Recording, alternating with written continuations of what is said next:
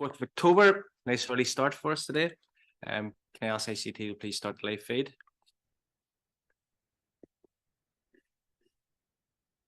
Yeah. Okay. Good afternoon, members and everyone. Welcome to the regulatory service or regulatory section of the hybrid meeting of the Planning and Regulatory Service Committee.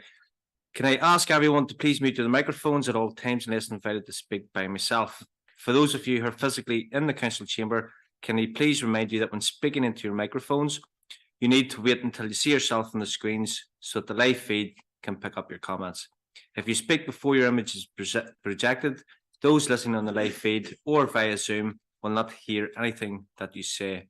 This is obviously particularly important in the case of a vote being required. Audio recording is being used to assist in preparing the formal minutes. Therefore, anyone participating in the meeting consents to it being recorded and being live streamed on YouTube. Agenda item 1, apologies. Do we have any apologies? There's none here. No, everybody's present. Item 2, declarations of interest. Do we have any declarations of interest now or as we come to them as normal? And then we'll move on to agenda item 6, confidential report. Can I seek a proposal and seconder to move into the meeting into committee? Proposed by Councillor Hockey and second by Councillor O'Dowd.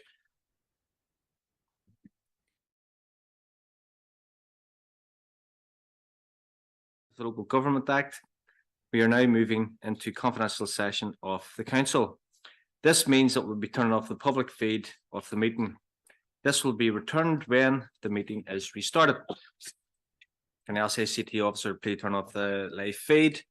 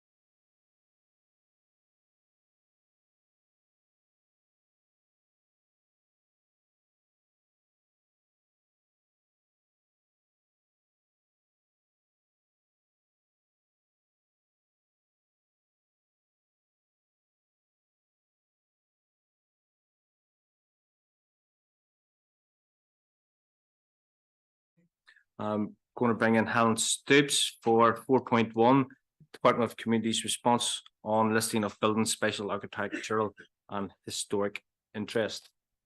Yeah, Helen. You there?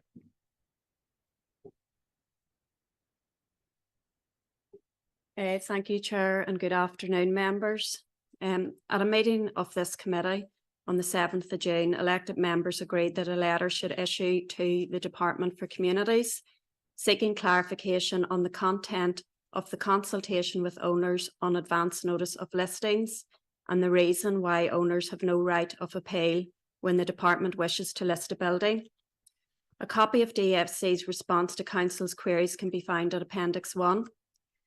With regard to consultation with owners, members may recall that advance notice of listing consultations issued to the Council by DFC advise that an owner or occupier can write to their local council at any time if they consider that a building is not of special architectural or historic interest to justify the listing. However, it was unclear whether DFC advised owners if they could contact their local council in relation to a proposed listed building. In relation to the content of the consultation letter that is issued to owners by DFC, the response indicates that owners are advised that they can contact their local council.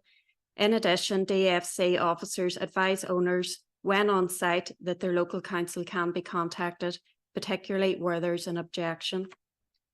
With regard to owners having no right to appeal against the decision to list a building, DFC in their response have confirmed that there's currently no provision within the Planning Act and have advised that an amendment to the Planning Act would be required for this to change.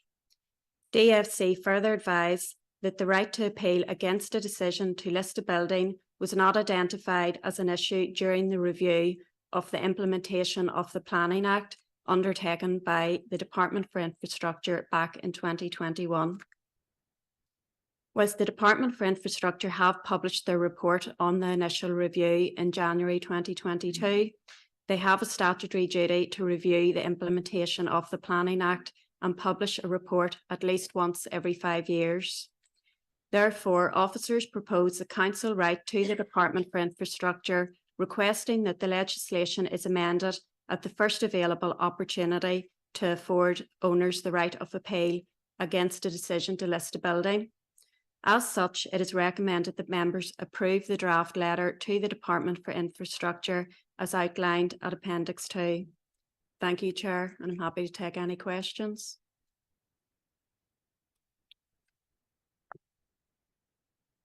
Thank you very much, Helen. No members spoke length on this here. I'm going to open the floor for any questions or any concerns regarding this. Okay, Alderman Wilson.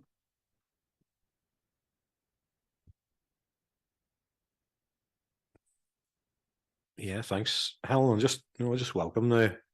I think it is important that we do respond. And I know we've talked about this at length. I'm not going to repeat a lot of that now, but I've made my views, sort of known on that based on the fact that I get the whole premise of protecting, built heritage, but also there's a human aspect to it in terms of the people living in the houses. And I just feel there is a shortfall departmentally in terms of giving people an adequate say. And the fact that they've been instructed to come to their council, but then when we put our views, we don't really have a lot of say either, so it's a bit fake in that regard in terms of the advice. That leaves us in a wee bit of a quandary in terms of you might feel, quite sympathetic with somebody prior to listing, and then afterwards there's not a lot of help available for them to enact the type of changes that the department might insist they carry out. But that's just my view, but I welcome the response going forward.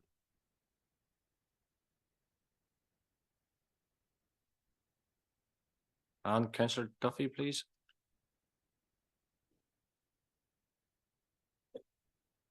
Yes, thank you, Helen, and agree with everything Alderman Wilson has says. It is fake, like it's just leading up the garden path and just shutting the door in their face. So I would just have concerns, that people in the past, that this is I know it could be a few years down the line before any change could happen, but would anybody that has had their building listed in that period, would have any chance of even appealing then? I suppose we wouldn't know till the department considers it.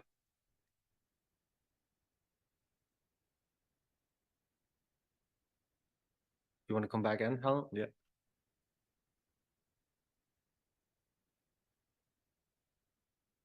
Yeah, I suppose in relation to the query, for those buildings that are already listed, I suppose that, Department for Communities does advise that, owners can contact and write them to them at any time. But it is very much criteria based, in terms of if it doesn't meet, the requirements any longer to be listed. I suppose in relation, to no right of appeal, we won't really know until we see, how DFI consider that and if they move forward with it, in terms of how it's worded. I know in other jurisdictions, normally there would be a 3-month period, for after a decision is taken, to lodge an appeal. Hopefully that helps a bit.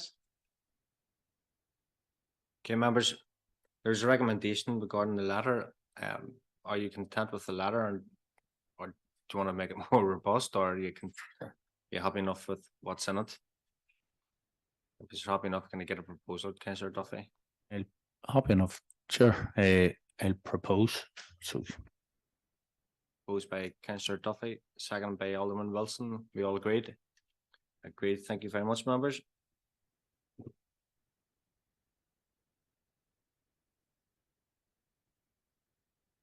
Move on to agenda item 4.2, 2 items of information. 4.2 telecommunications, mass planning and health considerations. Going to bring in Mr. Damien Mulligan to present this. Thank you, Chair, and good afternoon, members. Members, at a meeting of this committee in June, you received a report on the health and safety considerations relating to telecommunications masts and agreed that officers write to the Department for Infrastructure asking them to review their current planning guidance in relation to the matter. And the report before you sets out the details of DFI's response, and a copy of that response is attached at Appendix 5. In summary, members, DFI say that they currently have no plans to bring forward new or revised planning policy in relation to this.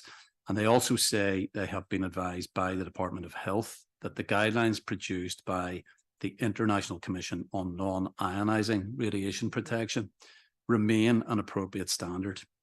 According to the DFI, that is a view which is shared by the UK Health Security Agency, and that's an agency which provides advice to all government departments on health protection matters, including this one. So DFI has then advised the Council that the Department of Health is best placed to advise us on the latest health considerations associated with telecommunication developments, and officers have therefore written to the Department of Health and will report back to members once that response is received. In the interim, and on the basis of DFI's advice, members are advised that if any applicant submits a statement declaring their application will comply with the guidelines of the International Commission, there is no sound planning reason to refuse it on grounds of public health. And I'm happy to take any questions on that, sure. Thank you. Thank you very much, Damien. Any questions, members, or concerns, or want to say anything? No. Okay, move on to 4.3, updating planning caseloads. Bring in Damien Mulligan again, head of planning, to present. Damien. Thank you, Chair. Members, you'll see from this report, the number of decisions issued during the month of September was 153. Number of applications received over that time period was 144. And the current live caseload stands at 1,020. And that's actually in the beginning of the business year. So some good progress has been made, but obviously still a bit of work to do on that front. Number of call-in requests over that period was nil, and therefore the year-to-date figure stands at 14. You'll also see, members, some statistics in there in relation to the enforcement position. We have currently 383 live enforcement cases. 83 come in during Q2. 61 were closed during Q2. We served 1 enforcement notice over that period, and we currently have 5 appeals. So that's just an update on the position around enforcement, members. And happy to take any questions. Sure. Thanks. Again, thank you very much, Damien. Any questions? No. Okay, members, move on to agenda item 5. We have 5.1 consultation proposed amendments to building regulations. I'm going to bring in Tom Lavery. All right, there you go, Tom. Present the report. Over to you, Tom. Thank you, Chair. Members, the purpose of this report is to seek members' approval to the draft response, which is Appendix 1, is to a current consultation regarding proposed amendments to building regulations in relation to fire safety. The consultation is issued by the Department of Finance Building Standards Branch, who are responsible for setting all our building regulations. Members will be aware that the Grenfell tragedy has raised much debate about compliance with building regulations, and this consultation is seeking the views to amend fire safety regulations and supporting guidance relating to that. It includes implementing a number of recommendations from the Phase 1 report into the public inquiry into the Grenfell Tower tragedy. These changes will improve life safety measures for residents and for the fire and rescue service personnel during our response. The consultation is seeking feedback in the introduction of 2 new regulations. The first will require the provision of fire safety information at the completion and construction stage and handover of the buildings prior to occupation. This information should assist those in carrying out their fire safety responsibilities throughout the lifespan of the building. The second regulation will require the installation of automatic fire suppression systems, such as sprinkler systems in certain types of residential buildings. And the consultation also seeks the views on extending the coverage of automatic fire detection system and alarm systems in all new dwellings, and to include installations of smoke alarms in all habitable rooms. There are also details regarding additional smoke ventilation requirements. Full details are in the report, and as members will see that the department have invited council to comment on the amendments, and officers have reviewed the documents, and there are comments are included in the consultation response form, which it says Appendix 1. As the closing date of our responses was Monday, the 25th of September, officers have provisionally issued a draft response to the department before the closing date, with the caveat that, given the time frame, council reserve the right to add or amend its response as directed by members. Thank you, Chair. I'm happy to take any questions members may have. Thank you very much, Tom. It was a pretty large document to go through. I'm going to bring in Councillor Duffy. Thank you, Tom, and thank you for the report. I know at the minute we put carbon monoxide, smoke alarms in kitchens, living rooms, hallways, lanterns, basically everywhere. Now they're going into bedrooms as well. So that'll be an extra 3 smoke alarms, wiring, all that leading to. Do you have any idea when this would actually kick in? You know.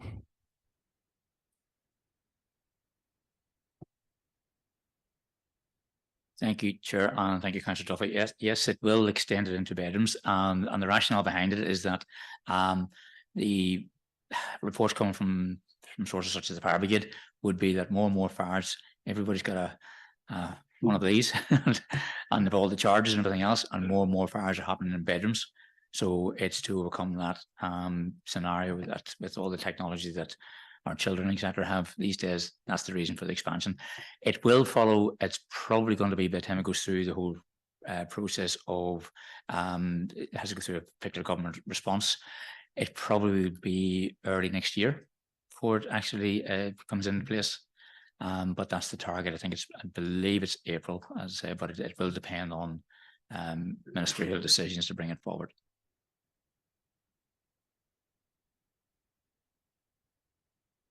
Right back and tell them to put one in the toilets and bathrooms and all as well, because there's very few people go to the toilet bathroom without their mobile phones somewhere.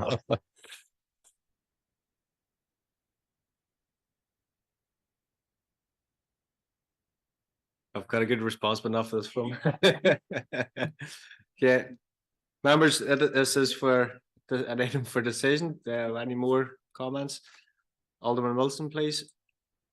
No, absolutely. I was going to say to Councillor Duffy, there's in the bathroom, you have a good source of water there you could drop it into if things got a bit disastrous. But no, it's a fair point when you mention the phones, because I know, hallways and that, I suppose the alarms in those areas were designed to give you early warning if you were in bed at night, but the fire starting in the bedroom is a huge problem.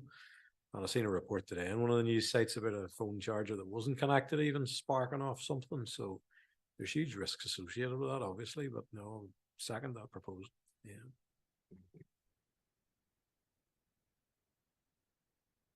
You didn't propose that, did you? And I have. So you're happy to propose by Alderman Wilson, second by Councillor Duffy. I know even with a lot of the cheap stuff that's coming through, are causing a lot of fires, and there's been a lot of fires in bedrooms with devastating effects. So proposing second, all agreed. Agreed, members. Thank you very much. Moving on to 5.2, street name report on Blaine's Court. Again, bringing Mr. Lavery. Thank you, Chair. This is a request for the naming of a housing development consisting of 17 dwellings off Ballydugan Road in Portadown. Members will note that the development consists of a conversion of an existing factory into 8 apartments and the provision of 9 new dwellings, and details are contained on maps in Appendix 2. The applicant's preferred name for this development is Blaine's Court, and the applicant's main reason for the preferred name is that the name Blaine has been associated with the linen industry in Blairy for over 160 years, with Blaine's factory first appearing on the site of the Plantation Road / Ballydugan Road junction. The first edition was in actually 1830s. Members will note that under bullet point 4 of section 3.2 of the Council Street Naming Policy, that the proposed name should not, under normal circumstances, incorporate a person's name. However, in this case, the applicant has provided supporting information in accordance with the bullet point 3 of that same section of the policy to justify the preferred name. So officers have assessed and deemed the proposal is compliant with the Council's policy, and recommendation for therefore from members' approval of Blaine's Court. I'm happy to take any questions members may have. Thank you very much, Tom. Members, any questions? No questions. Can I get a proposer and a seconder then for the proposed by Councillor O'Dowd? Second by Alderman Wilson. You all agreed? Agreed. Thank you very much, members. Moving on to 5.3, street name report for College Lane. Again, bringing Tom for this report. Thank you. Thank you, Chair. This is a request for a housing development consisting of 14 dwellings off College Walk, Lurgan, and details of the maps, etc. in Appendix 3. The applicant's preferred name for this development is College Lane, and the applicant's main reason is that the development is served off College Walk, close to Lurgan College. It is characterised by a straight entrance road to the site, which they feel is reminiscent of the entrance lane. So they feel that name best recognises the locality and characteristics of the development. Members should note that there are existing developments off College Walk, those being College Grove, College Close, and College Mews. So there is a similar college theme in this area. So officers have deemed the proposals being compliant. The recommendation, therefore, is for members to consider approving College Lane. I'm happy to take any questions members may have.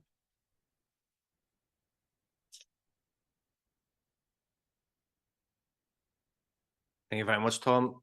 Any questions, members? Can I get a proposal and a seconder? Proposed by Councillor Lavery, second by Councillor O'Dowd. You all agreed? Alderman County, you looking to come in?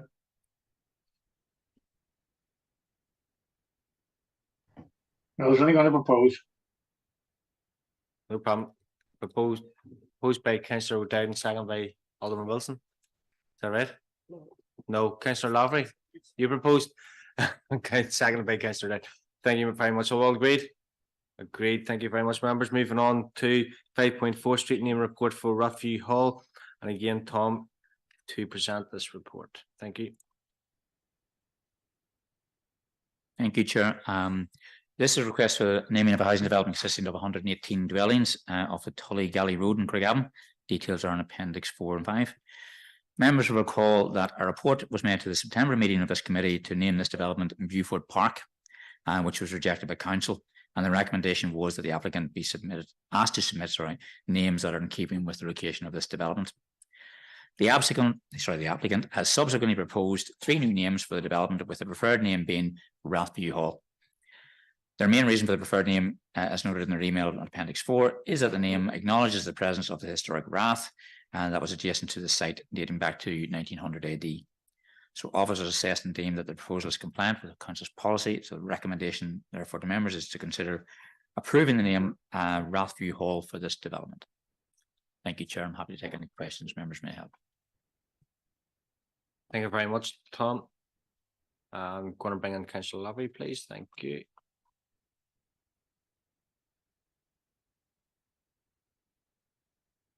Thank you, Chair, and thank you, Tom. I suppose to declare, I got a phone call randomly out of the blue either last week or the week before from the agent of the application, asking me what I thought it should be called. But I simply stated to them it wasn't my view to give any specific indication, but I told them that it was the committee's view that it should contain Rathview or Tullygelly as was outlined at committee last month, and I encouraged them to seek advice from the building control there if he had any more questions. But I just wanted to declare that the phone that was got a call out of the blue about it there, and must have put the application in then at some point after that. Thanks. No problem, Julie. Noted, Councillor. Any questions, members? Councillor Dyer, please.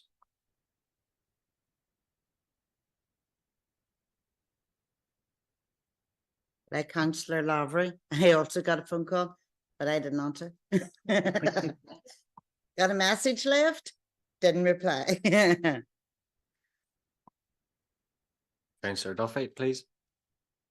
I'll propose the recommendation. I never got phone calls or messages. Many thanks, Councillor Duffy. Any seconders, members? Second by Councillor Donnelly. Proposed by Councillor Duffy, second by Councillor Donnelly. Well, agreed. Agreed. Thank you, members. Moving on to agenda item 5.5. Data on building control and property certificate applications workloads. And again, Tom, it's over to you. Thank you, Chair. This is to keep members informed some of the workloads undertaken by the department in the first 6 months of this financial year.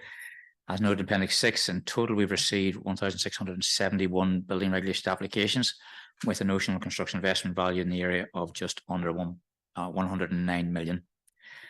We have carried out 1,296 inspections to date and undertaken 971 plan assessments and issued all the relevant statutory notices. The department also continues to deliver the council's property certificate function for the conveyancing of properties.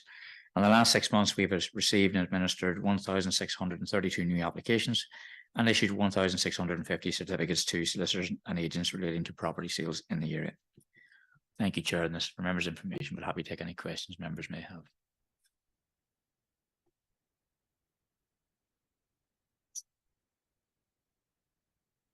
Thank you very much, Tom. Any questions, members? Or any queries on it? No. Okay. Thank you very much, members. Move on to agenda item 8, correspondence. 8.1 is the 40th addition to the listed building of special architectural or historical interest, and 8.2 is 49th edition of the same. Members, have any questions or queries on them? No. Okay, move on to agenda item 9. Any other relevant business? There is nothing. So members, we're going to backtrack to agenda item 3, which is a presentation. We're going to receive a presentation from Chief Executive of Northern Ireland Federation for Housing Associations, and it's going to be Mr. Seamus Lahini. So we're going to invite him in. So members, we'll just relax for a couple of minutes and then we'll get the ball rolling.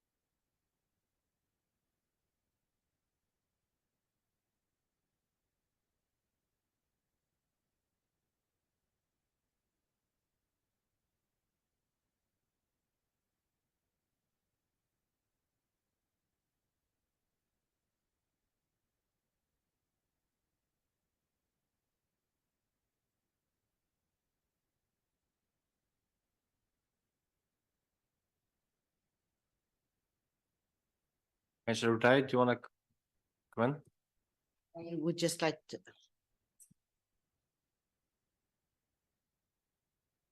I would just like to say I was actually down at the town hall in Lurgan whenever the North Street was being showed to people. I was down, didn't realise that I shouldn't have been there because, so I just want to declare that. No problem. There's no item for decision. It's just. Okay. Okay, I'd like to welcome the Northern Federation for Housing Associations we have. I'm not too sure which one's Seamus. Welcome. If you'd like to introduce your colleagues as well, and you have sort of 10 minutes to present this, and then if you're happy for questions. So thank you very much for coming, and then we'll find which one you are. There you go. Okay. So yeah. Thank you very much, Chair. Yes, so I'm Seamus Leahy, Chief Executive of the Northern Ireland Federation of Housing Associations. So I suppose before I just break into, we have a nice brief presentation for you. I'll let my colleagues here introduce themselves as well. My name's Anita Conway and I'm the Director of Development with Radius Housing Association. John Anderson, Anita's equivalent in Choice Housing Association. And Greg Woods, Head of Development at Armagh Housing. As Northern Ireland Federation of Housing Association, we represent 20 housing associations across Northern Ireland here. Housing associations deliver all new build social housing developments now in supported living across Northern Ireland. At the moment, the housing stock across our membership represents about 58,000 homes across Northern Ireland. And I suppose as a sector in ourselves, not only do we deliver a valuable social product through housing, but we employ over 3,000 people in the sector here, contribute £79 million to the economy. And last year, around £362 million spent on acquisition and construction. So not only is it the social benefit of the sector, but also a high employer and economic contributor to the sector as well. To give you a very brief next slide there. Sorry. Bit of an overview before basically John, Anita and Greg just talked through about their individual associations. And with an overview here, we've been able to drill into some of the figures that you might find useful for the borough here. So starting on the top left, you'll see what the existing housing type looks like. So 60% of housing is for general needs, 27% sheltered, and then 13% supported. So that's supported living. That's related really to a lot of healthcare provision for people, obviously, who aren't able for independent living just yet. You'll look at the breakdown, the size of existing properties then as well. That'll show you just, 42% one bedroom going right through the rankings there. And then you can see right across Armagh, Banbridge and Craigavon Borough Council, you can see there are almost 2,500 homes provided by 10 housing associations, of which 3 of them are present here today. You can see there basically the tenant makeup. So basically, what does a typical tenant of social housing look like within the borough? And you can see there, most 28% is single adults, 34% aged over 60. And I think that provision is going to become more and more important in the years ahead, because I think really by the end of this decade, for the first time ever in Northern Ireland, we'll have more people over the age of 65 than we will have children. So there's going to be more need for a requirement and provision of homes to suit older people, but also that's supported living product as well. And then finally, then you can just see here as well, at the moment, there's 93 units currently under construction within the borough and 188 units programmed to start as well. And you can see there the total unit completions last year was 34, which is relatively small for the borough last year. I suppose coming out of the whole COVID and things like that, there's had an impact here. Looking forward really as well, I suppose I'm going to pass over to my colleagues to talk through some of their individual schemes here as well. So thank you, Seamus. So a brief overview then on Choice. We one of the larger associations with 11,000 or so social homes across Northern Ireland. We've had a good couple of years around new build, and so across the province then we've 1,100 homes currently under construction. Not ashamed, I don't think it's the right word, but sorry to say none of those are really in this council area. And I've made a few notes, I suppose, in terms of there's a published document, the Housing Executive Prospectus, which looks at new builds and from the period 22 to 27, 2022 to 2027, which is the live document where you're in. There's 1,000 units of need in this council area, which would be less than most other Newry, Morningdown, Lisburn, Castlereagh, both with 2,000, Belfast 8,000 and Derry, Strabane 4,000. So at 1,000 units, this council area probably less than most others, and that's reflected, I think, certainly in choice activity in the last few years. But hopefully that may change as I come on to in a second, because as I say, people talk about COVID. I'm not sure if it really is that, but I've seen in terms of maybe developers sending us an opportunity in projects, this council area, you learnt, and it is at this longer than I am, but you tended to not get support for new projects in my first couple of years in this, a few years before COVID, and all of a sudden now I'm seeing a few surprises where there is now support for new projects. So hopefully we can turn those into houses on the ground. On this slide, this is a very small scheme, but one that sticks out in our mind, where we did deliver then 5 complex needs bungalows within the last 18 months, 2 years. Some of you may be familiar with this. This project, while small, will stand out in my mind for years to come as the one that had no chance of getting planning permission and being on site within the funding year up to the end of March. It was just too late. Everything, what could go wrong did go wrong. And, great credit here to the planning team here and the statutory consultees. People galvanized around the stories of the individual families, many of whom children, with various disabilities and so on, and people galvanized around that story. And really the impossible it happened. Things were done the week that you might expect to take 4 months, and it got on site. So a great taste, I must say, in our mouths, if you like, in terms of the experience here. Finally, then, in terms of slides, as I say, we're hoping to maybe do a bit more in this council area, and whilst smaller maybe than some of the other projects we've on elsewhere, there are these 3 that we're working on at the minute. One, some of you may know Mount Zion then in Lurgan. I think it has planning permission. That one, a small scheme of just 10 units in the town centre. Victoria Street is a site I know quite well of old. And again, a development partner has acquired that, and a planning permission, I believe, well progressed now at this stage. And then probably a couple of years out, very close to here, we have a scheme, Rushmere, Craigavon, for 38 units. That's a 100-unit scheme, in fact, 105 units. But to my earlier point, we're only getting support at this point in time for 38 of that 100, and we'll plan to deliver the rest in future phases. But that's a year or 2 away, probably by the time we get a planning application worked up and so on. So I think I'm handing to Greg at this point. Yeah. Thank you. So Armagh Housing obviously have been operating within this council area for quite some time, formerly South Ulster, and have primarily focused within the South Ulster area. So you'll see there, in terms of the number of homes that we have within this council areas, it would be the highest of all the council areas where Armagh have recently developed. So we have 864 homes within the council area as of March 23.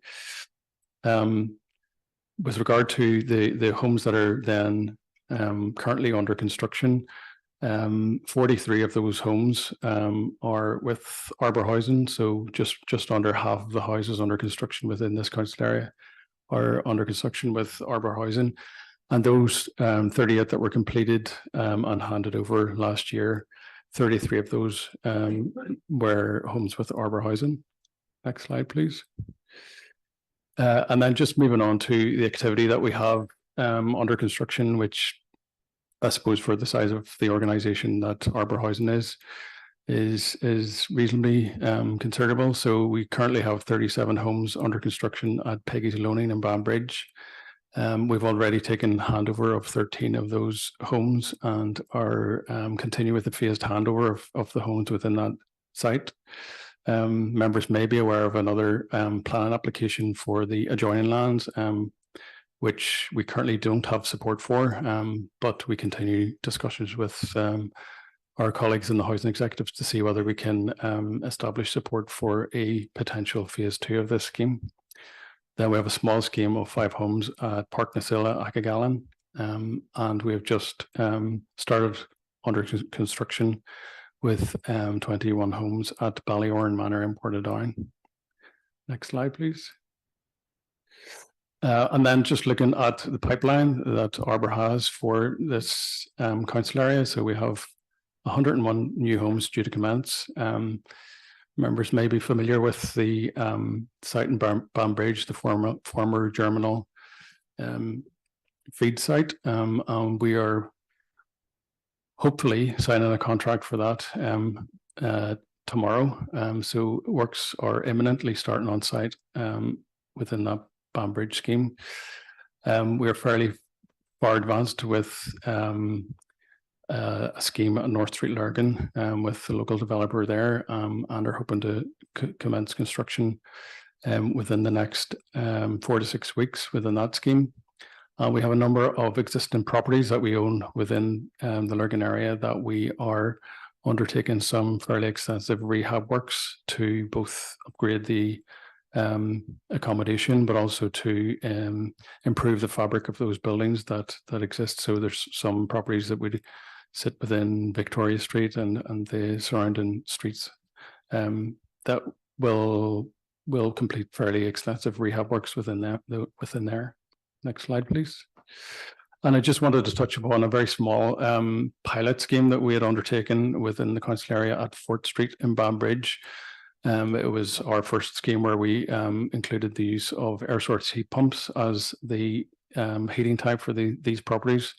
That was complemented with the use of solar panels, and the results are both being monitored by Armagh Housing, but also by the Department for Economies to understand the benefits of the use of heat pumps. They're small properties for active elderly, and to date the results have been very positive. So I really wanted to just include that slide sort of as a demonstration of the desire amongst associations to continue to push the boundaries with regard to the standards to which we construct to and try to deliver schemes to. So that's Armagh Housing. I'll pass over to my colleague Anita. On this, so you're nearly finished now, so that's not too bad. So I represent Radius Housing Association, and the first slide here's just sort of a little synopsis of last year for us. So as an organisation, we've 97 million of a turnover. We've 700 on construction throughout the north, and it also mentions then a lot about what we do in terms of our maintenance spend and our plant maintenance spend, and I'll touch on that a little bit later. The other thing is we have our Connect 24, which a lot of people in the council areas would have. That would be in the old fold collect line, so we have that as a business as well. From that, if I can, next slide please. So in this area, what we have in ownership here is a mixture of general needs, independent living, which would be the folds. We were, before Radius, we were fold. So a lot of sort of those sheltered accommodation. And we have a number of housing with care schemes, which we directly manage, one in Lurgan here in Manor Court and Nightingale, which we directly manage as well. And then we work with partners. And we also have our staying put service, where we, with the housing executive, manage the grant system for people in private ownership to get their properties refurbed. Like my colleagues have said there, this is an area, probably North Lurgan is the area that we've all sort of highlighted that there's the biggest demand and the most difficult and challenging to get some projects on site. So it's it's really good to hear what my colleagues are able to deliver there. We were just looking through ours, and specifically in that area of Lurgan, we looked at 8 sites in the last 12 months, There's only 2 that we potentially can get support, and we're waiting for whether that support will come back. As an example, in Banbridge, I think all the need is taken up and there are no new sites being supported. We're looking at whether we would do a thing called land banking a site. So we will buy it at risk and hope that over the next 5 or 6 years there will be need if something else, happens, but there's no support for any accommodation there. And Armagh, there wouldn't be traditionally, or Portadown, traditionally a lot of support in those areas as we are. And then my final slide is just also all of us would also do a considerable amount of work, as Greg has mentioned, sort of on the refurbishment side of things. So we have a number of projects that we've just completed and 2 large projects in Lurgan and Armagh that we're out to tender on and hoping to be on site soon. So I think it's important not just the new build, but the ongoing maintenance of our property, make sure that it's affordable, it's energy efficient, and it's where people want to live. And I think that, as Seamus said at the very beginning, that's also a massive contribution that we make to the economy, which is very important in what we do. That's all from myself. So thank you very much. So, yeah, thank you very much. Obviously, we'd welcome any questions any councillors have. Just in summary for ourselves, really, the waiting list is growing for social housing across Northern Ireland. It's up to 44,000 people. Just over 30,000 are in housing stress. And budgets, the way we're funded, it's through the Department for Communities. They're a valuable partner in this, but because of budgetary constraints, last year we delivered nearly 2,000 new homes. This year, probably we will commence work on about 1,400 new homes, and that's just due to the way the funding model is. So, listen, all the support, it's really valued, the support we get through planning committees for yourselves, because you can see obviously there's a need in the locality and, of the value that we give. So thank you for your time.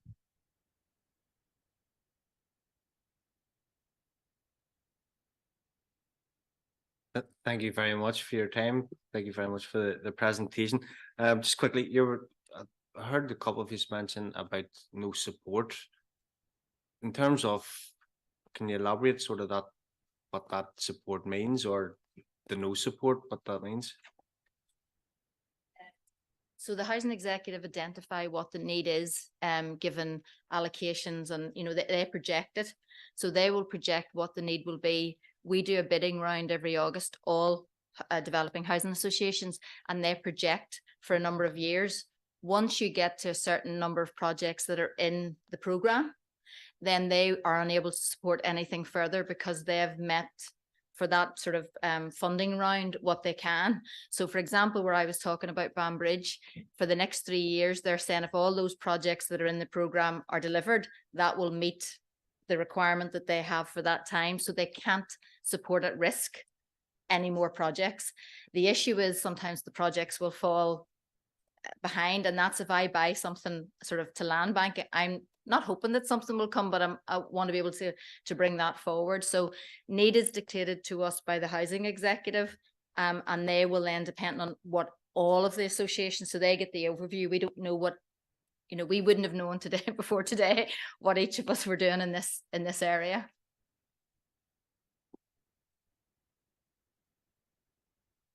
I appreciate that answer, but it kind of, to me, it's sort of, it's not fixing the hole in the bucket, really. It's, it's not forecasting 3 years down the line, whereas 3 years is going to be a different problem. It's maybe the problem today being sorted, but not in 3 years down the line. Okay, so members, we have a lot of lights on. Councillor Lavery, please.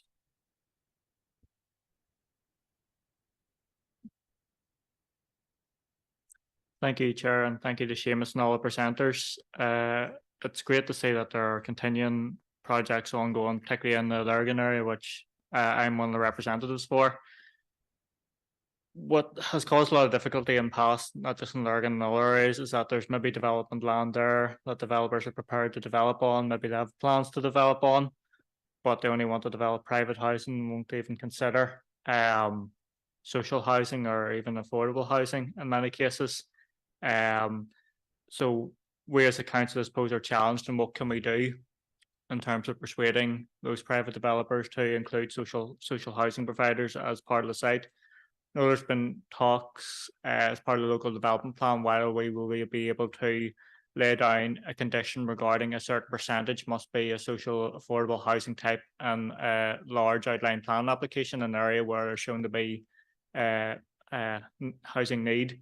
I suppose maybe that's more used across the water than in Northern Ireland at present, and unless it's quite large and quite changeable. I suppose what would be your views in terms of that model, whereby if a developer does come forward and the planners, you mentioned North Lurgan, there's other areas where there's a lot of housing need in the borough. If an application comes forward for that area, I think maybe we as members and the days of the council should be very much, as you said, Chair, looking ahead to these issues and putting such conditions down. Do you think it would be positive going forward? Do you think there would be encouraged within your industry whereby developers have to include you as part of schemes in these, 15% or more social housing? Because I think that would maybe go somewhere along the line to getting land availability in these difficult areas at times. Just thoughts on that one, Chair, as well. Thank you.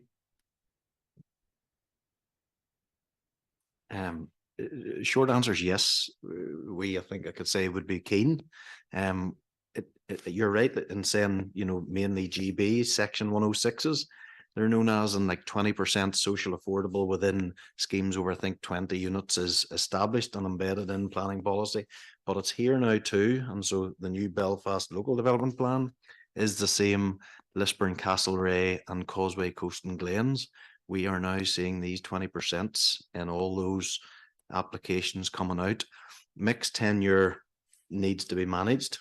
There are things you need to do to manage, where each tenure starts and stops, but it can be done, as we're saying, in GB, and is increasingly now becoming embedded in NI planning policy.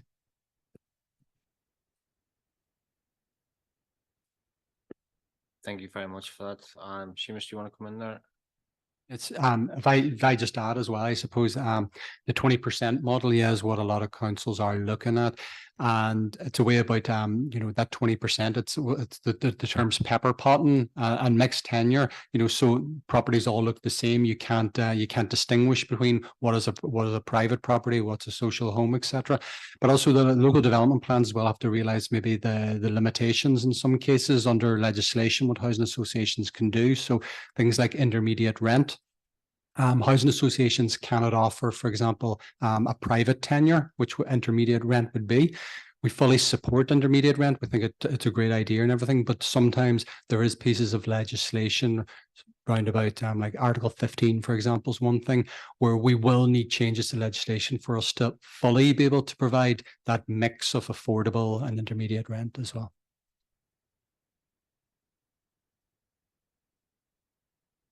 Thank you for that. I'm going to bring in Alderman Wilson, please.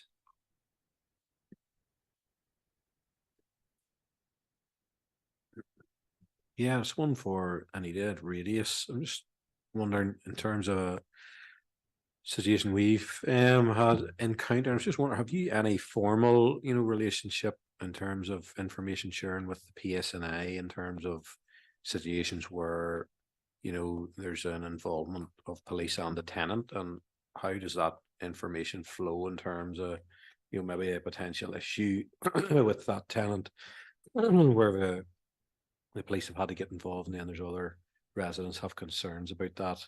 And there's an expectation, I suppose, as the landlord essentially, that their tenancy is then sort of scrutinized in some way. Is that information free flowing with you? Have you an arrangement in that regard?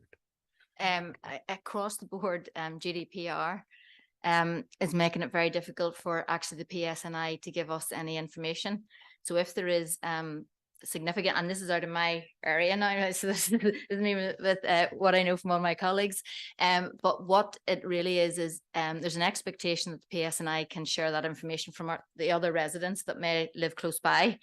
They can't. Without that information, we won't be able to action other than to have conversations with the residents, but we wouldn't be able to enact legal action if the antisocial behaviour was so bad.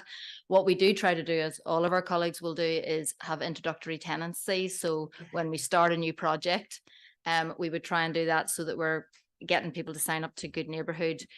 We have a number of schemes that are Housing for All schemes where we have got additional money to bring that sustainability and to get those in. The thing that we would say is we're the only housing provider at the minute that are built new build. So when the housing executive puts in its sort of discrete individuals where we might be doing 100 people in an estate within sort of 6 months. So there's always a little bit of settling down.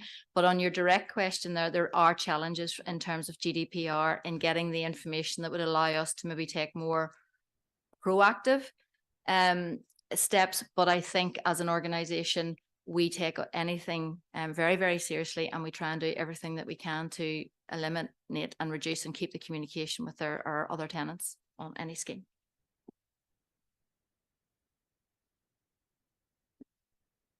Thank you, and Councillor Duffy, please.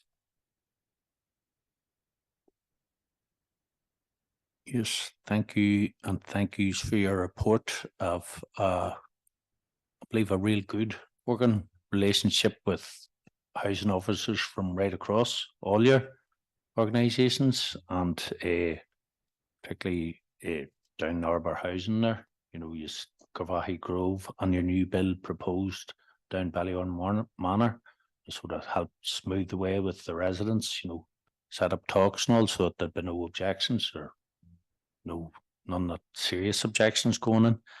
No, but I really want to say again, it's about the needs based, which I know Choice, which have contacted you there last week after the report came to the council about Open Street, about the builds you have down there, fantastic houses, very much in demand. But as I said, they won't really, nobody puts their name on a list where there is no houses or with a slim chance of getting any houses, and you're sitting there with land that's ready to go, and there's few houses in the area, so they would rather put their names on a list, out in Craigavon Park, Ballyon Park. So basically you're sort of stuck between a rock and a hard place there, and it's difficult. And is there any way that you would know about, getting around that to try and sort of get the scheme finished, sort of thing? It's a small scheme we did about maybe 6-7 years ago. It was delivered for 12, I think, social houses at the time. And actually, when they came to allocate those 12, only demand for 6. And the other 6 that we now have are actually, we had to switch them to private rented. There's a site there alongside it for another 25 units. But to Anita's point to your earlier question, then we go to the housing executive and say, right, will you support these? And the answer is no.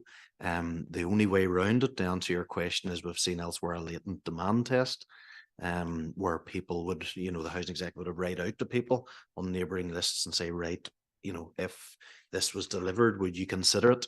And if enough people come back with a positive response, then yes. And I think that's something we could probably work with councillors on and trying to make that happen then. Want to go back in, Councillor Duffy? Have we? Well, that's grand. Thank you, Chair. Thank you very much. Any other questions, members? No, and there's nobody online. Well, thank you very much for coming in this afternoon. Thank you for your time, and wish you well in your endeavours, and safe home or back to the office, one or the other.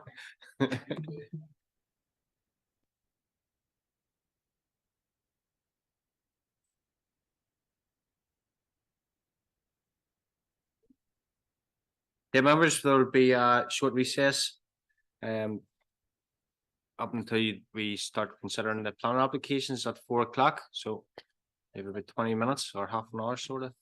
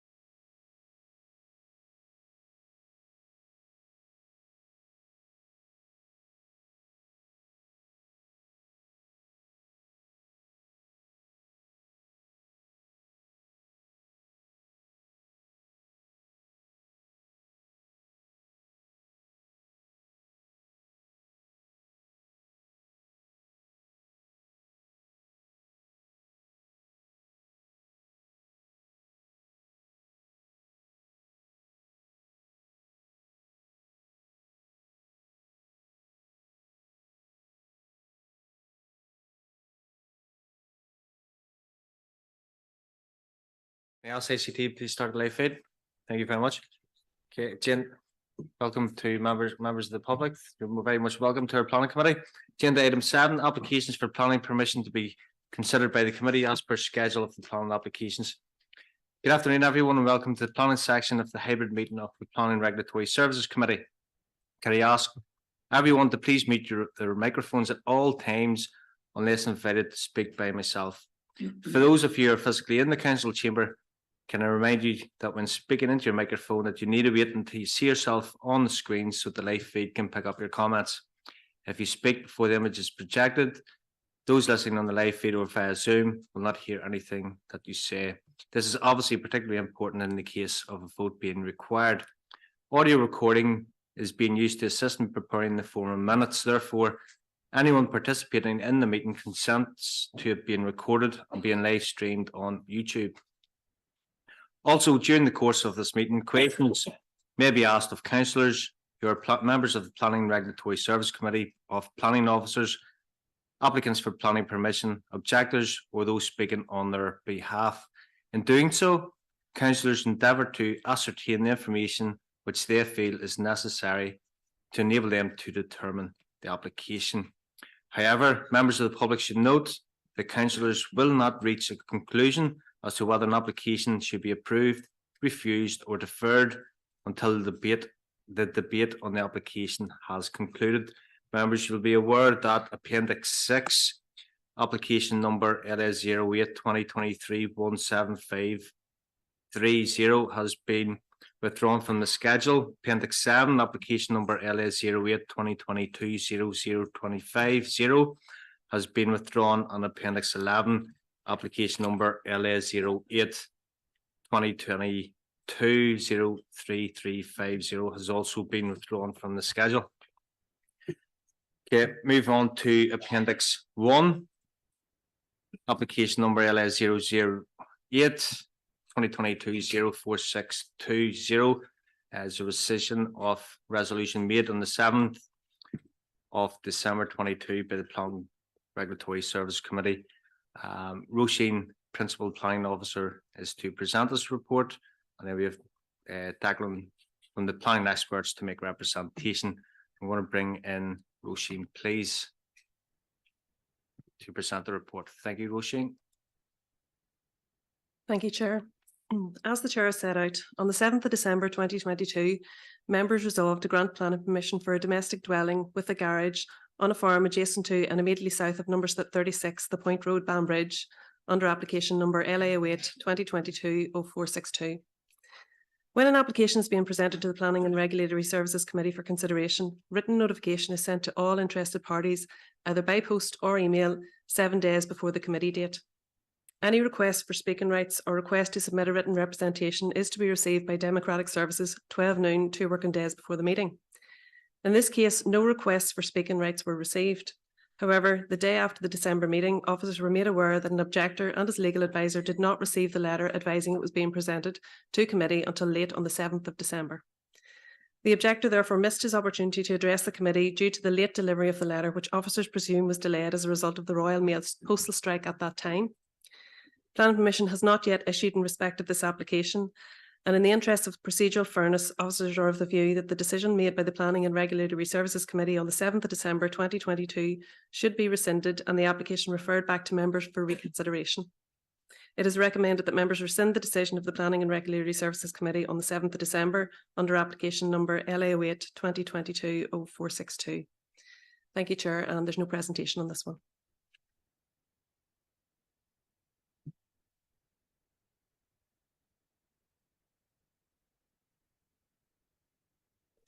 Okay. Thank you very much, Roisin. Members, it's open for questions, and I'm sorry, Declan, you're first. Going to bring in Declan from the planning experts to make representation. Just to find you here. I'll see you now. Go ahead, Declan. Thank you, Chair. As we've heard, the Planning Department have recommended that this decision should be rescinded due to one of the objectors not receiving notification or receiving notification late. Whilst I appreciate that this is unfortunate to the objector, there's no legal requirement for the Planning Department to inform that the application is being recommended to be heard at the committee, nor is it highlighted in the protocol, which requires the planning department to notify, no, nor is it highlighted in the protocol anything that say that, you know, requires the planning department to notify specific objectives of an upcoming committee.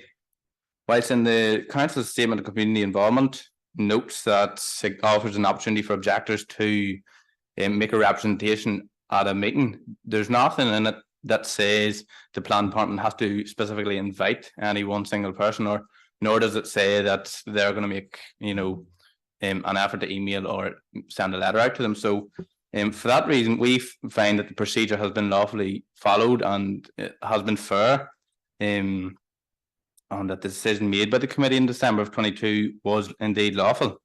Notwithstanding this, it must be noted that their objections relating to this application were acknowledged and discussed in detail at that committee. On review of the meeting minutes of this committee, Alderman Wilson stated that there were a lot of third-party representations made, but these focused on matters that were outside of the control of planning committee. He noted that they had been fully addressed within the addendum report and confirmed that the objector was made aware of the issues raised were civil issues and beyond the scope of planning committee. So we consider that the objector's concerns have been considered in detail by both the planning officers and committee. Therefore, the procedure has been fair, and more importantly, the objector has not been prejudiced as a result of that process followed. The process is not considered unreasonable, and the decision can be issued subject to a negative condition, as was discussed at that meeting. The applicant has essentially been left in limbo now since this meeting, as the status of this application was caused for unnecessary stress. There's been no material plan and reason as to why this application needs to be brought back to the committee. Therefore, bringing the application back to discuss civil matters is considered unnecessary, as it would not change the recommendation. We therefore respectfully request the committee accept their own decision reached on the 7th of December 22 and proceed to issue a decision on this application. Thank you.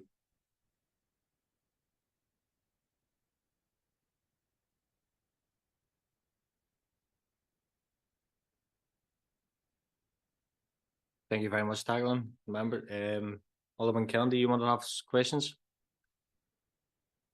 I just, it was before my time on the plan, but December to October, that's a 10-month lapse. Why the delay, like, for 10 months?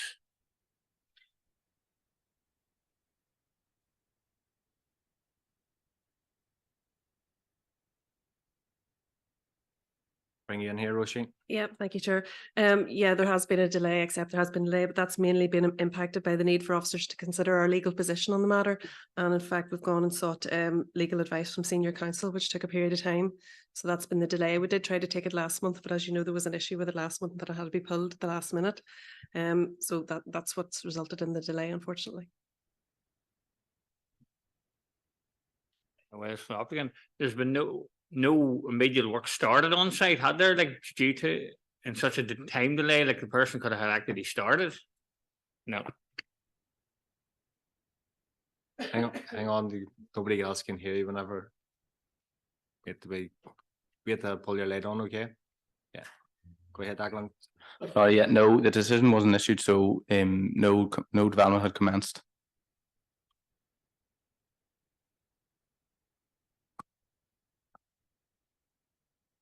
Yeah, thank you very much, Alderman. Thank you very much, Declan. Alderman Wilson, then Councillor Hockey, please. Alderman Wilson. Yeah, I suppose it's purely on a legal point on this issue, and it might be able to be answered here. As you know, just looking at 5.1.2, and it says when an application is to be presented to the committee for consideration, written notification is sent to all interested parties, either by post or email. Where does our legal remit end in that regard? I mean, does that also include a need to then ensure that each of those communications, do we have to be, you know, happy and conclude that they have been received? Yeah. If you know what I mean, is that essential in this? Because that would be the ultimate outworking of that. You know, if by default then someone doesn't get it and finds out that the committee, you know, has heard the application without them knowing that it has heard. So I'm just wondering where what's the ultimate end point of that legally in terms of our protocol on the committee? Yeah. Thank you, Alderman Wilson. As you know, we'll have to go into confidential for legal questions. Do you want to make up as a proposal? Proposed by Alderman Wilson. Can I second by Councillor Wilson that we go into legal advice? We all agreed? Great. Thank you, members. Folks, ladies and gentlemen, at this point, I'm going to move all those members of the public and councillors who are attending the Planning and Regulatory Services Committee via Zoom to a waiting room, and ask all those in the public gallery to also leave. Those who are using the dialing service will be placed on hold, and anyone else in attendance in the chamber will asked to leave the room to enable the committee to obtain legal advice from our legal advisor. Any member of the committee who has spoken as a supporter or objector of the application under consideration will also be asked to leave the room. The advice provided will only relate to the legal matters, and no discussion of the merits of the planning application now before us will take place until the public element of the meeting resumes and you've moved back into the meeting or taken off hold. Any legal advice provided is confidential, and all members of the committee who remain are obliged to preserve that confidentiality. An official will remit you. Okay.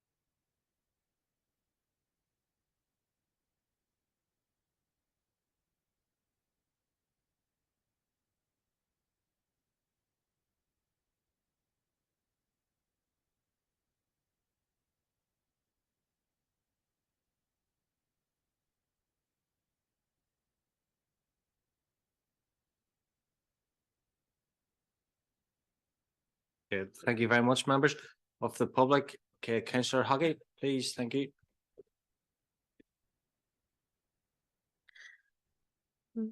Thank you, Chair. It was just about if this decision goes go ahead, and it says in the report the application will be referred back to members. Just what process would that follow? Is it that the letters are sent out and it's sort of considered as a whole again, or just inviting those back to committee? Thank you. Thank you, Councillor. Roisin. Thank you, Chair. Yes, my understanding is that it's presented back to committee with a report as if it hadn't appeared. So it would become when we make a recommendation, a presentation, and speakers would be invited in the normal way. Okay, thank you, Roisin. Any other questions, members? Okay, I'm going to push this now for decision. Or there's no debate, no. Yeah, push it for decision. Okay, Councillor Lavery.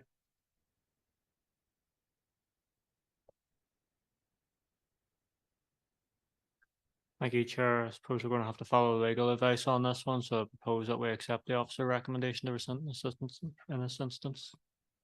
Yeah. Thank you, Councillor Lavery. Can I get a seconder? Second by Alderman Wilson. Okay, we all agreed? Agreed. Okay, thank you very much, members. Proposed by Councillor Lavery and second by Alderman Wilson that we go with the recommendation of the report. Okay.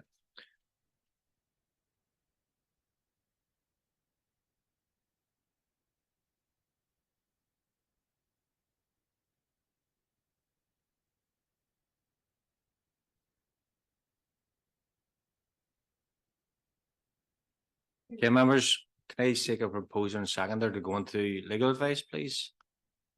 Proposed by Councillor Lavery, second by Councillor Dowd. Apologies again, members of the public. Okay, ladies and gentlemen, at this point, I'm going to move all those members of the public and councillors who are attending the Planning and Regulatory Services Committee via Zoom to Zoom waiting room. Those using the dial-in service will be placed on hold, and anyone in attendance in the chamber are being asked to leave the room to enable the committee to obtain legal advice from its legal advisor. Any member of the committee who has spoken as a supporter or objector of the application under consideration will be asked to leave the room. The advice provided will only relate to members on notice or to legal matters, and no discussion of the merits of any planning application now before us will take place until the public element of the meeting resumes. And you've been moved back in from the waiting rooms. Any legal advice provided is confidential, and all members of the committee who remain are obliged to preserve that confidentiality. An official will readmit members of the public.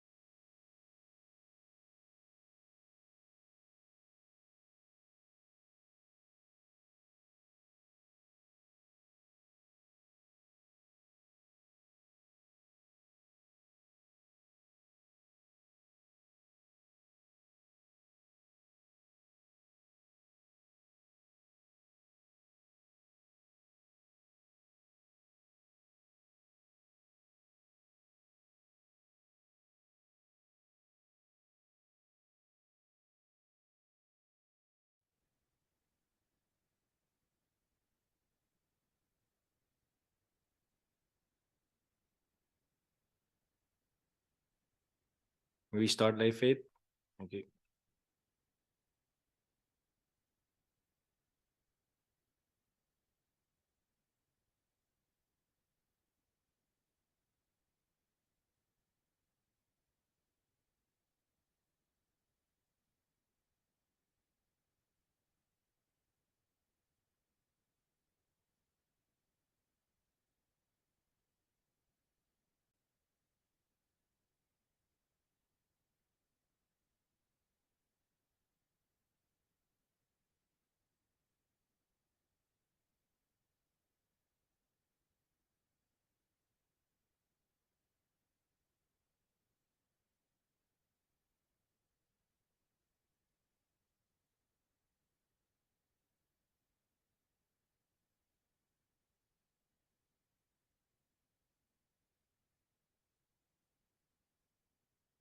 Yeah, thank you very much, members of the public. If anything else, you're getting your steps up. Yeah. So moving on to Appendix 2, application number LA 08-2021-0463F. It's time for refusal for Gilfresh. I'm going to bring in Sinead McAvoy, Planning Officer, to present report and PowerPoint presentation.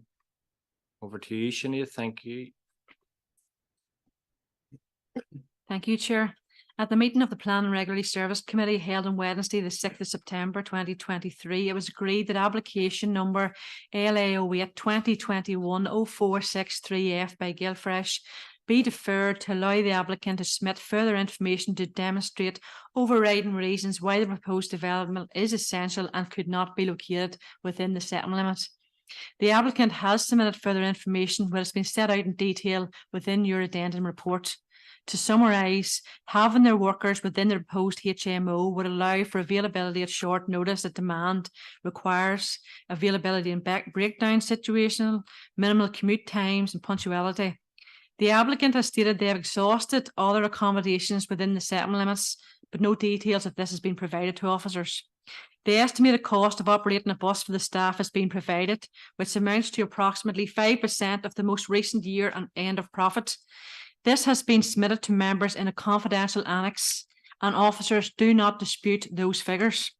Officers are of the opinion this represents a material consideration in the assessment of this application, and while officers have given weight to the matters raised, determined weight has not been given by officers, and we are still of the opinion that a refusal is proposed as it hasn't been demonstrated that the proposal, if refused, would detrimentally impact the applicant's business. As such, officers are of the opinion that the reasons provided do not demonstrate the proposal is essential and could not be located within the settlement limit, and as such fails the aspect of policy CTY1 and the SPPS. To refresh members, I can take you through the presentation if you wish. Just quickly, maybe just refresh. I know it's only last month, but so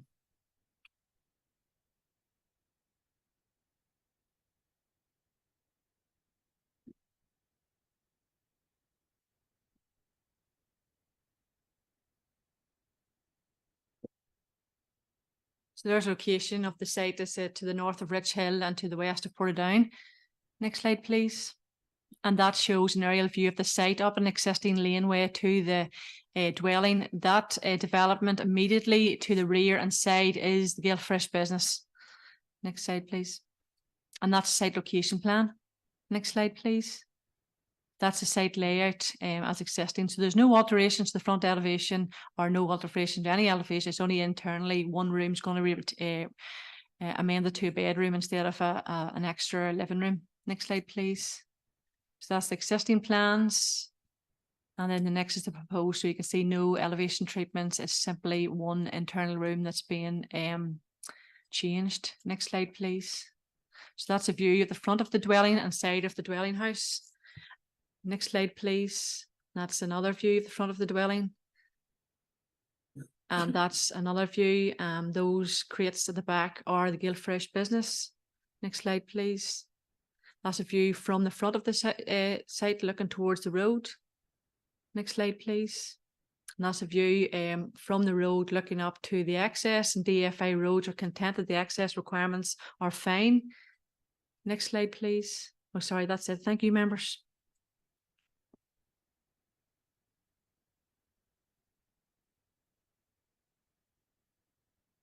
Yeah, thank you very much, members. I'm going to open up for questions from yourselves, and we have Councillor Mitri, please.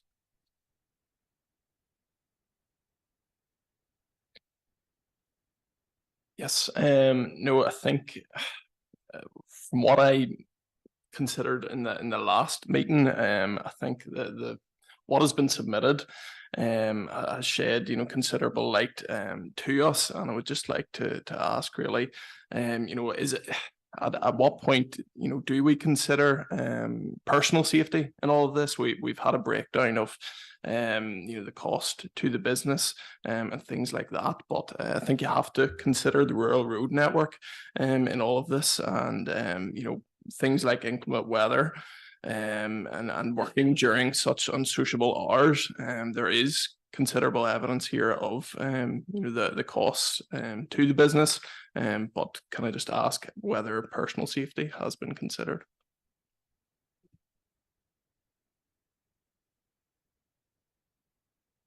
Thank you very much, Councillor Mitri. Bring you in back in, Sinead. Thank you, Chair. Councillor, personal safety was one of the aspects that's been put forward by the applicant in relation to demonstrating how it would be personal effects, personal safety would be a material consideration if you feel as members that walking in rural roads, etc., maybe is something, but it hasn't been put forward to us in relation to another material consideration for us to consider.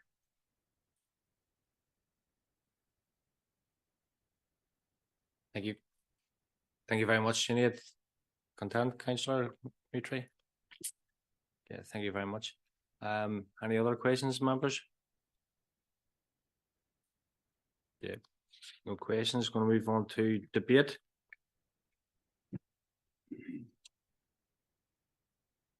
Alderman Wilson and Councillor Duffy. Go ahead, Alderman Wilson, please.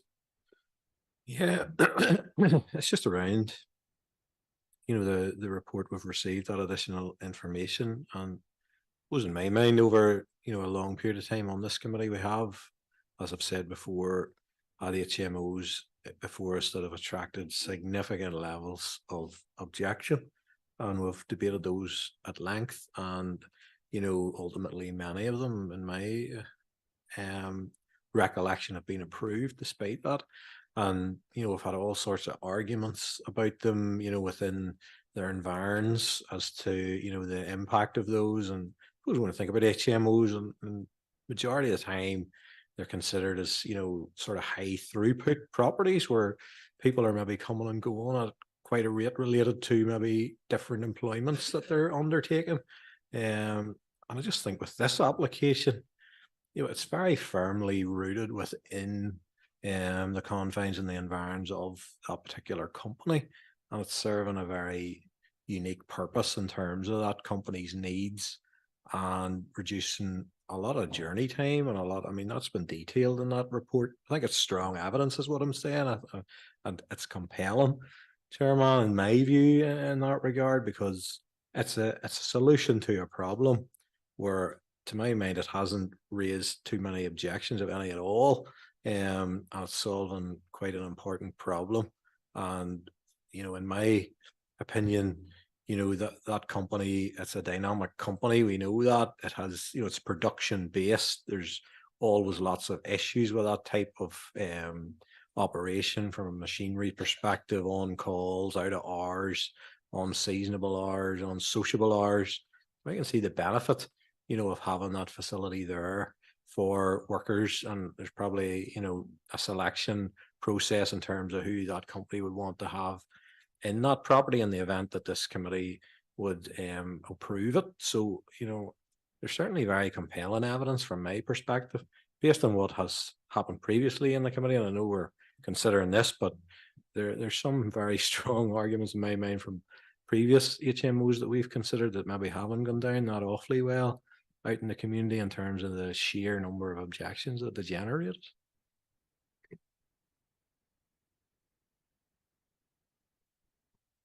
Thank you, Alderman Wilson. I'm going to bring in Councillor Duffy, please. Thank you. Yes, thank you, Chair. I agree with everything Alderman Wilson has to say there. Yes, this they could have went ahead. It was just a slight adjustments to the house. They could have went ahead and done it anyhow and not said a word to the council. And I would say nobody would have been none the wiser for years to come, maybe even if ever. So I would say actually refusing something like this here would send a bad message to businesses. We're supposed to be here to support businesses and help them grow and develop. And this is actually reducing carbon footprint by buses driving in and out if they can get accommodation. We had the housing people here earlier, and you know, the prices of rents in town have just totally skyrocketed, gone through the roof, and that would put, which I don't even think was factored in, you know, in the initial assessment by the company. Says these people having to afford rents and stuff in town, so just astronomical. So I would sort of not be in favour of the officer's recommendation where this one's concerned.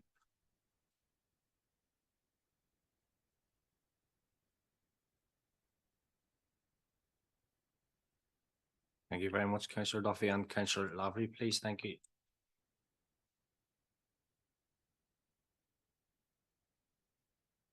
Thank you, Chair.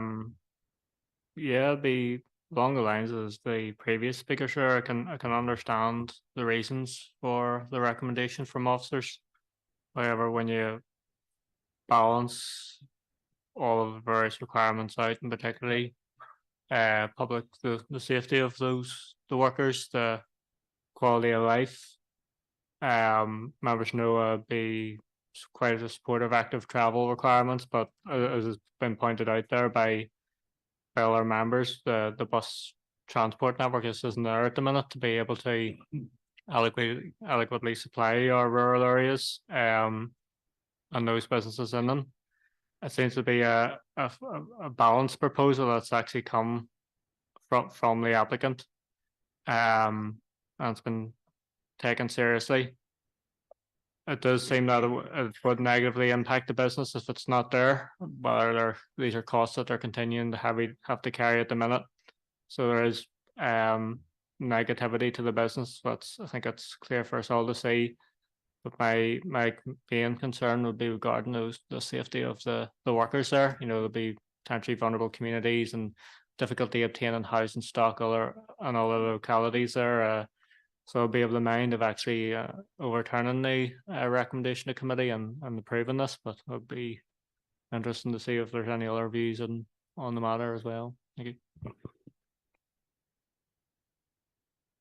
Thank you very much, Councillor. I suppose the running theme here, members, is that it's unique with safety to look at, and we'll have the environmental factors to take into consideration as well.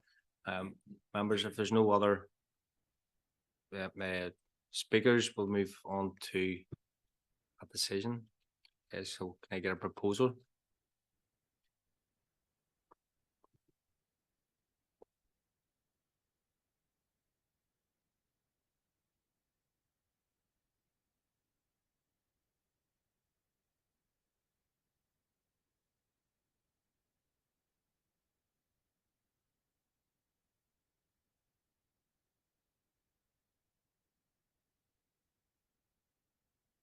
Alderman Wilson and Councillor Duffy. Alderman Wilson, go ahead. Yeah, I'm happy to propose that we overturn the decision. And I know that's not something we often hear in this committee, so it's with full respect for the planning officers and their recommendation. And I know, you know, it's well thought out and well made, but I suppose as a committee, we see, you know, other attributes with this application, and I think the confidential report has been very helpful in that regard, as other members have rightly pointed out. So, you know, based on that information and the need that this application will actually meet, I'm happy to propose that we don't accept the recommendation of officers and instead we approve the application.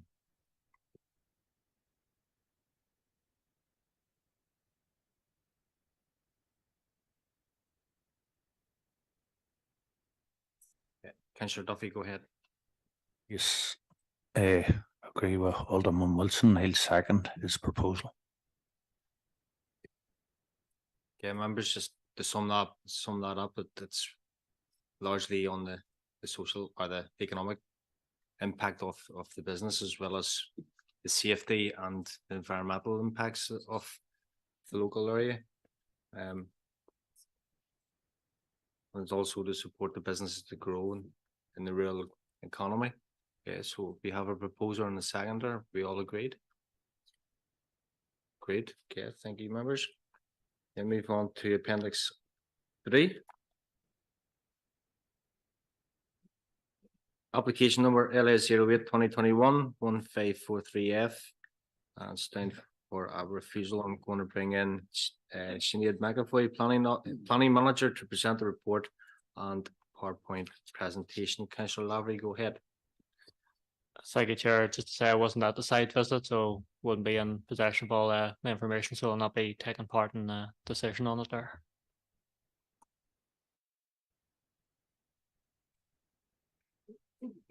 Understood. Councillor O'Dowd.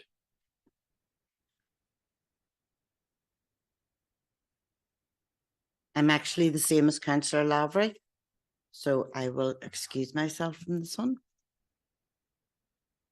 Thank you, Councillor O'Dowd. Understood. Councillor Wilson.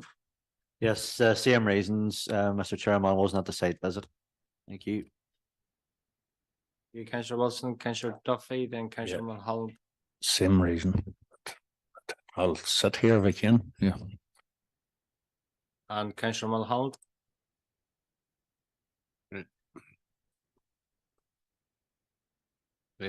Chair, same reasons as all the other councillors who have left. I wasn't at the site meeting either.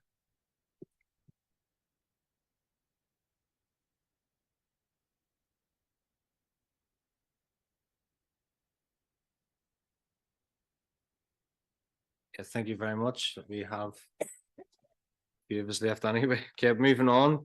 Going to bring in Sinead, please, to present the report. Thank you, Sinead. Thank you, Chair. At a meeting of the Plan and Regulatory Service Committee held on Wednesday, the 6th of September, it was agreed that application LA 08-2021-1543F be deferred pending a site visit by members. The site visit was held on Tuesday, the 19th September, and the following were in attendance: Alderman Barr, Alderman Kennedy, Alderman Wilson, Councillor Armstrong, Councillor Donnelly, Councillor Hockey, Councillor Mallon, and Councillor Murtry. Members' queries were answered as set out within detail within the report, and they had a good look around the site. Members will note that an addendum has been circulated in which the planning agent has sent an amendment requesting if it would alter our opinion in relation to this application. The amendment sets the apartment block 9.85 metres from the common boundary instead of 8.43 and reduces the height by 260 millimetres. The agent has been advised that this has not changed the officer's recommendation, and we still be in a mind to refuse. However, if they want to formally present this to members, we would have to re-neighbour notify, re-advertise and withdraw it from the schedule. So to date, we haven't done that, and we're presenting with the proposal as submitted, members, and having regard to all of the above as set out within the addendum, we are still of the opinion that this development is unacceptable, and therefore an unchanged opinion to refuse is still recommended. So just take it through the PowerPoint presentation, which hopefully should make more sense now that you've been out on site. So the location of the site down the Newry Road, one of the main arterial roads into Armagh City, as you have noted. Next slide, please. So that's an aerial view of the proposed site in relation to what's been submitted. Next slide, please. So that's an aerial view. I just put it in that particular thing just to give you an understanding of the context and the of where the dwellings are around the site. Next slide, please. And that's the site location plan as submitted by the planning agent. Next slide, please. So that's the site layout as submitted. And that's the elevation and floor plans. So it looks and been designed like a single dwelling, but it's 4 apartments. And that there just shows sections through the site. So that's the section through the dwelling at Folly Lane. Next slide, please. So that's a street view of the site. As you know, we come down the Newry Road on the right hand side. Next slide, please. And that's the opposite view coming up out of the Armagh City. Next slide, please. That's just dwellings on the opposite side of the road. As you note, we have no concern to the design because there is an eclectic mix of design in the immediate area. Next slide, please. That's just from the upstairs bedroom window. I know you've been upstairs yourself and had a look, but the objector previously had denoted concerns about looking out of that particular window. And we had said in our previous report, given the separation distances, we are content that it wouldn't have an unacceptable impact in relation to their residential amenity. Next slide, please. That's just looking to standing at the common boundary, looking towards the rear of Folly Lane. So just to let you know that 5 Folly Lane rear boundary does come up and touch the common boundary. Next slide, please. And that's just looking across the other dwellings. You'll note that you can see into those other dwellings, but the policy does protect adjacent properties. So that's what we have to look at, the adjacent properties. Next slide, please.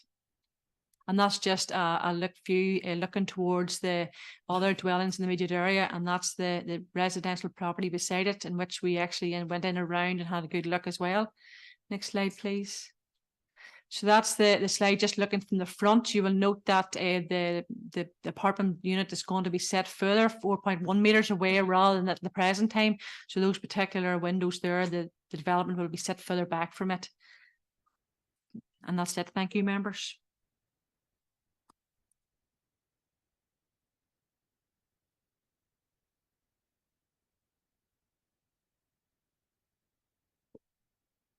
Thank you very much, Sinead, and thank members.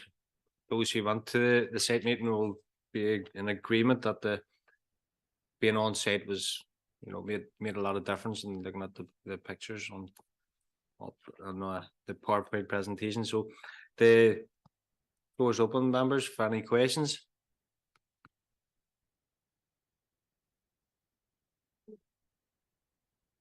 Alderman Wilson, please.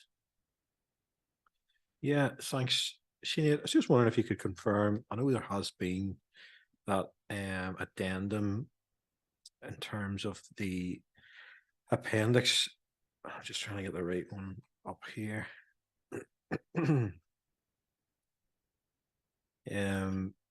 there's a summary of the amendments and the officer's response to each provided below, that the apartment units are moved back to 9.85 meters from the common boundary instead of 8.43. You wouldn't just reverse back in terms of the presentations, and what was it 10 meters?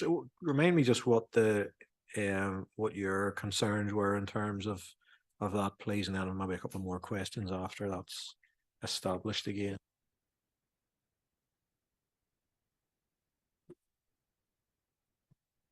Yeah, creating places sit down advice with regard to separation distance, and for apartments it says 15 meters to the common boundary, 10 meters would be for a single dwelling house.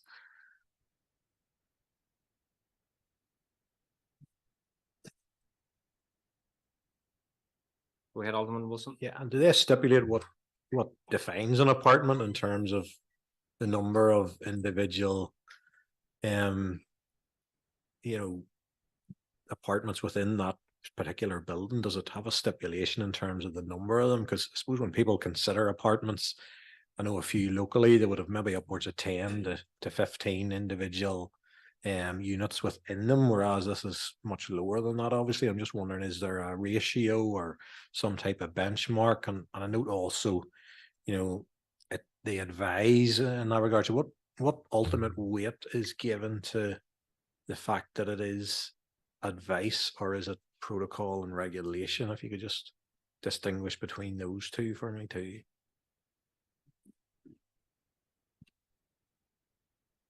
The Plan X sets out what is a definition of an apartment. So it's more than one unit collectively together. So if it's more than one, it's an apartment. It doesn't go into detail if it's less than X amount of units, it is not an apartment. It's just that it's more than one unit. Otherwise, it would be defined as a dwelling house. So this would be undoubtedly be an apartment unit, yes. A few more, but I'll ask other people. Yep. Members, any other questions? No. You want to come back in for questions, or do you want to move on to debate? Questions? Go ahead, Alderman. Yeah, it's just suppose I find that site visit very useful because I did struggle to just get the geography of that location versus the photos and what was, you know, in front of us in that regard. I'm just wondering in terms, you know, the separation distance between the house immediately adjacent to it, that's obviously reducing, and with that proposal and that movement being signified by the agent to bring that other unit back, would that, you know, in your view, whilst the advice there is before us from creating places, is that not, you know, in terms of what's available on the ground, it sort of represents a bit of a move, does it not, in terms of recognizing that and seeking, you know, to take everybody's view on board? It's a quite haphazard location, as we've seen when we're out, with various alleyways and, you know, gardens didn't really share any sort of commonality throughout that site. I'm just wondering, is there not a case then for making the best use of that site, you know, and does the fact that, you know, the agents obviously come up with, you know, some revisions to this, what weight is given to that, or is it just, look, still not enough, you know, we're not happy with it, if you know what I mean?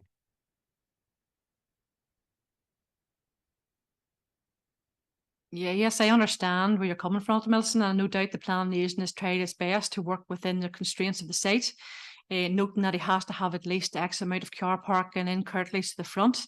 If he had the room to in the front or whatever to push forward, no doubt he would have done it and devised a scheme that met with the requirements set out in the guidance.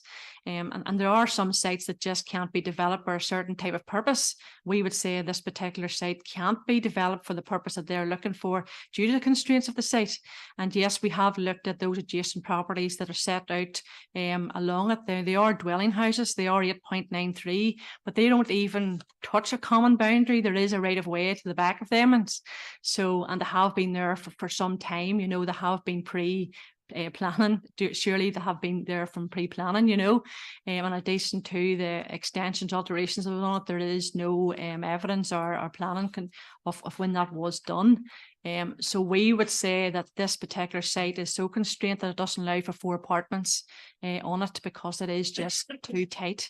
And, you know, the agent has tried his best to give it, and he would work with us generally. Now, this new scheme that's in, if it's 9.83, if members thought that, you know, this was one, we would have to go out and consult on that and give third parties an opportunity to comment on it, because without doing so, you know, we'd be prejudicing, you know, their comment on it. And we haven't done that because we are of the opinion that the principle of development is still unacceptable for the reasons set out within the addendum report, Alderman Wilson. So hopefully that might clarify some things. Bring you back in a minute of another question from Councillor Hockey, please.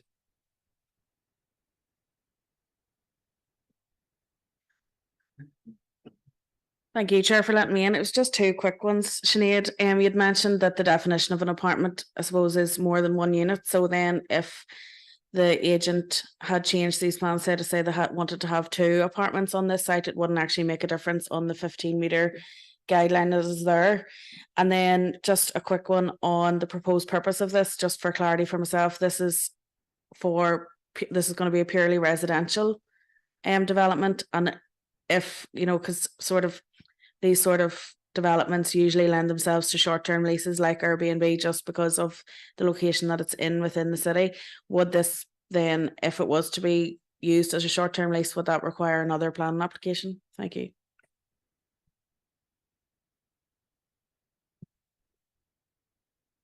Yes, thank you, Councillor. Well, the guidance says 15 metres from the upper floor windows. So we had a scheme designed there actually was no upper floor windows. Then would have to look at that in relation to it. Now I know the obscured or glazed glass like that was mentioned before, but the guidance clearly says that would not produce a quality residential development. It should not be used as a substitute to get around the overlooking issue. So to say that 2 on that particular site would be unacceptable, I couldn't advise that way, because that would have been amended scheme, which potentially there's no upper floor elevation windows, for example. In regards to an Airbnb, that would be a different use class, and that would have to come in for a different application for a change of use. Thank you, Sinead. Any other questions, members? Okay, move on to debate.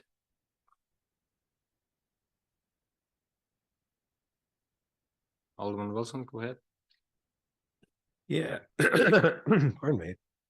Now, as I said, going out was extremely useful, and it sort of brought home to me just the very narrow gap between the two existing dwellings, and the fact that that's going to be doubled. I think that carries a lot of weight in this, argument. And I know from the planner's perspective, it's considered a gain, and that's, but it's not overriding or weighty enough in terms of the overall position.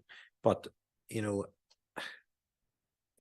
the movement that we've had in this, I think it, in my opinion, I'm swaying towards the position where it would only be right, to let the agent who has submitted this, let them have the opportunity to have it assessed formally, have the re-advertising and neighbour notification if that's, if that's what they wish to have. I think it would be, gives them a fair crack of the whip in this regard, because when you are out, it is quite different. I mean, when you're at the back of that, it's, I can see the potential for, an amazing transformation of that particular site.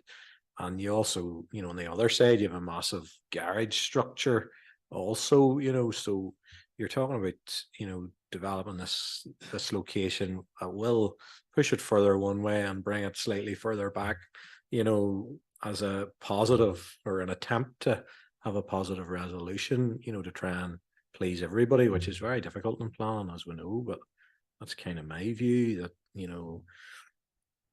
the plan agent has been informed of this opinion and advised if they wish the proposal to be formally submitted, it would have to be if they went to the bother, I suppose, of changing their outlook or the potential benefit of what they originally proposed, and they're seeking to, downsize that, I think we should, it's my opinion, I'm swayed towards that position, that we give them the opportunity to pursue that. But happy to hear other people's views.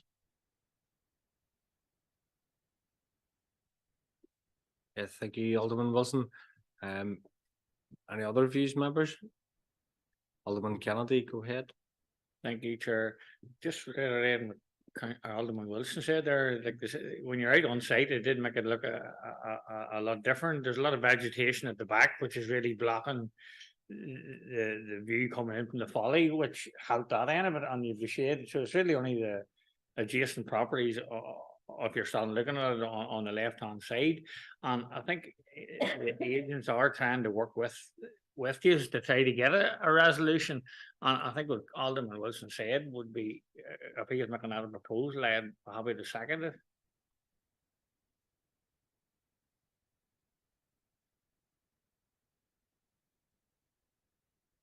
Yes, there's nobody else got the lights on to discuss it.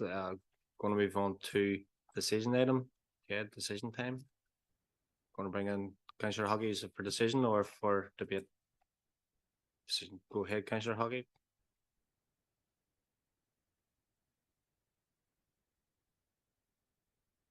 Thank you, Chair. I'd just like to propose the recommendation by officers, because it's still, even with the changes to the application, it doesn't meet the 15-metre recommendation. Thank you.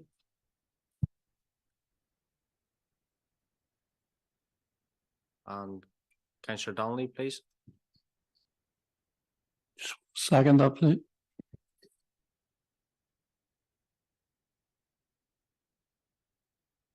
Alderman Wilson, go ahead.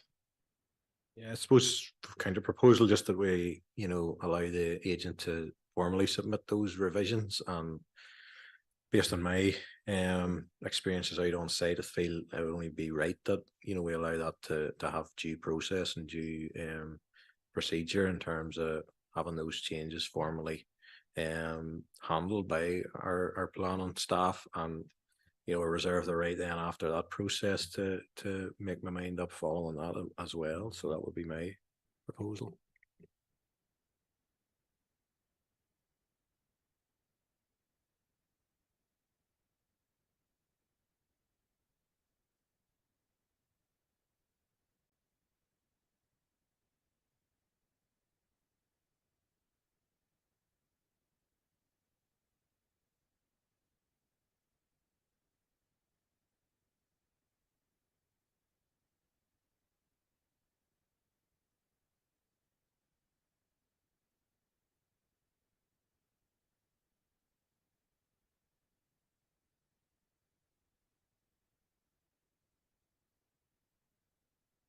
Alderman Kennedy, please.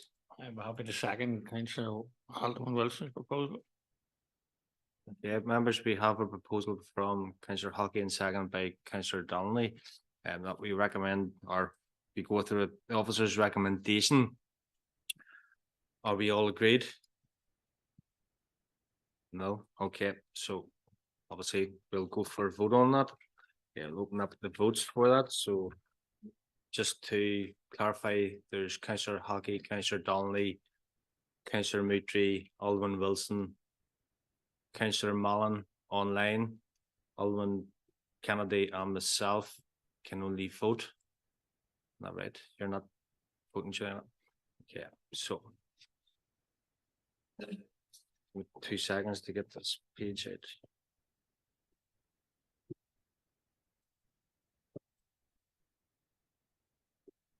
Okay, the proposal by Councillor Hockey, I'll go Councillor Donnelly. Yes, no, or abstain. Yes.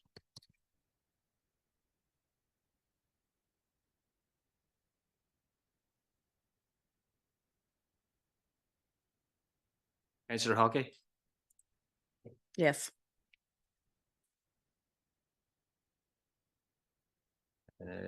Councillor Moutry.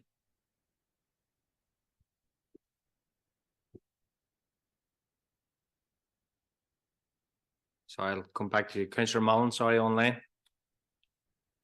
Yes.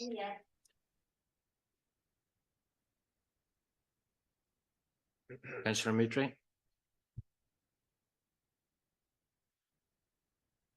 No, Chair. Alderman Wilson,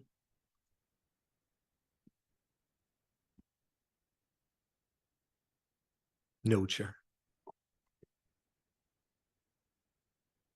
Vice Chair Alderman Kennedy, No, sure. and myself, Chairman, no. Yes, that's 3 yeses and 4 noes, so the proposal from Councillor Hockey falls. So we've to Councillor Wilson's proposal. Councillor Wilson, do you want, or Alderman Wilson, do you want to come back on that proposal for clarification, please? Thank you. Yeah, just propose that, as the minute says, that the agent is permitted to have those changes formally run through the planning procedure with our planning officers as was offered, or notified to him in the addendum that we've received, and then we'll revisit it then at a later date. Thank you very much, Alderman Wilson. Alderman Kennedy. Yeah, I'd have me to second that, just that through the due process.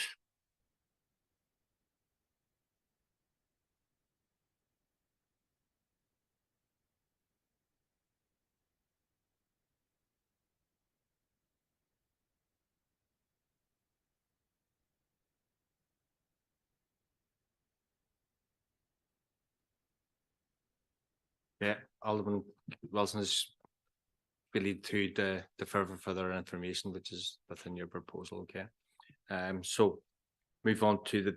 Are we all agreed in the proposal and seconder? Yes. Okay. So, yeah, recommendation from Alderman Wilson passes. Yeah, members, thank you. We'll move on to Appendix 4.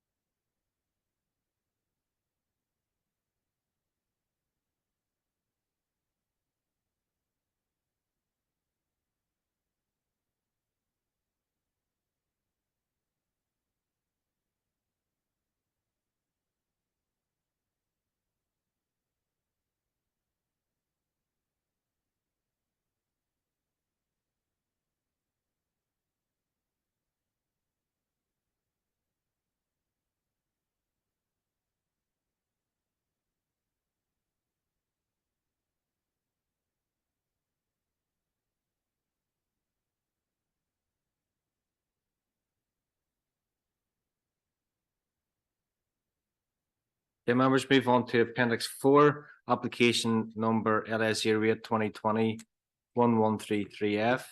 And it's time for refusal. I'm going to bring in Liam McCrum, Senior Planning Officer, to present the report and PowerPoint presentation. Okay, over to you, Liam.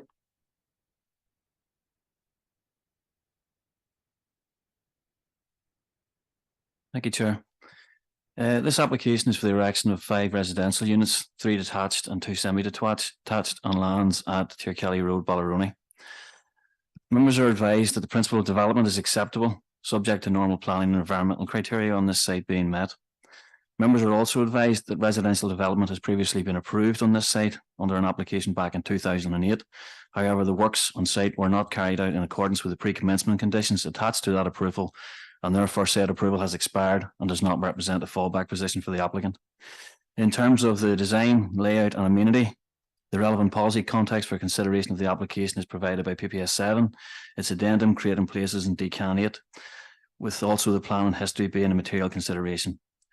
Policy QD1, PPS 7, sets out a number of defined criteria that must be satisfied in order for the proposal to create a quality and sustainable residential development.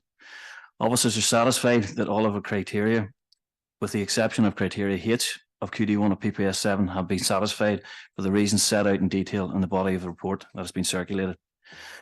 Members are advised that criteria H of policy QD1 is particularly critical to this application and provides that the design and layout will not create a conflict with adjacent land uses, and there is no unacceptable adverse effect on existing or proposed properties in terms of overlooking, loss of light, overshadowing, noise, or other disturbance.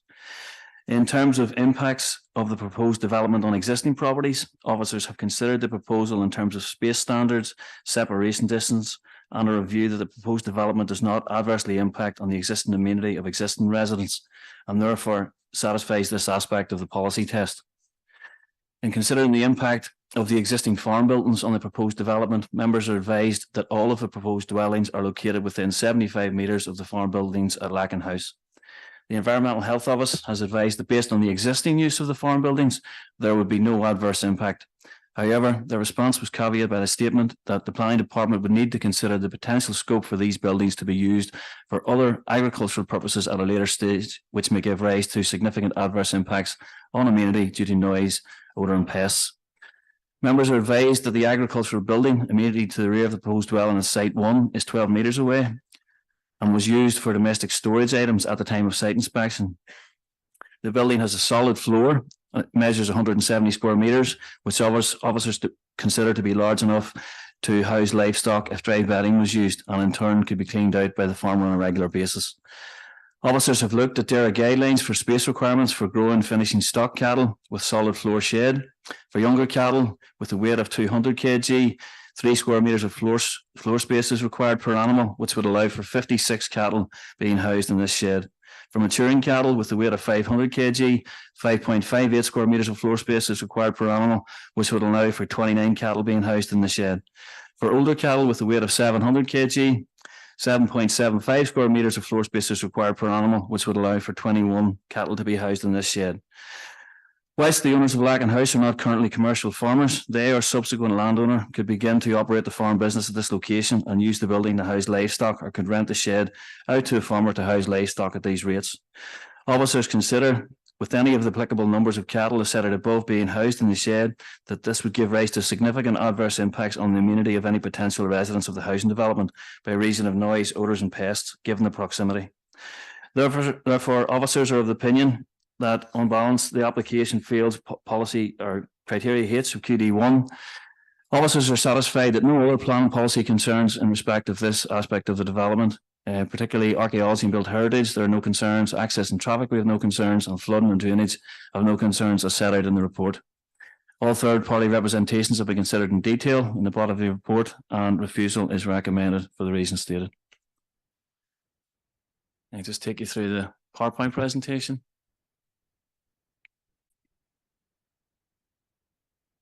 Next slide, please. Yeah, this is just the location of the site within the general area, within the settlement limit of Ballerony. This is our site location plan with the site outlined in red. This is our site layout plan. Our landscape proposal plan and schedule. Some sectional drawings of the site. This is the detached house type in plot 1. The detached dwellings in plots 2 and 3. And some of the semi-detached properties there in plots 4 and 5. This is an aerial photograph of the site. You can see hopefully the large agricultural buildings in the sort of centre area of the site. Our site to the south and east.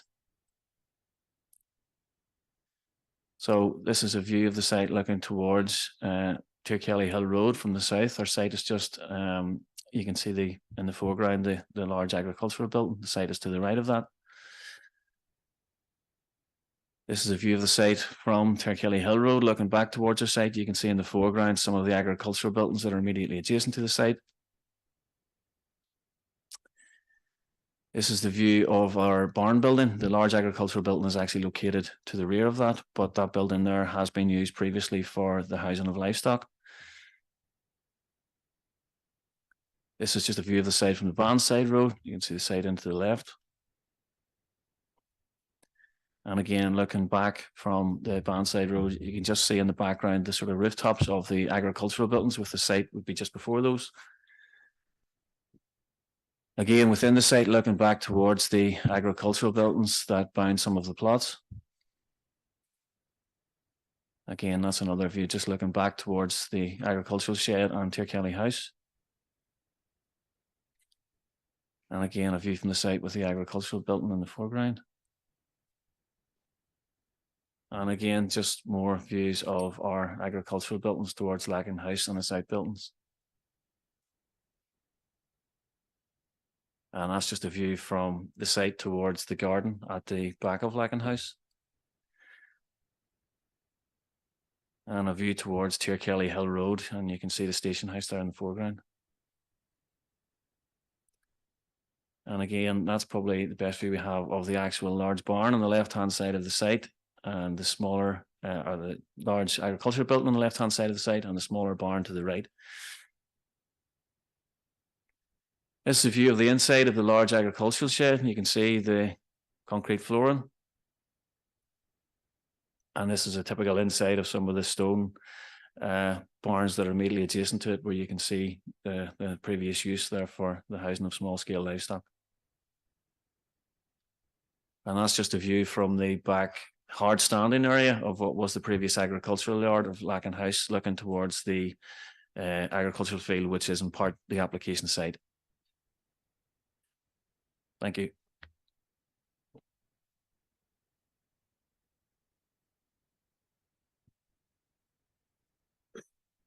Yeah, thank you very much, Liam. Members, we have Mr. John Harkness of Andrew Nesbitt Architects to make representation. Welcome, Andrew. You're in support of the application. You have 3 minutes.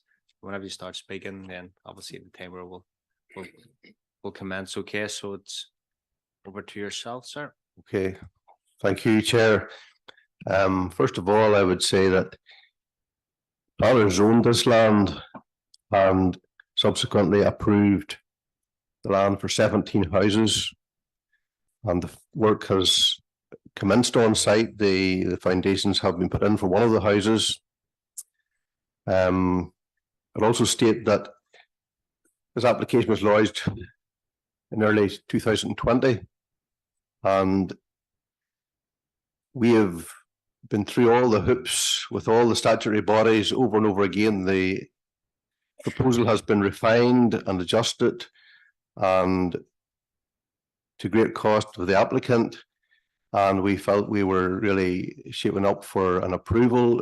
Everything seemed to be lining up, and it seemed to us that merely at the latter stages, last few months then, before the recommendation was made, or close to when the recommendation was made, the issue of this neighbouring shed was raised, and environmental health didn't really have any big issues with it, but they deferred it to the planners.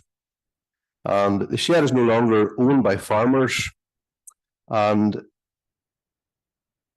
it's not a shed that can easily be used for serious use of cattle, and that there are no slats on the floors of the shed, and there'll be considerable work, expense, and issues to provide slats for the shed in the regards structural stability of the shed and regards the ground condition and providing retaining walls for slats for serious use by cattle.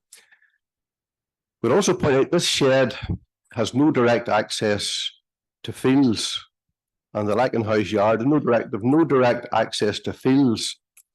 And if cattle are going to be put in there, they're going to have to be brought by road, which is probably creating a greater danger than there would be the danger of any smell. So the shed does not have direct access to fields. People are not farmers who own it. And next thing is, the shed is not in the rural remainder. The shed is within the settlement limit, so it's not in the rural remainder at all. So it's not effectively likely to be used or for cattle.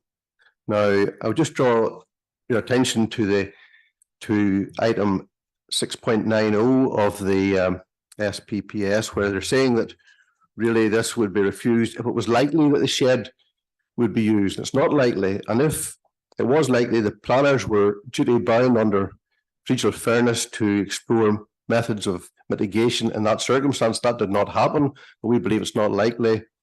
So we'd also say that we have a fallback position of building the 17 if the 5 are not accepted.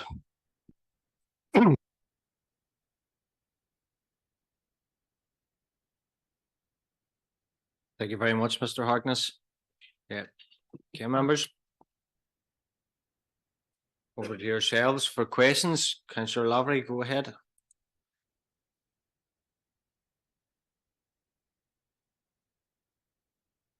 Thank you, Chair. I suppose just 2 queries. Firstly, there was mentioned regarding fallback option that planner said wasn't there. Or is it there now? Could some clarity be sought regarding that contribution from the agent there?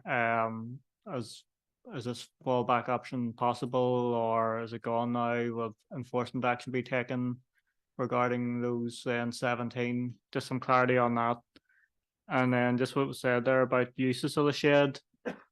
Have environmental health or planners considered if it is likely, as the gentleman said there, or if any mitigation measures have been sought or explored, or is it just that the shed may be used in future as enough to potentially refuse the application? And then I suppose following that as well, I'm assuming the shed was there when the 17 were approved, or is it different planning legislation now which reduces the requirement on a nearby shed being of potential agricultural use? So those 2 or 3 questions there. See how it goes, Chair. Thank you.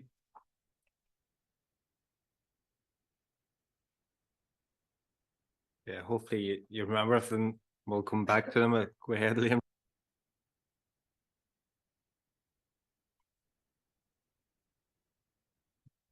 Yeah, thank you, Councillor Lavery. Yeah, well, officers have documented in the report, we don't believe there's a fallback position in this instance.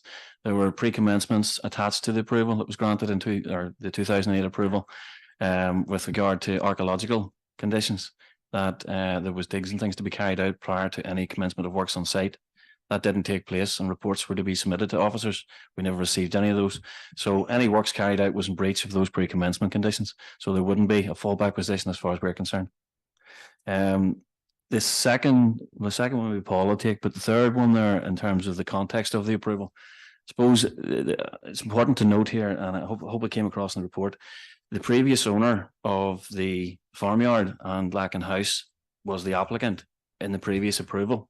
So in fact, any subsequent owner of a dwelling within the approved site, he was full in the knowledge that if they were going to make a complaint, it would be to him as the owner of the property, which is very different than what we have now. What we have now is a different owner of the farm holding, which is currently not being operated as a farm, but they're telling us that it is their intention to bring this back to farming use, and that is their point of objection here. And obviously what we have looked at is the worst case scenario that we believe we can articulate here, in that if it was brought back, then what would the impact be in the closest sensitive receptor, which is 12 meters away? So maybe the second question about the uses of the shed, maybe Paul want to come in on? Thank you, Chair. Yeah, the Environmental Health Department have had a look at this, and certainly the current uses of the site, as we experienced during our site inspection, were low key, similar to as has been presented in the report to you. It is true, however, that if residential properties are located in extreme close proximity to agricultural uses, that there will be adverse impacts. So as Liam has elaborated, that has been given some weight and consideration in terms of its potential future use.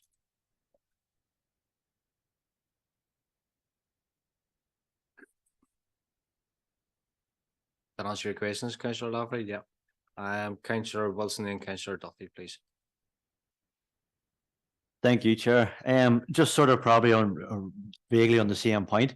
When was the application submitted for the 17 dwellings?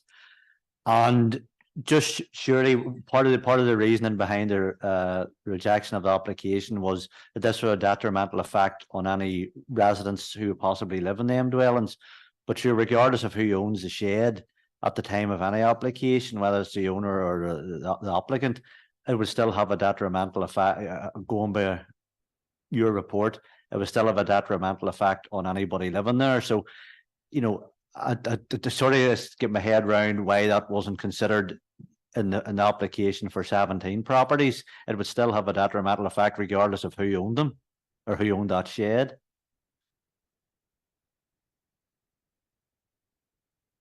Fair question, Liam, go ahead.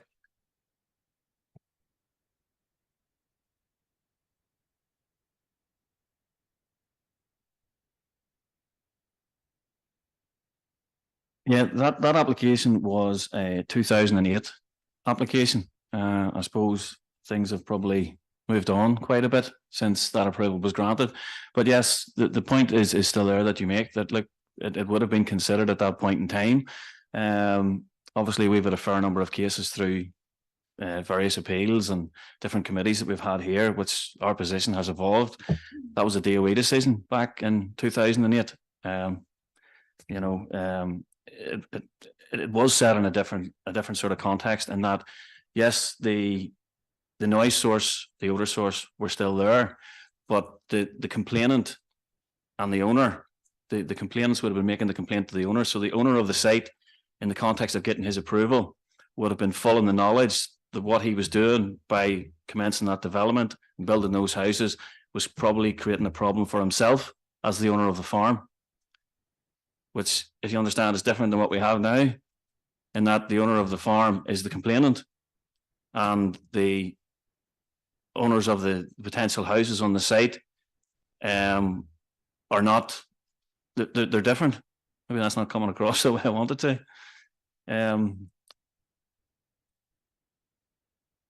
Yeah, I mean, I suppose the key thing being is the people complaining to the owner of the approved development in 2008, he knew by building those houses he was getting those complaints potentially.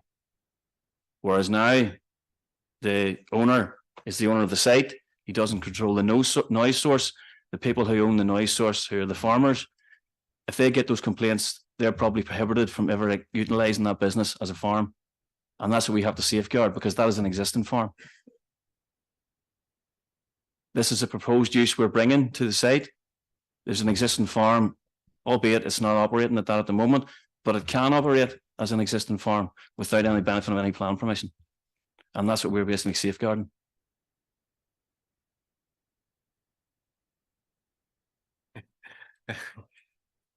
Does that make sense? It does, yeah.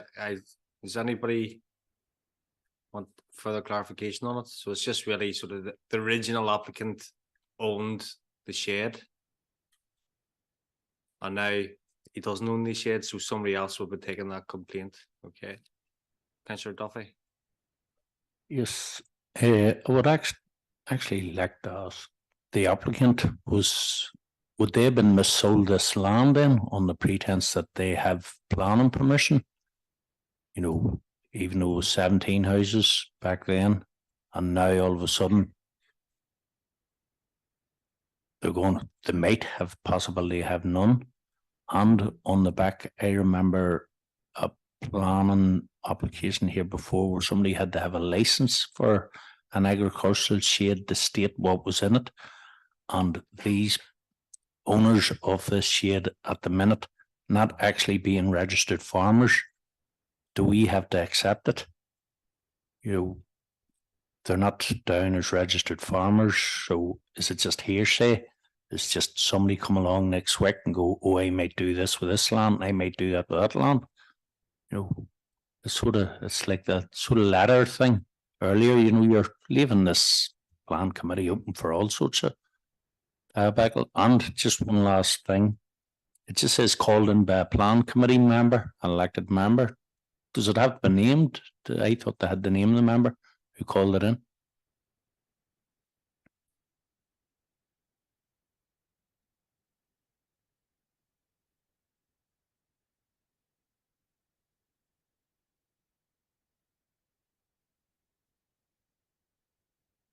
Yeah, I'll go in reverse order. I think it was maybe a former councillor, was it, Liam?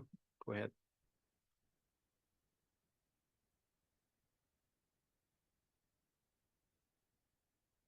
Was Councillor Ian Burns had called the application in the plan committee. Yeah, thank you. And there's a question there for yourself, John. Go ahead.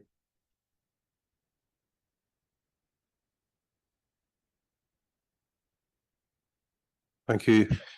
The applicant has really been misled here, and that the planners owned the land, they approved 17 houses, and this refusal recommendation, it's based on ifs and buts and maybes. It's based on very flimsy evidence, and to me the recommendation sees the planners clutching at straws for refusal reason. Whenever we have satisfied every Tom, Dick and Harry and all the statutory bodies to get it to this stage, we've been through every hoop that's possible, and certainly the applicant has put out a lot of money and been seriously misled by the fact that it has been zoned land and approved for 17, and people will get smells in the country. There'll be slurry been spread in fields beside the houses. They'll get that. They're going to live in the country. And I'm back to this again, that shed does not have access to fields. And it's not in the rural remainder. It is in a settlement, now in a settlement development. So to use that for cattle, you mean you're going to put cattle onto the roads to get to and from the shed, and that's more dangerous than any smells that will emit from the shed. It's a small shed anyway. It's not going to house many cattle really. But I really do feel it's quite a recommendation that's based on ifs and buts, and really not on facts or realism.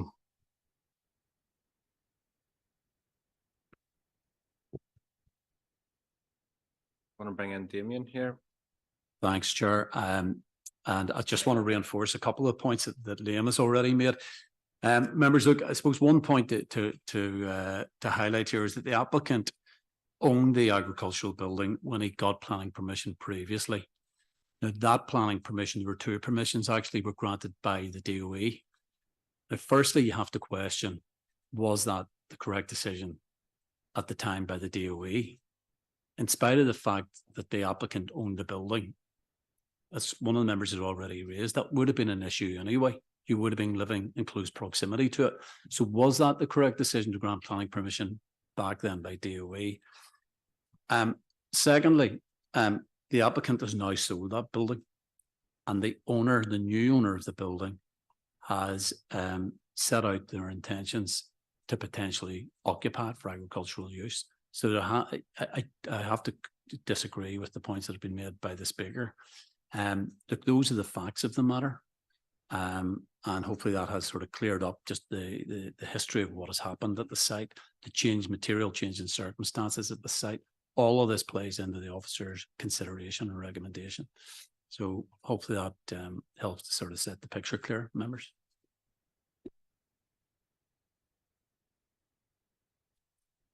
Thank you very much, Damien. And does that answer your second question, Councillor Duffy?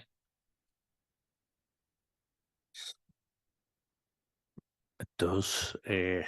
No, and is there a distance, yardage distance between an agricultural shade for cattle and a development? And just, I think there is, but could you just refresh my memory, please?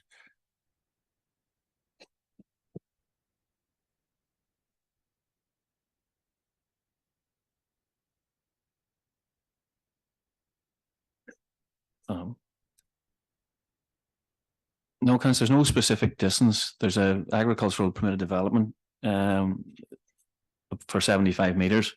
But in this case, the agricultural building is located 12 meters from the rear return of one of the proposed properties. So this is probably as close as we've really had within committee. So there's no specific distance. Each case is on its own merits, depending upon the size and scale of the building and the separation distance and any intervening vegetation boundaries or anything like that. But in this case, it's 12 meters. Thank you very much, Liam. Does that answer your question, Councillor Duffy? Yeah. Members, any other questions? Yeah. Move on to debate stage, Councillor, or the question, or go ahead, Alderman Wilson. Yeah, I know recently in terms of, from Deere's perspective, a lot of people who would have maybe even considered themselves as hobby farmers or just mildly interested in farming, maybe had a business ID when that system was introduced. They've been getting letters to say that due to their inactivity, i.e. no real evidence of active farming, that they're no longer considered an active farmer. I'm just wondering, in this instance, is that material? What's the test for farming really? Or is it just the fact that a shed exists that, looking at it there and looking at the internals of it doesn't really meet the test, in my opinion, for housing animals to any great degree, given a lack of slots and, slurry mitigations and that. So with that being the case, what test are planners looking for activity? Because I know if that was a farm and you were looking, a house in 10 years, you would have to prove some activity for that, and it would be that would be fairly well delved into, and you'd have to provide receipts for looking after this, that, and the other. So on the flip side of that, if we're saying, there's the potential for this, well, what is the potential? How do we weigh up the potential? It doesn't look a lot of potential in it, when, as the agent says, there's no ground around it. Are the owners, is there not, are the owners going to realistically rent out one shed that hasn't slots for somebody to, well, there's potential for anything, I suppose, but what's the realistic prospect of that actually happening, and how much weight do we give to it? So just the activity test, what is that? What does it look like? And do we even know if that particular property had any activity? Have they received a letter? How would we establish that? Yeah, thank you very much, Alderman. Liam, I'll bring you back in for that one.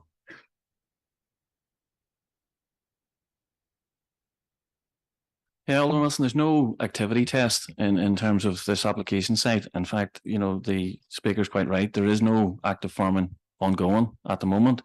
What we have been made aware of is that it's the owner's intention to bring back a farming enterprise of some degree to that site. The specifics of that we've never really been given much detail of to quantify. And I suppose what we have looked at here is what's sort of detailed in the report is what we believe to be the worst case scenario for the operation of that building and what it potentially could be used for. And that's really what we looked at, and that's what our colleagues in environmental health have looked at in terms of potentially having those numbers of cattle in a shed of that size and scale. And if they were there, then what would the immunity concerns be for us as planning officers with a separation distance of 12 meters?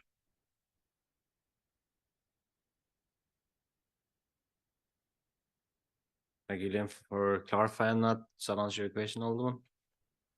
Any other questions, members? Well, we'll move on then to debate. Yeah. Any comments to make? No comments. Okay, move on to decision. More pages for decision, members. We can set all night. Councillor Lavery, go ahead.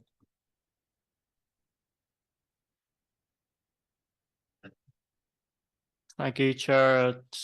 I suppose it's an interesting one in that we're talking about if and hypotheticals, and I can recall other sheds before where applications were in a certain distance of them, we refused them on that. It's hard to know how it will turn out in the future here. If and when that agricultural shed does get brought back into use, if ever. But I can hear what the applicant's saying here regarding previous approvals and that, although they've lapsed. So I can understand both sides of it, if you know what I mean. I think given that it's been expressed from the shed owner that they're going to bring it back into agricultural use in some way, I don't know if I think we might have to go with that in terms of the recommendation, but it's one that's quite complex, and you know, that's what I'm thinking on it. Sure. I don't know what other members are thinking on it.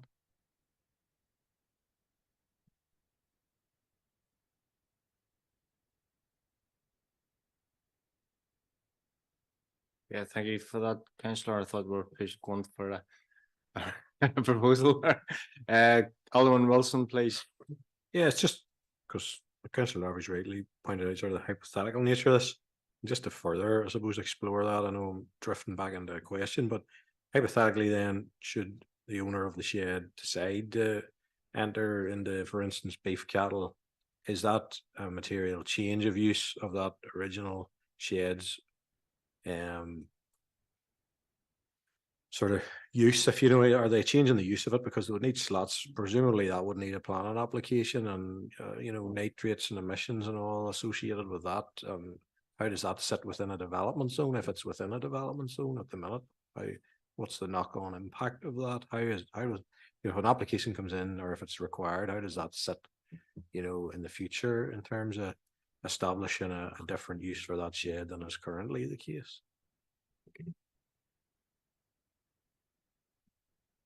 Okay, I know we're going back in the interest of transparency. We'll take the question. Go ahead, Liam. Thank you.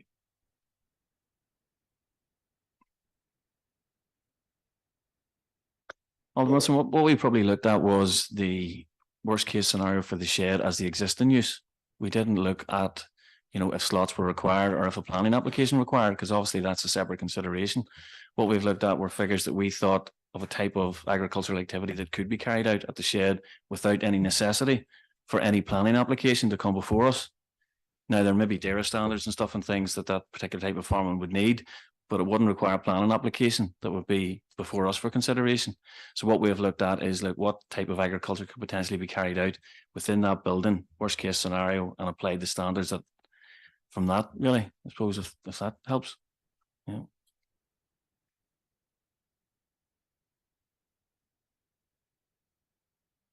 Already saw it, Alderman. Yeah, okay. Alderman Kennedy, please. Thank you, Chair. Just for Jordan, there's more a comment than anything. There's a lot of debate here about slots and cattle and stuff. You don't necessarily need slots to house cattle. There's quite a few bedded houses throughout the country, and in farm quality assurance, if you're going to suck cows, they're not allowed to calve down on slots. It has to be a solid floor. So, you know, you don't necessarily need slots to accommodate it, you know. Yeah, thank you, Alderman. Okay, members, going to push this now. We've went back again. Push on to a decision. Councillor Lavery, please.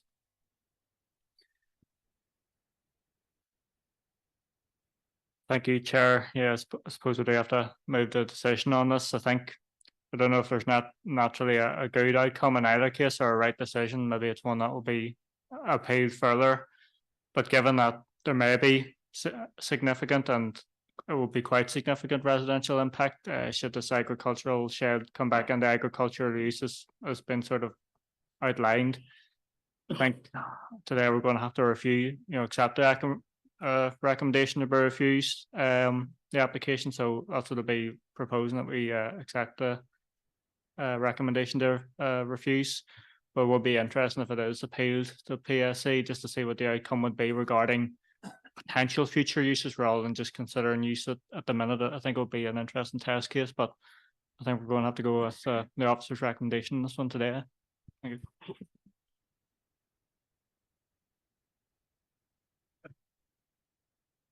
Thank you for that, Councillor Lavery. Can I get a seconder for the proposal?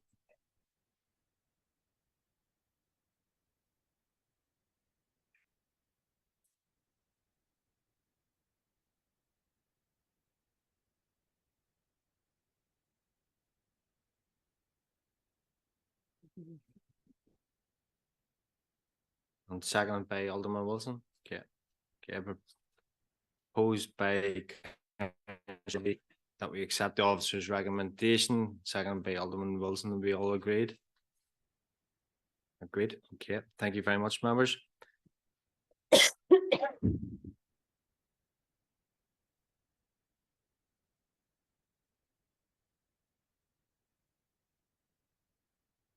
Yeah, members, move on to Appendix 8, application number LS 08 2021 0727F. That's a refusal. And I am going to bring in, it's for O'Connell Properties Limited. I'm going to bring in Sinead McAvoy, Planning Manager, to present the report. Sinead, over to you, Sinead. Thank you. Yeah, Chair, just to highlight, it's the opinion's approval.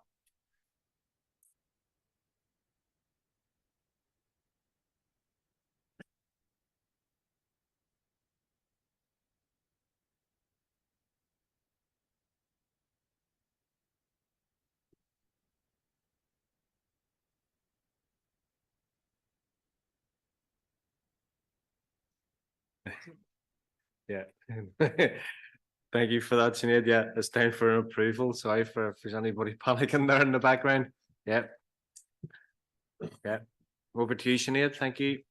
The application is for proposed petrol filling station, 8 number of pumps, ancillary retail storage, cafe, hot food, deli with underground storage tanks, canopy, totem pole, vents, pipes, air water vacuum station, and erection of a separate 2 number unit building for hot food takeaway and sit-in restaurant, car parking, lighting, fencing, landscaping, access from Kiln Lane, a private underground pumping station, and all associated site works. The reason the application is before the Planning and Regulatory Service Committee tonight is because it's an application which has attracted objections from 4 or more separate postal addresses, which have cited material planning issues and which is recommended for approval. Officers have taken that members have read the report, including the addendum in full, and as such, this is a synopsis only. The application site falls within land zoning LI5, which is land zoned for light industrial and warehousing. The policy states that development that will result in the loss of land or buildings zoned for economic development use in a development plan to other uses will not be permitted unless the zoned land has been substantially developed for alternative uses. The zoned land has not been developed and as such has not been developed for any alternative uses. Policy PED 7 goes on to state an exception will be permitted for the development of a sui generis employment use within an existing or proposed industrial employment area where it can be demonstrated that the proposal is compatible with the predominant industrial use, is of a scale, nature and form appropriate to its location, and provided provided approval will not lead to a significant limitation of the industrial employment land resource in the locality and the plan area generally. Retailing or commercial leisure will not be permitted except where justified as acceptable ancillary development. In simple terms, policy PED 7 allows a sui generis employment use to be permitted in such zonings subject to certain criteria, and which retailing or commercial level or leisure will not be permitted except ancillary development. Also advise that a sui generis use is a use which no class is specified, and the plan and land use classes order identifies no class specified in the schedule for the sale of fuel of motor vehicles, or for the sale of food or drink for consumption on the premises, or for hot food for consumption off the premises. As such, the petrol filling station, the separate restaurant, hot food takeaway building are sui generis uses. PPS 4 does not define sui generis employment use. There's no further categorization in the sui generis as regards to the use class order, and therefore in relation to sui generis employment uses, officers have attached significant weight to the PSC decision 2020 A0161, which is set out in detail within your report. As such, officers are content that these are sui generis employment uses. There is a retailing element to this application encompassing 250 square metres of net floor space. However, this is considered ancillary to the primary use of the development, which comprises sui generis uses. As set out in detail within the report, the proposal is considered to be compatible with predominant land use, is of a scale, nature and form appropriate to the location, and if approval was provided, it would not lead to significant diminution of the industrial employment land resource in the locality and in this plan area generally. As the proposal has a retail element, officers requested a sequential assessment and a retail supporting statement, which officers have assessed fully. Officers accept the quantitative and qualitative assessment of need as set out in detail within your report. Noise and the impact on residential amenity is a material consideration, and officers have fully considered the representations made by those with concerns regarding impact on amenity. The 2 metre high masonry wall to the northern boundary of the site, as well as the buildings themselves, provide an acoustic barrier to all units located at ground floor level. In addition, officers have attached a condition requesting the planting on the outside of this wall to further mitigate and soften any visual impact. Officers, in consultation with the Environmental Health Department, accept this analysis and will condition that these acoustic continue measures are put in place, as well as restricting the hours of operation should approval be forthcoming. A transport assessment form, as well as further submissions to the TAF, has been submitted in support of this application. The proposal seeks to provide a new access from Killen Lane that can facilitate visibility displays of 4.5 by 75 metres to the north and 45 metres by 45 metres, 4.5 metres by 45 metres to the south. Land widths on Killen Lane approach to Silverwood is proposed to be widened to facilitate left and right exit lanes. Widening of the cycle and footpath across the access to Silverwood Road is proposed. The existing cycle path along Silverwood frontage is proposed to widen whilst maintaining a minimum 2 metre grass verge between the path and the verge. DFI roads have assessed the levels of anticipated traffic generation based upon the information submitted, together with their own observations on site, and are satisfied that it will not prejudice road safety or significantly inconvenience the flow of traffic. As regards to other material considerations, a drainage assessment has been submitted, an outline construction environmental management plan, preliminary ecology appraisal, a preliminary risk assessment. These have all been assessed by the competent authorities and have offered no objections. The application has been advertised and neighbour notified in accordance with the council strategy provisions, and there has been 37 objections received in regards to this proposal. Officers have fully considered these representations and are satisfied that any material harm the development would otherwise potentially give rise to can be offset by the conditions attached. And on this basis and subject to the conditions, it is recommended the planning permission be granted.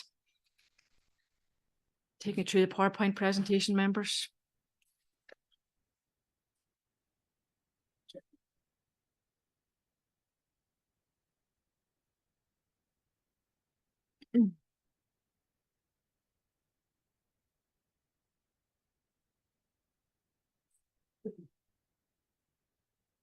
That's just location of the site, the general area, so it's to the northwest of Lurgan. Next slide, please. So that's an aerial view of the proposed sites outlined in red. Next slide, please. And that's the site location plan as submitted by the planning agent. Next slide, please. So that's the site location plan. So to the northeast is the retail building, to the northwest is the restaurant and cafe, and then to the southeast there is the petrol fuel pumps. Next slide, please. So that's the layout showing roadwork. So there'll be a widening of Killen Lane to provide for an additional lane onto Silverwood. There'll also be an overtaken lane to the south of Silverwood Road, and then the widening of the cycle footpath along the frontage of the site. Next slide, please. So that's plans and elevations of the petrol filling stations regards to the uses proposed. Next slide, please. That's just an artist's impression of what it would look like on the site. Next slide, please. So that's floor plans of the elevations of the restaurant cafe, which is a separate standalone planning building. Next slide, please. So that's just in relation to the planned zoning. So that pink striped area is the land zone for light industrial and warehousing. The south then is land zone for industry, and immediately to the north and west is land zoned as open space. The brown area is land that is zoned for housing. Next slide, please. That just shows a previous approval on the site, and as per our report, given the fact there's no certificate of lawful development submitted, we are not attaching any significant weight to the previous approval on the site. Next slide, please. So that just shows the site in relation to an overview. The Pound River is to the east outside the application site. But we required an outline construction environmental management plan. So we have to safeguard during the construction activity that there's no pollutants or otherwise get into that Pound River, because it does form a hydrological link to our designated site, which is Lough Neagh. Next slide, please. So that's just a photo of the front of the site at the minute, hardcore at the minute, and some vegetation around the edge of the site. Next slide, please. That's just a view of the site from Kiln Lane looking towards Silverwood Road. Next slide, please. That's a site along the frontage, so that actually be widened, that road, to make way for a cycle and a footpath along the frontage. Next slide, please.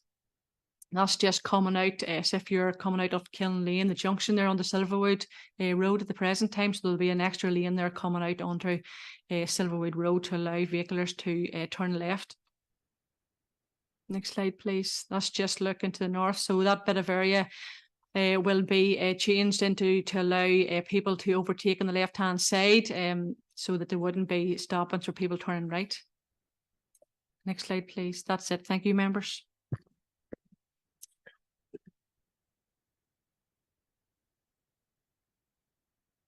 Yeah.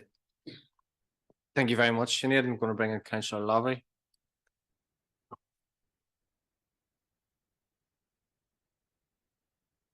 Thank you, Chair. Just to declare a non-pecuniary interest, a couple of years back, I think a resident contacted all of the Lurgan councillors about an old oak tree on that site, asking for it to be kept up. I think we all had conversation with the developer and council at that time. TPO, I think it's called, was considered, but I think the tree was in bad shape and it was cut down, I think, for safety a couple of years back. Spoke with and there, just said that to declare it, but as it was a matter separate to the application, but you know, I'm going to it with an open mind, but just appropriate to declare. Thank you, Chair.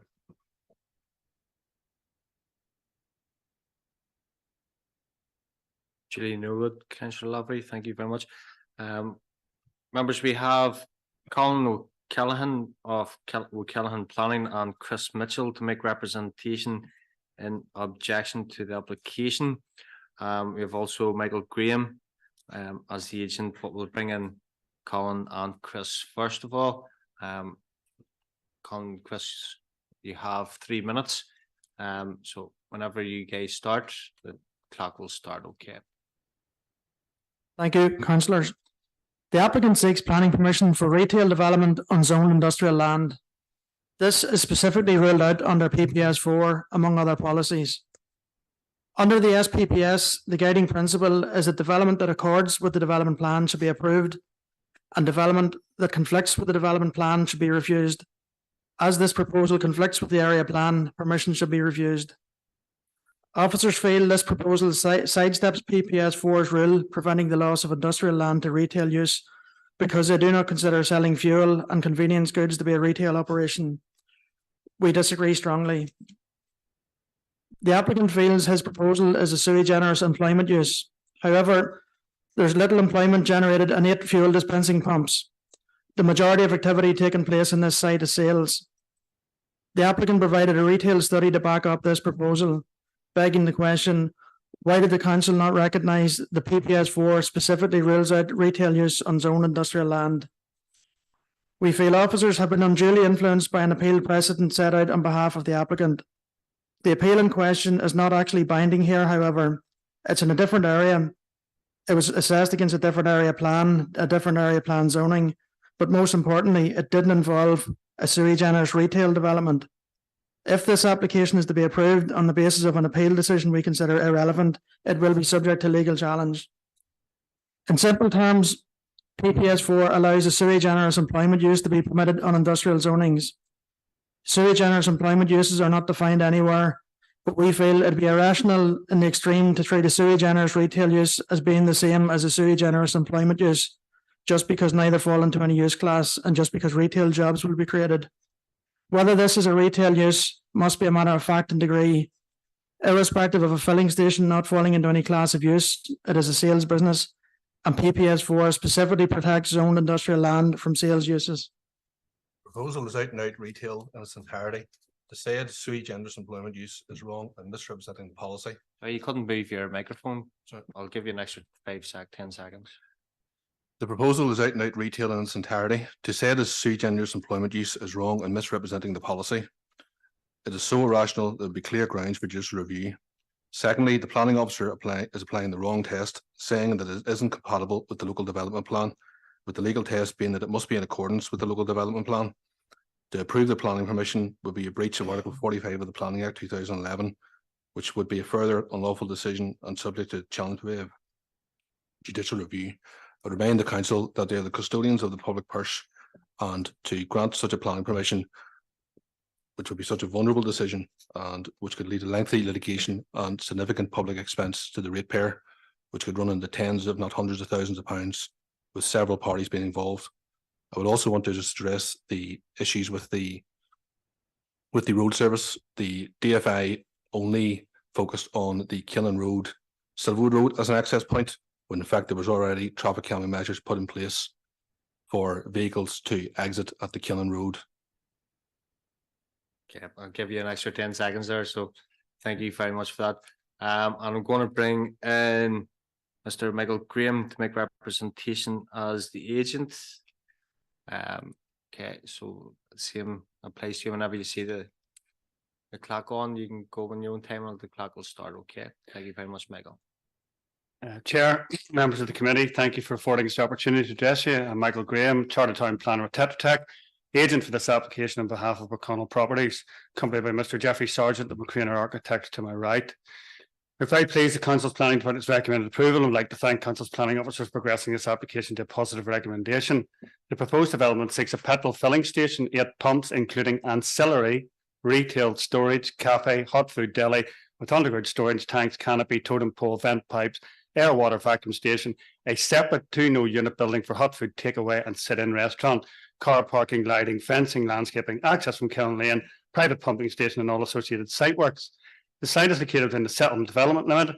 It's on land zoned as in industry and warehousing LI5 in the Craigavon area plan, and the development meets its key site requirements. Policy IND1, Industry 1 of the plan does not prohibit non-industrial uses on these lands, indicating the proposals will be determined in accordance with prevailing regional policy. That regional planning policy is set out in PED 7 of PPS 4, provides an exception where development will be permitted for sui generis employment uses, i.e. no specified use class, within a proposed industrial employment area, where it can be demonstrated that it's compatible with the predominant industrial land use. It is of scale, nature and form appropriate to the location, and there is no significant diminution in the industrial employment land resource in the locality and in the plan generally. Both the filling station and separate hot food takeaway restaurant building are sui generis uses as per statute in the Planning Use Classes Order Northern Ireland 2015. They provide approximately 40 full-time equivalent jobs, of which 19 are in the restaurant or hot food takeaway building. The proposed development is compatible to predominant industrial land uses, and its scale, nature and form are appropriate to this location. The industrial land availability report provided demonstrates there is no significant diminution in the industrial employment land resource. It therefore meets the exceptions test of policy PED 7. A retail statement was on need and impact was undertaken. Qualitative and quantitative need has been established, and impacts are well below accepted normal thresholds. A sequential site assessment in line with the SPPS was also undertaken. It demonstrates on the main traffic route for ease of access, amongst other applicant requirements, that there is no sequentially preferable site. It therefore complies with the Craigavon Area Plan 2010, the SPPS, and all other planning policy advice and guidance. We note that the Council's Planning Department is content that all third-party concerns have been satisfactorily addressed, and all consultees are content, offering no objections, subject to conditions where relevant.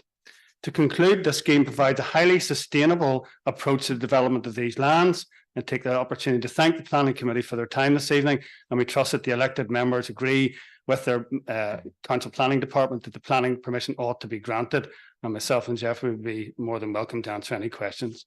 Thank you.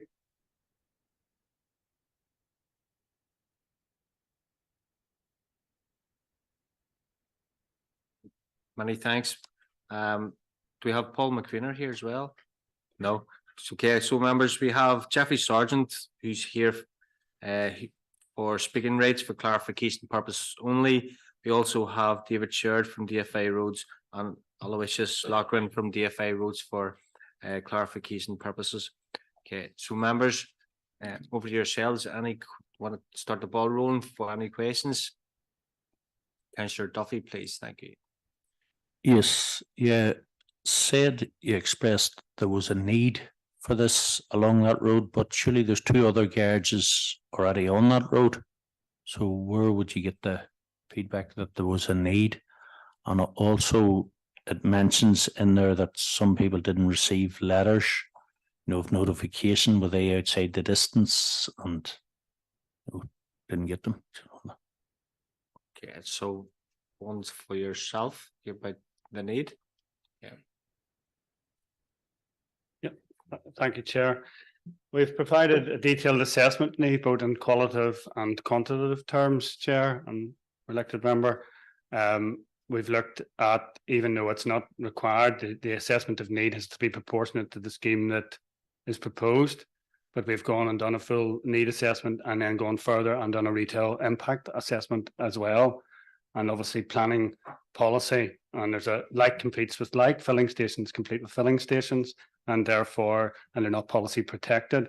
And when you get to the end stage of retail impact, you have very, very small impacts on the protected town centres of Craigavon and Lurgan, which are below 1%. I think they're 0.2 and 0.4 off the top of my head, which is well below the accepted 10% norm. And then obviously you have a modern purpose-built filling station, its ancillary retail offer, its ancillary deli counter, etc. And then you have the separate restaurant and hot food takeaway, all of which provide a modern purpose-built facility for surrounding industrial lands, surrounding residential lands, and the people of Lurgan, etc. Hopefully that answers your question.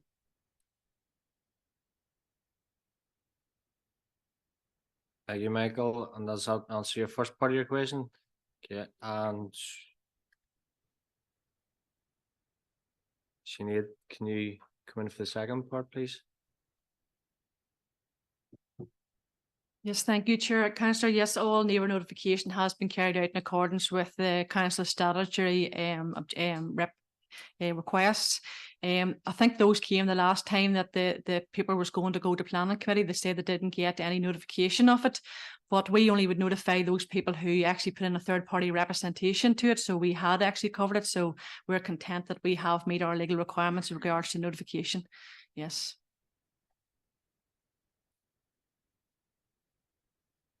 Thank you, Sinead. And Councillor O'Dowd, please.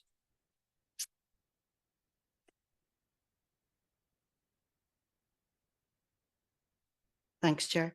One of the major concerns I would have is Killen Lane. You're showing the pictures here of Silverwood Road and all the rest. I know Killen Lane, it's not a good road at all.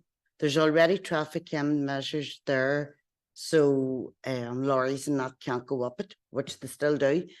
And I would be really concerned about there for a start. The other one I'd like just to bring up, there was 37 objections from 32 addresses. We really need to take them into consideration. So we should, because there's been things changed here for one objection. I think 37 needs to be seriously looked at. Thank you, Chair.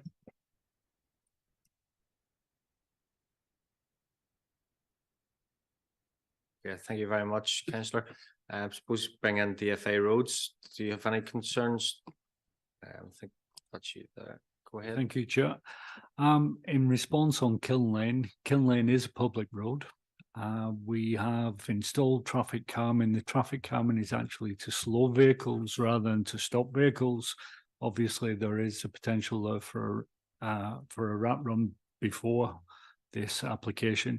However, we've asked the developer through the development of this to design this application in such a way as to discourage vehicles from using Kiln Lane and encourage a left in, left out approach. The junctions are of adequate standard and meet our requirements, so we don't see an issue on this. Thank you.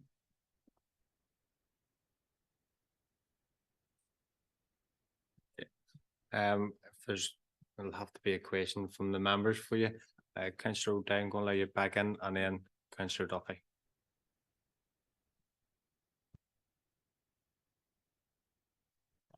Sorry, I think the residents would actually disagree with the, I'm sorry. With Aloysius' remarks, because they live there. They, I'm sure, know what it's like to living near Kilnane and the traffic and all that goes up it. It is so dangerous. So it is, and to add a filling station to the bottom of it, I just can't see how it would work. Thank you. Okay, Councillor, just to remind you that we're in questions, so we'll keep your thoughts sort of till later on. Councillor Duffy, please. Yes, in the interest of fairness, I'd like to ask the objectors their opinion on the road service. Go ahead. Thank you. Thank you, Councillor Duffy. I think the issue is that whenever DFI looked at the proposed development, they looked at it a lot from the left in, left out, Silverwood Road, Kilnane Junction. A lot of the issues that we've been having along Kilnane, even with the traffic calming measures, is that the main road is the route from Tandregee, Guildford, Scarva that people use to access the M1.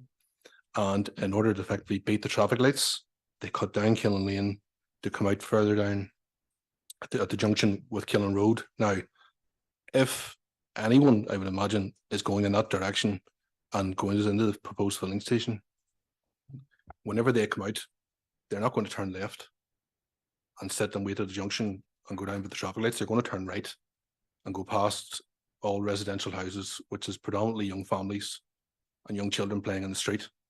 And the road has already had installed traffic camera measures, but that is the issue I think DFI roads haven't looked at. So I hope that addresses your question, Councillor.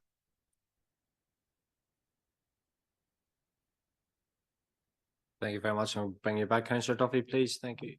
Yes, I'd like to ask DFA Roads their opinion on Kilnane, on the houses and the ramps and other, well, I can't really ask him his opinion why he thinks it's appropriate for more traffic to go down it, but does he believe that actually could take this traffic? And is there adequate traffic calming down Kilnane at the moment? Aloysius, you coming back in? Okay, in response to the question, Kilnane has been used as a route run before this application has come in. It is a public road. As I've said, the traffic calming was put in to reduce speeds, not to stop traffic. Public road can be used by motor vehicles that pay motor tax. We believe that the design of the application definitely discourages traffic from travelling down Kilnane towards the traffic calming and actively encourages them back out onto the main route. There is a yellow box at the top of the main route, which means that even if traffic's queuing, they have the opportunity to turn out to the traffic lights. So I would disagree with the assessment that traffic will automatically turn right to sort of use Kilnane.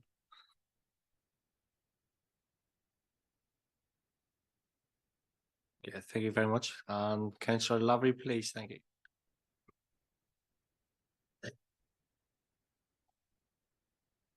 Thank you, Chair. I have two sort of questions. The first one, there's talk about zoning if retail or the application was appropriate on that site.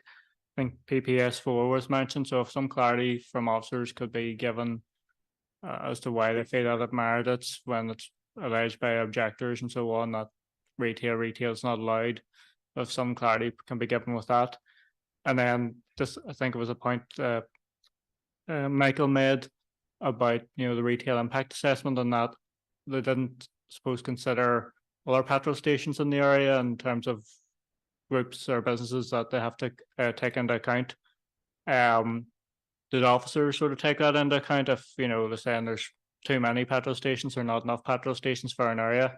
I suppose, do they feel that there's room for it, rather, so to speak, or would it put other petrol stations out of business? So maybe some clarity if any consideration was given regarding those sort of you know, economic impact factors and two sort of queries out there for Sinead there. Thanks. Thank you, Councillor Lovely and Sinead. Want to bring you in? Yeah, thank you, Chair. I suppose to set out in the report, the land is zoned for light industrial and warehousing, but the policy allows for exceptions for that. One of those exceptions is for sui generis employment use. It goes on to state retail would not be acceptable unless ancillary. Now, we have looked at the plan and use class order, i.e. legislation, and that's where we have picked where our sui generis uses are from. Petrol filling station, restaurant, cafe, all them are sui generis uses. Even though they're selling food, they're simply, as in legislation, not policy, legislation, sui generis use. What is a sui generis employment use? We have put weight in the PSC decision, and I agree with objectors, not all PSC decisions stand on all fours with one another, but this one's been very useful because it set out and it tested what is a sui generis employment use. So basically what they were saying, there's no definition in PPS 4, it doesn't quantify it. What is a sui generis employment use? So basically it said if there's any sort of employment, that has to be an employment use. So it's sui generis employment use. PSC decisions have to be respected and followed unless challenged to the courts. So we do have a duty bound to follow those PSC decisions. So in light of all that's before us, we are content that the sui generis employment use is the primary and principal use in this site.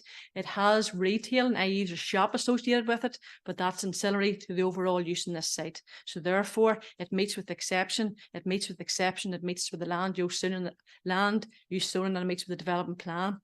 As regards to quantitative need, yes, that is something officers do look at. Basically, the SPPS seed says that any sort of development of this kind should have an application that has a need which is proportionate to support this application. Now, it is quite small, it's not a major application, but it does set out in qualitative terms, basically increased competition, which we have to look at in quality. Several significant housing areas, the site of Lurgan, you will note that we have approved a major development right beside this as well, new housing coming in. There is a big employment area here where people, you know, is coming as well.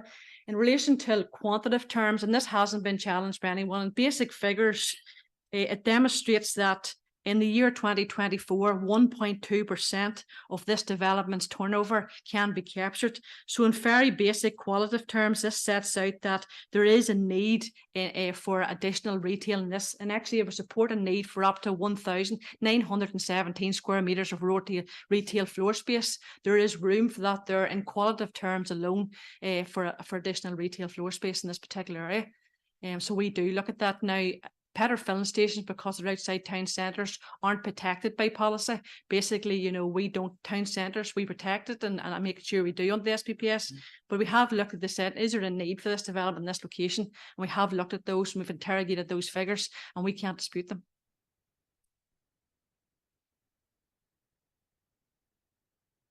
Thank you for that clarification, Sinead. Do you want to come back in, Councillor Lovely? Okay, Councillor O'Dowd, bring you back in.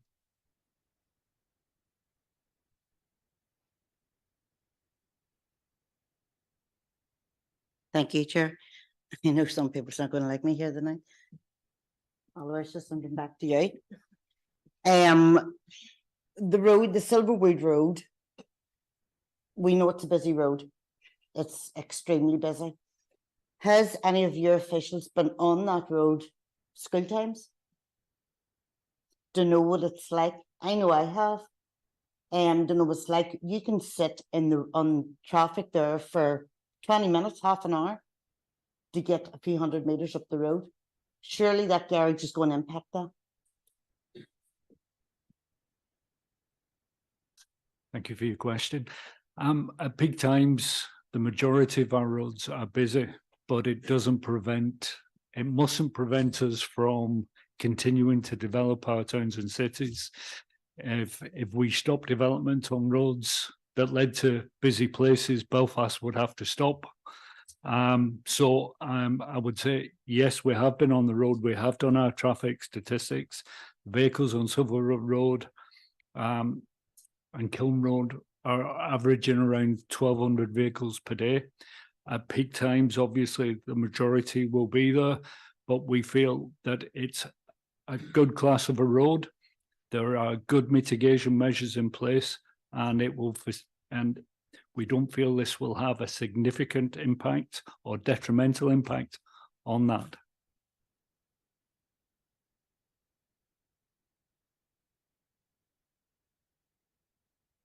Thank you. Otherwise, want to come back in, Councillor O'Dea, go ahead.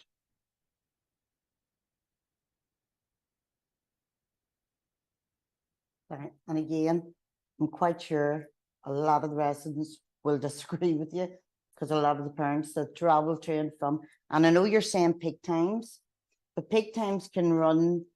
I know parents that leave the house to get a child to school in Francis Street for 9 o'clock at 8:20, and they're not coming. They're not traveling that far. They also run then. There's children gets out of school 12 o'clock, 1 o'clock, 2 o'clock, 3 o'clock, and after school at 4 o'clock. So that's near enough a whole day of people sitting in traffic, sitting struggling, and that road is just chocker block. Is there anything else even that can be done there? I believe the measures that we've asked for and that have been taken up on the design will mitigate any effects that this development will have. So the widening of Silverwood Road to facilitate by traffic overtaking on the left, the widening of the junction and the Kiln Lane down across this development, the extension of the yellow boxes, etc. We believe it is a good class of a road. It may well be busy, but we believe it has not reached its limit at this time.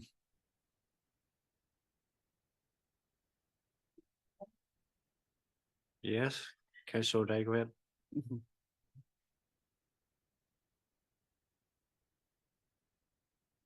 You've added the lanes, which would be great, but is that for both ways or just one way? Lane, sorry.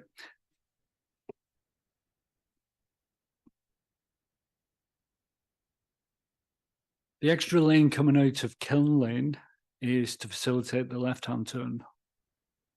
So it's one additional lane coming out there. That means that you're not going to, we have the yellow box in front, but it enables traffic to turn left out of Kiln Lane back on Silverwood Road and not sit behind traffic then that is looking to turn right. So you're left with 3 lanes at the top of Kiln Lane.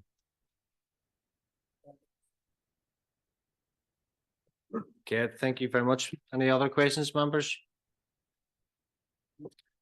Councillor Hoggy.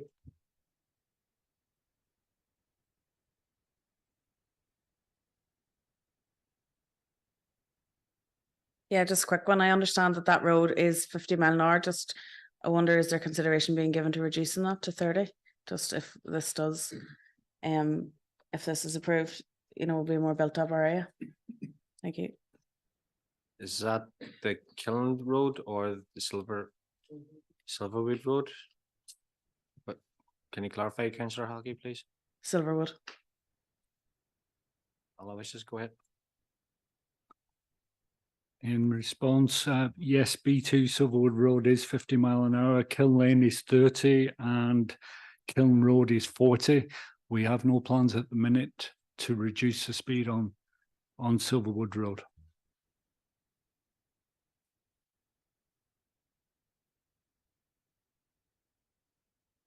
Another question for you. In terms of the speed ramps, what speed is that? Does that bring that, or supposed to bring that down to, was it 15, 20 mile an hour, or is it? Sorry, hang on. No, yes. Say that again, please. Sorry.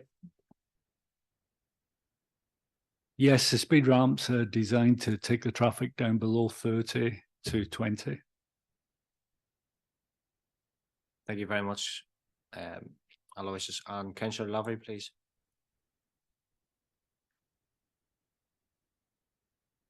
Thanks. No, that's a good point from Councillor Haughey about the speed limit. But funny, I remember maybe it was relating to the housing development, but that the speed limit, the 30-mile-an-hour speed limit, no, there, that's near Francis St. Francis Primary School. It was to be moved up that road, Silver Road. I'm not sure if it goes up that far, but I know maybe whoever brought the other application regarding that housing development, I think it brought it across from that entrance further up the road. Now, I don't know if it brings it up to that junction, but if some clarity could be given where that new 30-mile limit would begin, because I think it was a requirement of that other planning application, but I can't remember where it's being extended to. But no, it's further up from Francis Street, further towards here, but I don't think it's that far. There's just some clarity could be got, because I know the word changing it, maybe it includes here. I don't know if we're able to check that now or. Thanks. Yes, over DFI, are you able, either of you able to answer that? Aloysius, go ahead.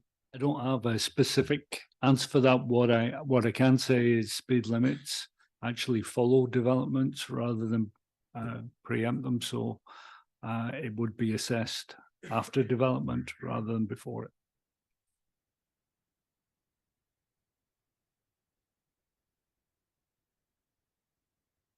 And Sinead, please. Yeah, just to clarify, Councillor Lavery, we wouldn't have a stipulation in plan approval that would reduce the speed, and that's a different part of the DFA roads. You'll have to look at that, but it would be post development, and if it is constructed, etc., that would be a matter for the traffic side of DFA roads. We wouldn't stipulation a condition in relation to that.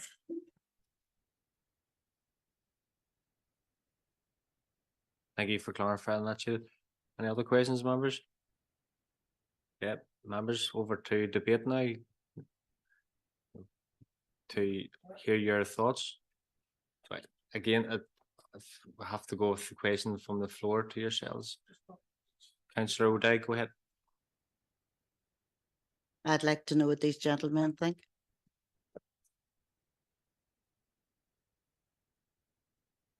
Thank you very much, Councillor. Suppose look at it would be remiss of me not to bring to your attention. There's a number of very important points here. First, in relation to back to the retail issue, policy doesn't actually distinguish between classes of retail or types of retail. It's all retail is frowned upon in industrial areas under policy. That's the first thing, whether there's sui generis retail or are there any other type of retail. Second thing is that the appeal decision that the applicant and officers rely on, another reason that appeal decision is not comparable, it's not binding, and it shouldn't have any influence in this decision whatsoever. It was for a swimming pool. The issue of retail, whether a swimming pool was an employment use or not, frankly, that's a red herring in this debate. A swimming pool is not comparable at all. We feel that the fact that the applicant has set out and conducted retail studies, that is, it's by extension, it's an acknowledgement that this development is retail, which simply is not permissible on zoned industrial estates. So thanks very much for the opportunity, Councillor, and sorry for the intervention. Suppose in the interest of fairness, I'll open the floor to yourself. Yeah.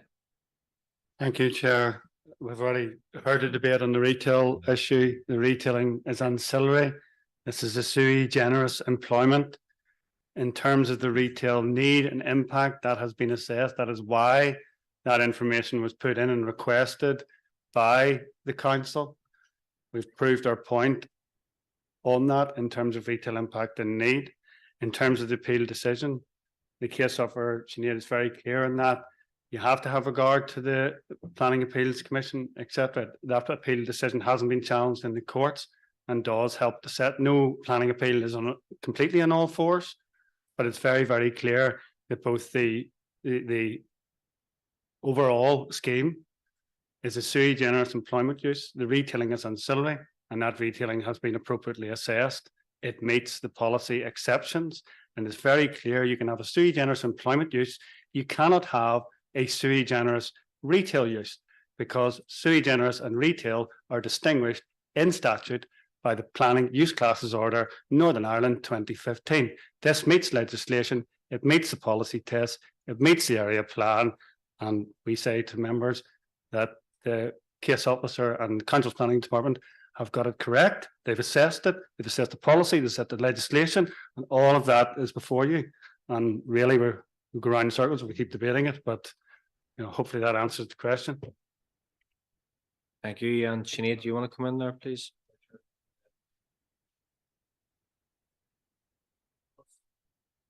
Okay, I'll come back to you in a second. Okay, go ahead, Sinead. Thank you. Just to put some guidance and I suppose clarification to members about that plan appeal. As regards to the swimming pool, that is not the issue that we looked at that particular appeal decision. We haven't looked at it as regards to how we assess retailing or ancillary retailing. We have looked at that, what is a sui generis employment use, and that's why we needed that. Basically, they said the figures, i.e. how many you employ, is not the critical issue if you employ. So we haven't looked at that as relation to how you assess ancillary retail. We have looked at that how you assess sui generis employment uses. So just for members' intentions, that's make it clear.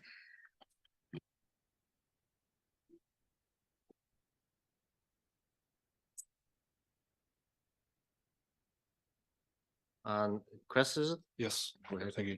No, just to assist the committee, the issue with regard to the speed limits, the 30 mile an hour, 50 mile an hour zone had been moved up towards St. Francis Primary School.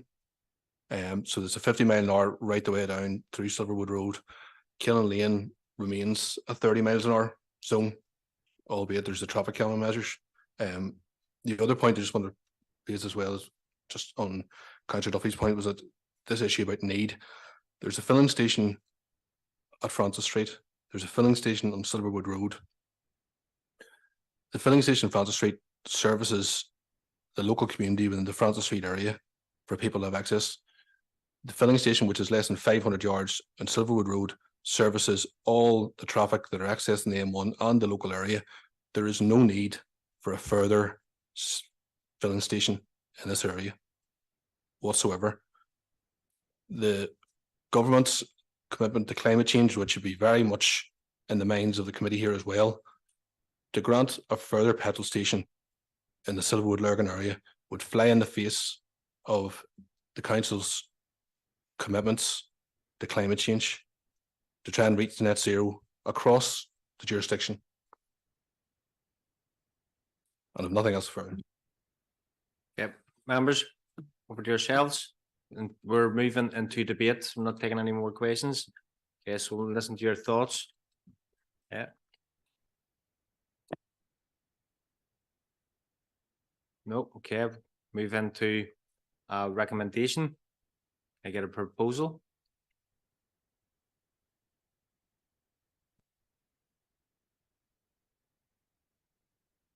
All right. Go ahead, Alderman Wilson. Thank you. Yeah, I suppose, having, listened to all the various views and have been passionately made, there's no doubt about that. But when you, when you consider I've zoomed out on the, in the Google Maps here, and there's a significant industrial area there and residential.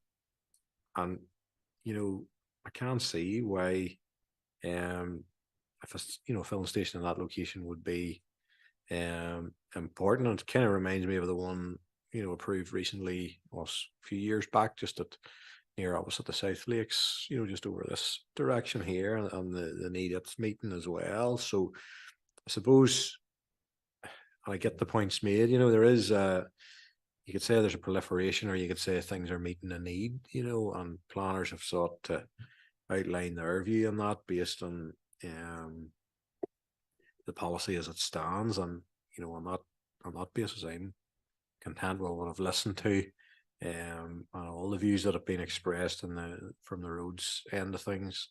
I want to thank roads for coming along tonight and giving their view, but I'd be happy to accept the recommendation of planners in this one.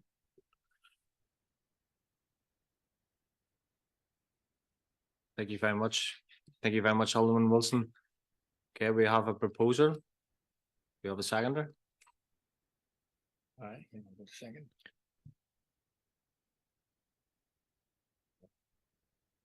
Thank you, Chair. I'm happy to second it. I think there's been quite a good debate regarding it, and I think the fors slightly outweigh the against, so I'm happy to second the recommendation. Thank you, Alderman Wilson, or Alderman Kennedy. Councillor O'Dowd, please.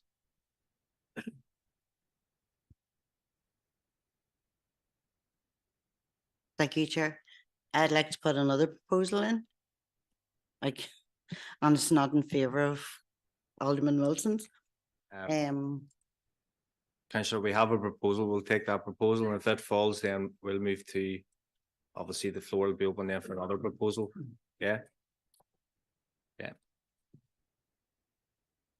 Yeah. Okay, members.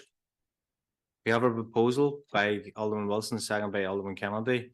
Are we all agreed? No? Okay. So go for a vote on that. Give me 2 seconds.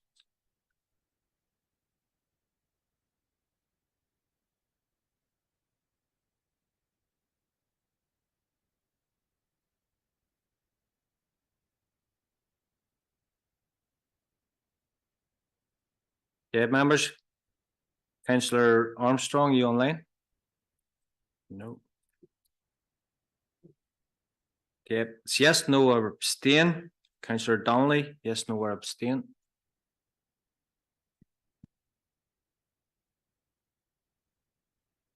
Hale, no.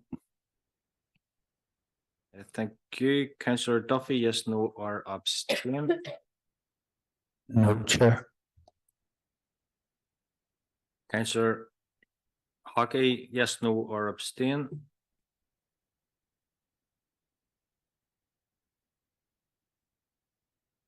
No, Chair.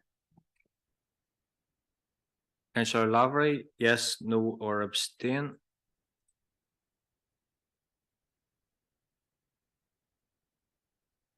Yes.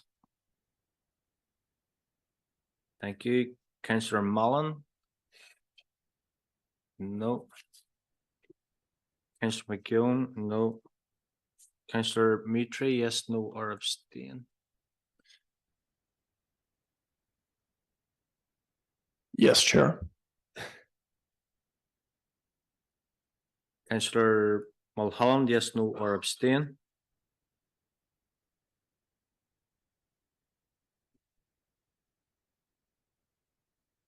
Yes, Chair.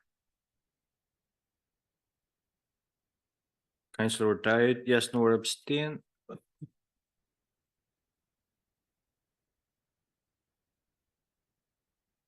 No, Chair.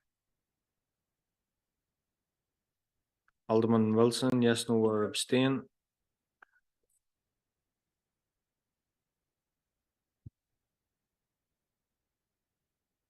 Yes, Chair. Councillor Wilson, yes, no, or abstain. Yes, Chair. Vice Chair, yes, no, or abstain. Yes. And the Chair, yes. Bear with me, members, to count the vote.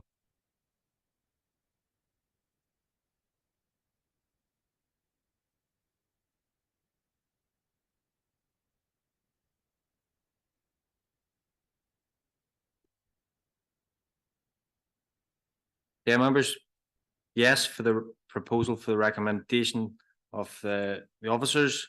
Yes, 7, no, 4, so the proposal carries. Okay, move.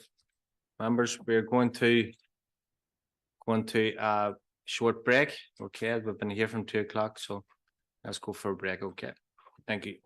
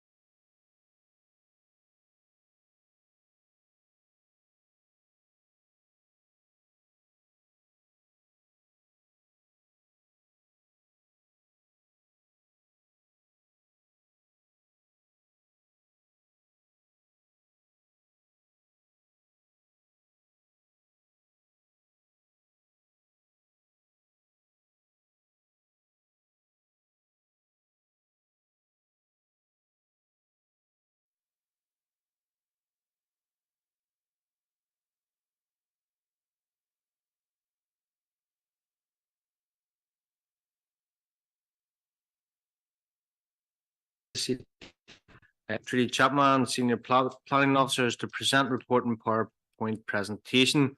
Members, you'll be aware of the display to your right. Officers have had sight of the display prior to the meeting and are content that the use of the display complies within the protocol. Yeah, so Trudy, over to you.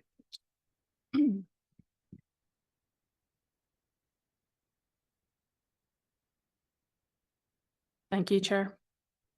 This application seeks full planning permission for the erection of a 22.5 metre telecommunications column and associated headframe, ancillary works, cabinets and palisade fencing. The application is before you this evening based on the number of objections received.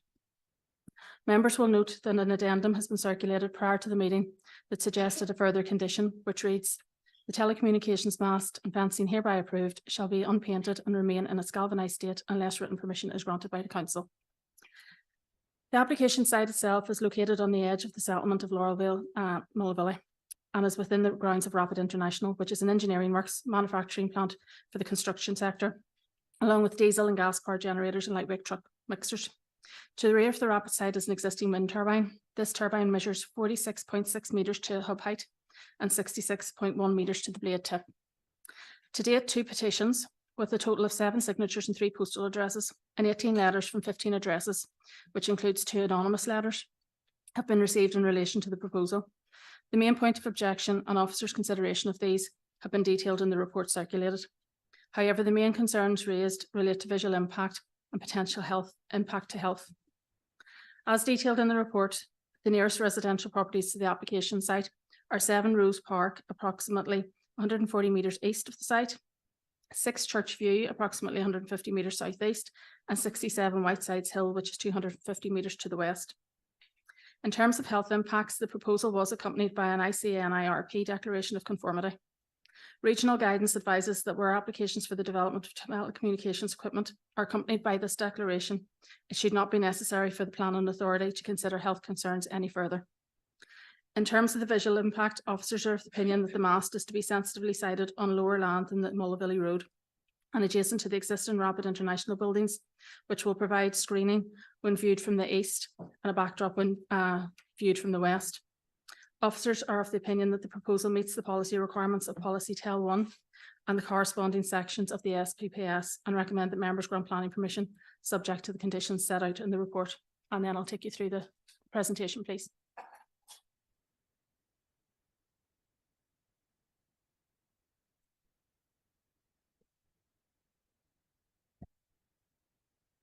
So this is the location of the site within the general area. And our site location plan, so the buildings to the centre of the plan, those are the main buildings of Rapid International site. This is an aerial photograph of the site within the wider area. And this one is a closer up showing the main site. You can see the Rapid International site and the main Mullavilly roundabout is the main focal point there. The next slide then, this is taken from within the grounds of Rapid International looking northwest towards the site. Next slide, please. So again, this is within the site and this is looking towards Whitesides Hill, so that the buildings, the dwellings you can see just on the skyline, that's Whitesides Hill. This is taken within the grounds of Rapid International looking north, and where that photograph's taken is broadly in the area where the phone mast would be proposed to be located. Next slide, please. And this is taken slightly further back to give you a bit of a representation of what the site looks like at the minute. So you've got the wind turbine in the background, the main industrial building, and then some outdoor storage. Next slide, please. So this one's taken at the front end of the Rapid International site, looking back up towards the boundary with Church View. So those railings that you can see there is where I took the original photograph and the first one from. Next slide, please. So this is a Google Street View image, and this is taken from between numbers 4 and 5 Church View, looking back towards where the mast would go with the turbine in the background. Next slide, please. And this is taken then between 370 and 372 Tandragee Road, looking again back towards, so that's the view you get of the existing mast, and then the turbine, or the existing turbine, and the mast will be located then just to the south of that. This then is taken from 67 Whitesides Hill, looking back down towards, and again, you'll see the existing turbine and the Rapid International site as a guide to where the mast would go. Next slide, please. So these are the location of some of the objectors. I've had to separate them out onto 2 slides. So the next slide then should show the rest of them. And the ones in yellow indicate those that were a petition signature. And the next slide, please, shows what the proposed elevation will look like. And the next one is the equipment cabinets and the meter cabinet. And then the last one should be the layout. And that's us. Thank you very much.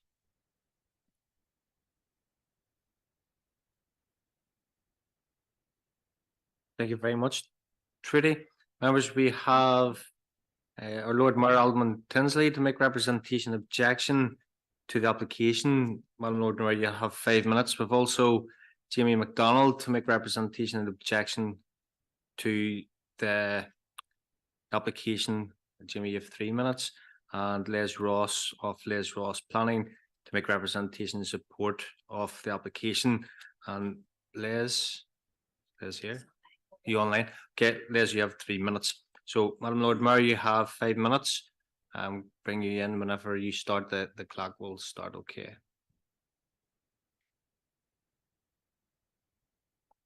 Thank you, Chair, and good evening, members. And firstly, I do appreciate everyone wants to have fast upgraded 5G.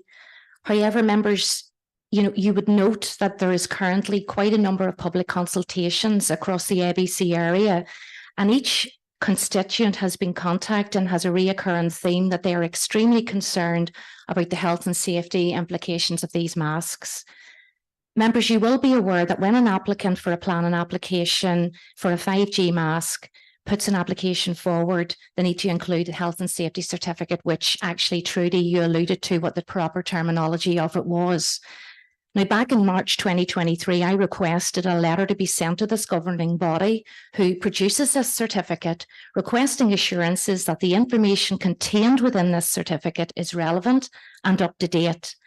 As you know, when I raised this, the information was previously reviewed 20 years ago, which I find totally unacceptable. So I do share the concerns of residents, and I would like someone to clarify to me in black and white terms that these masks are actually safe. As members of the Planning Committee, are you truly convinced these masks are safe? If you have any doubts or concerns, would you please request a presentation from the governing body to answer the concerns of our constituents? Absolutely no one objects to these masks if they don't live within the locality of one being erected. However, if one was being erected outside your home, would you be satisfied with the health and safety of your own family? I would therefore urge the Planning Committee to put any mask applications on hold and a letter be sent to the governing body requesting they attend a meeting where councillors can put their questions to them and alleviate the concerns of our constituents. And I genuinely do not believe that this is an unreasonable request. If everything is safe, then the public fears should then be satisfied, and we as public representatives will have more confidence in supporting these applications. I would also raise the question to our legal department. Would there be liability to the members of this committee that should there be a health issue raised in the future linked to 5G masks and members did not challenge or seek clarity on the health and safety? What would be the possible outcome to the members tonight? What would be their liability? We have extremely concerned residents, both in the older generation and those that have young families. They're genuine concerns, and it's not just in this one application here tonight. There's workers in the surrounding area within that Rapid International as well. But I also there's an application coming forward outside a local school in the Lurgan Road in Portadown. And the same concerns that I have for this application, I have for those school children within that area. And I'm sure I'm not the only member outside of the Planning Committee who has these legitimate concerns and has been contacted by constituents. I trust you'll take this request seriously before making a decision tonight, and appreciate you having this time tonight. Thank you.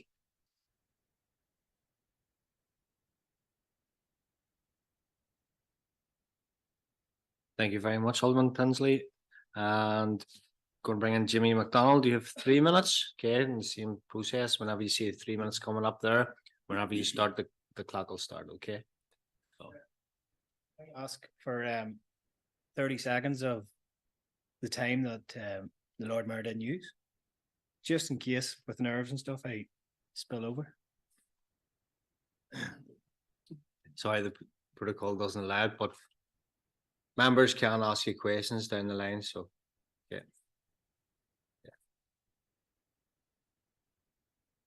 For reference, this is a photograph taken from number 2 Mullavilly. And this is what we're proposing this evening. The foundation of this proposal is built on outdated regulation, specifically Policy Tail 1 of PPS 10, which failed to account for the rapid advancements in technology over the past 2 decades, specifically in the introduction of 5G. We echo the call for a review of this antiquated framework as highlighted by Damien Mulligan in his June letter to the 2023 letter to the DFA. Furthermore, we acknowledge in the Public Health Agency's consultation response the acknowledgement of increased radio wave exposure with 5G coupled with inconclusive evidence on its health impacts, and it demands your utmost attention. A critical flaw in the application is the absence of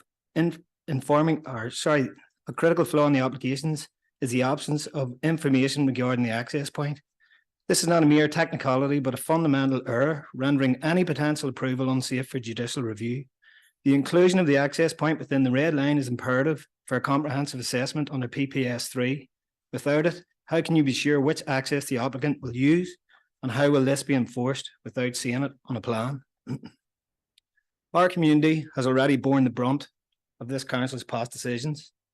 We have negatively impacted our quality of life. The approval of this wind turbine in 2010, which failed to harmonise with our surroundings, has had lasting consequences, including detrimental effects on the mental health of some Churchview residents.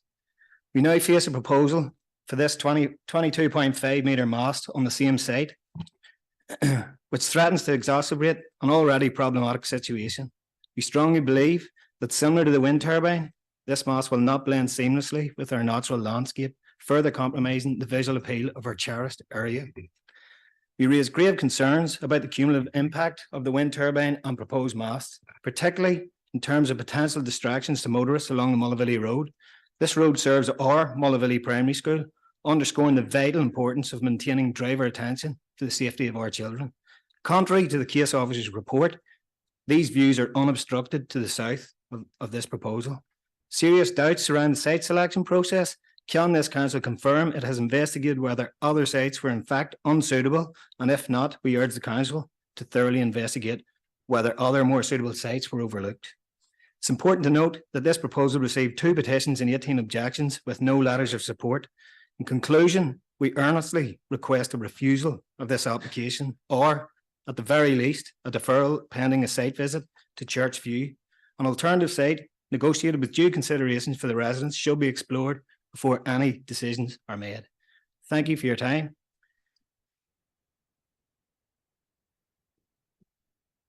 Thank you very much, Jimmy. You didn't need your extra 30 seconds, but just for clarity, would have been the department, the DOE department, that would have passed the windmill. Okay, the council's only been going from 2014. Yeah, so Councillor Duffy, we have another speaker before you come in. On the wind turbine, I had a local resident in putting together a report for objection and the use for objection till it right up till a few years ago with the times it was allowed to be used. So I think that this specific one, well, that wind turbine there beside that one.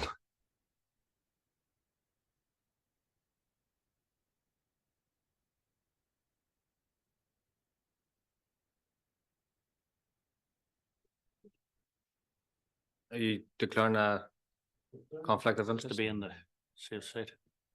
Okay, Councillor Duffy's declaring interest in the application. Okay, so Mr. Les Ross, you're online. Hello, Chairman. Can you hear me there? Yeah, we can hear you. Same place to yourself. You get 3 minutes whenever you start talking, the counter will start whenever you've, obviously it hits 3 minutes, I'll cut you off. Okay, over to yourself, Les. Thank you.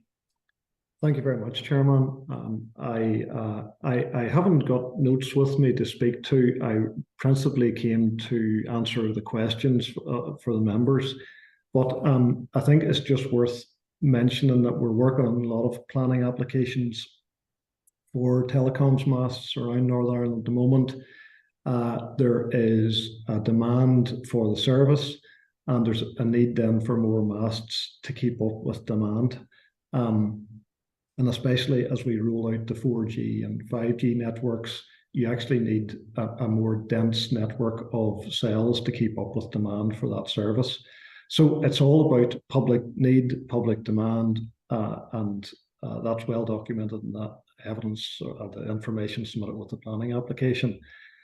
If you were looking for a perfect site, I believe this would be it. It is within an area where there is a lack of masts at the moment, and there isn't coverage. And this industrial site sits at a perfect location in a not spot, an area that's not covered at the moment. And whenever we're out looking for sites, what we're looking for normally is a commercial site, somewhere that's well removed from housing, and that has that character of development, commercial development already. So this is an absolutely perfect site, and it would be, I suppose, we have looked at a number of other sites, but none of them are anywhere near as good as this. And I would naturally gravitate to this site because of the commercial character of it. We will use just to mention about access, we will use the existing access to the factory premises, and that's standard practice across these types of sites. We don't normally show the red line to encompass an access where that access exists already. So that would be standard practice in this type of planning application. And I look forward to answering your questions. Thank you.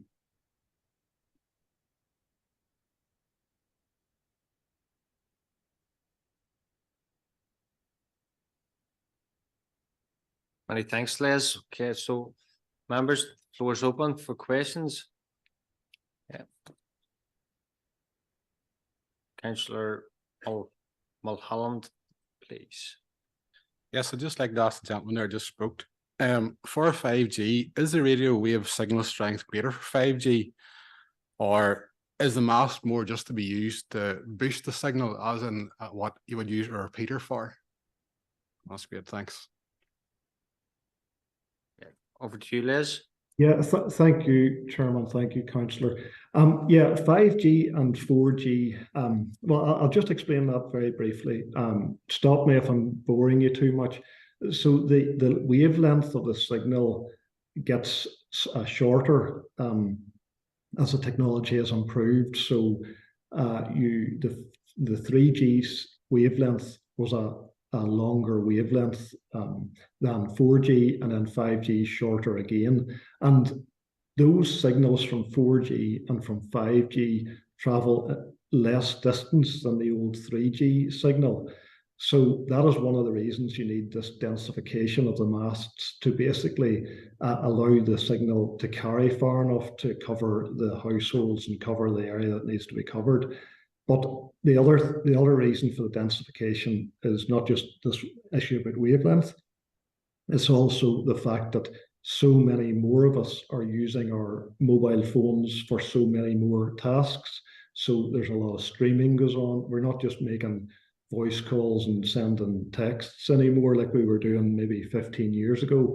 Now we're very much streaming online. You're using all these different services, and people, as you all are aware, people just depend on their phones so much for all of these different, their social, their business needs, and that's why we need extra masts.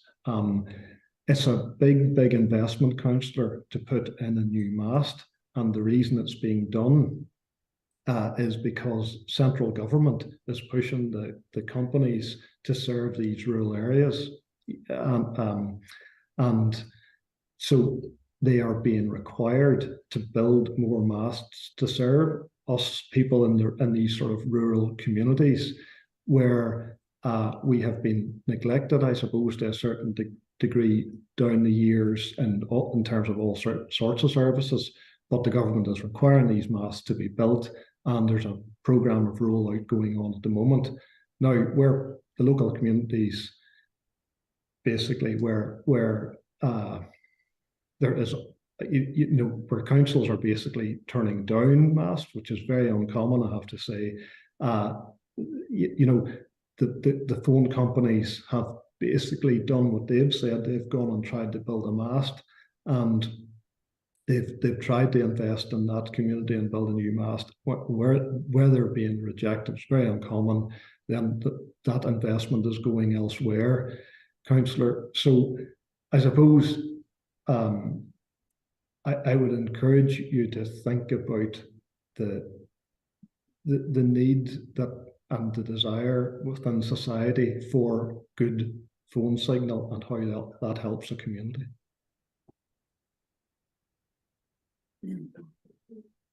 Many thanks, Liz. That answers your question. Thank you. Alderman Wilson and Councillor Moutray.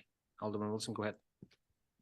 Yeah, it's just, I suppose I would draw attention back to the regulatory part of the meeting earlier, and I know there was a communication received there from DFI, and towards the end of that there was I suppose a suggestion or an instruction or a direction of travel that the Department of Health would be a suitable source of information on this in terms of the health and safety. And a note that in our regulatory part, the suggestion was that the information before us was that we've contacted the Department of Health and we're awaiting a response.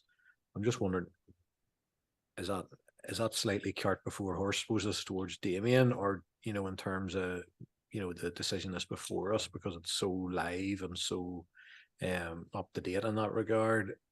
Do we not need to wait on that Department of Health response before we can make a properly informed decision? I'm just putting that question out there at this early stage. It would sort of be my feeling on it that, and I know the wider Laurelvale area is suffering quite a bit with poor signal that reaches right to my house as well in terms of that. So, and I'm not that far away from it. So I get probably there is a need for it, but there's also a need for, residents to have their views considered as well. And I just note within that, it's a wee bit glaring to me that we're awaiting this update and yet it's not forming part of the decision-making process here tonight. Thank you, Chair, and thanks, Alderman Wilson. Yeah, I did present a paper to members earlier on this evening. Just touching briefly, I suppose, to begin with, on the guidelines by the International Commission on Non-Ionizing Radiation Protection. Look, those guidelines were produced by, firstly, the Commission themselves is an independent, non-profit making organisation. The work that they do is accepted by the World Health Organization. So basically what planning policy says at the moment is if an applicant puts a statement in with their application saying that they will comply with those guidelines, there's no reason for councils to refuse planning permission. Now, we have written to DFI, as the Lord Mayor pointed out, and we have asked them to review planning policy in relation to health considerations. Now, they've come back in a response and said, we don't intend to review policy. And they proceeded to advise that the Department of Health and the UK Health Security Agency both deem those guidelines as an appropriate standard. So they're very clear on that. That is the position at the moment. And I understand, I really do genuinely understand the concerns around health in this issue, which is why we picked the matter up in the first place. But the position very much from DFI is no, they won't review policy. And secondly, they're very clear on the guidelines that are in are an appropriate standard. And if an applicant states that they will be complying with those guidelines, we should not refuse permission on grounds of public health. Now, Alderman Wilson's absolutely right. There is some engagement ongoing with the Department of Health. DFI did say, look, if you want to pick this up with the Department of Health directly yourselves, you can do that. So a letter has gone to the Department of Health, but we are fully expectant that they will come back and confirm the position set out by DFI. So look, hopefully, sure that clarifies the position. Yeah, thank you very much, Damien. Happy with that response, Alderman Wilson? Yeah, Councillor Mitri, please.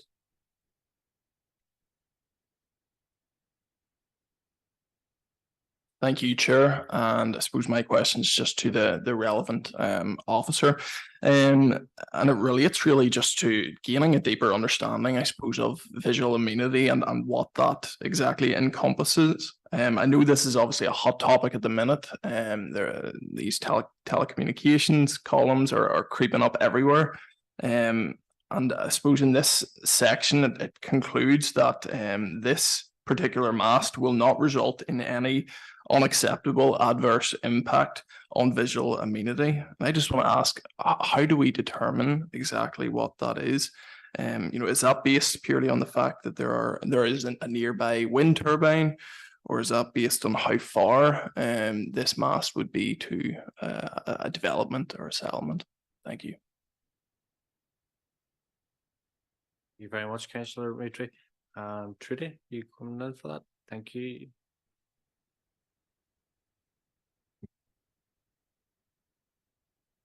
Thank you. In this particular case, the policy actually directs you in terms of where these things are best placed. There are obviously differences between predominantly urban situations where the suggestion is you make it look as if it's part of the street furniture and things like that. But a situation like this, you're actually directed towards somewhere with a backdrop, preferably somewhere industrial, which we've got in this case. It does say you can actually cluster larger objects together. So it might be that you have 2 or 3 of these masts together. Now, in this case, obviously we've got the Rapid International buildings, so they are of a height. Now, I did have those measured, but the portal has gone down at 6 o'clock for maintenance and my map was on it. So I can't tell you the exact height. I know this, the smaller one that you can just see, maybe Mr. McDonald's picture's the best for that. The one that you can just see there is 10 meters. The higher part of that, I think it was 17, but I can't be certain now. We obviously do have the wind turbine, which is an obvious feature in the landscape, but we also have electricity lines. We also have the pylons in the background as well from those photos, which weren't captured in my photos. So from our aspect, we're looking at this in terms of you won't hide these things. They're not designed to be hidden, but there is a backdrop of other things in the sort of visual landscape, which means that it won't be as obscure as they would be in other places, but this is where the policy directs you to put them.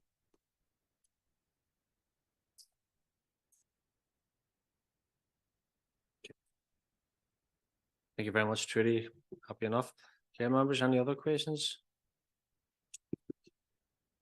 Okay. No more questions, members. We'll move on to debate stage. I'll not be taking any more questions.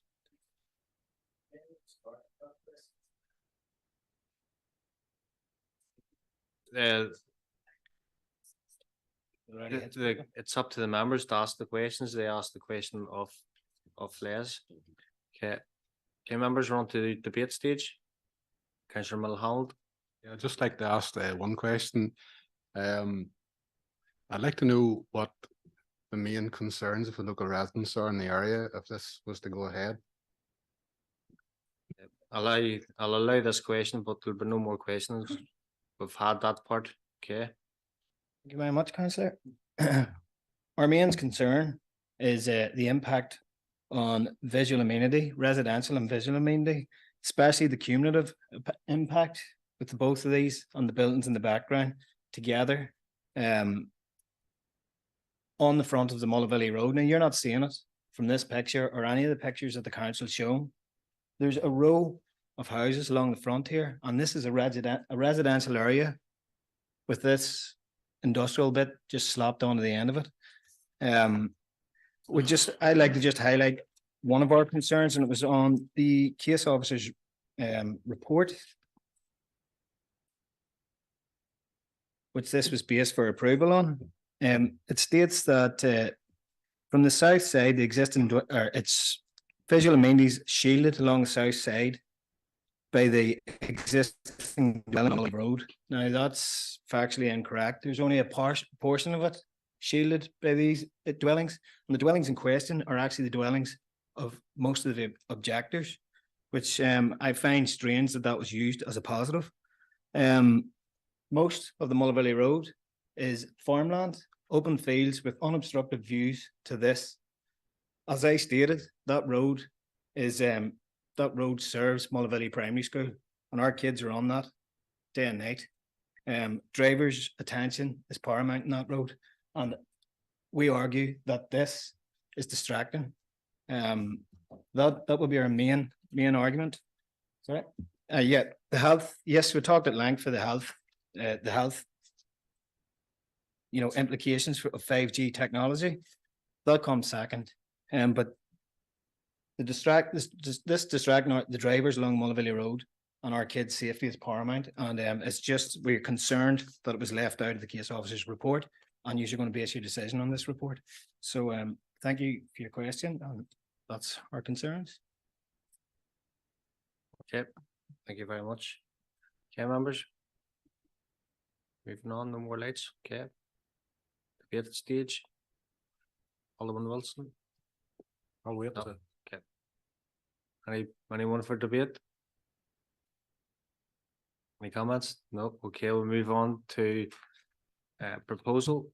Alderman Wilson, go ahead.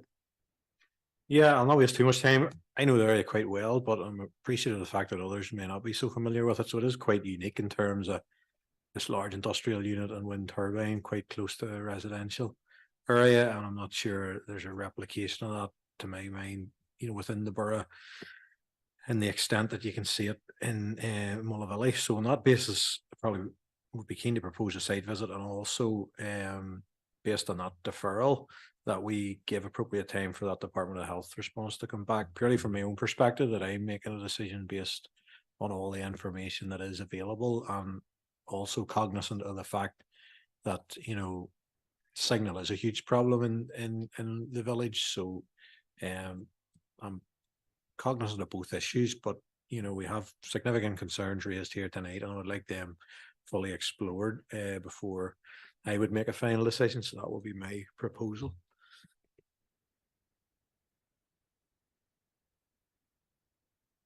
Yeah, thank you very much. Alderman, Councillor Mitri, please.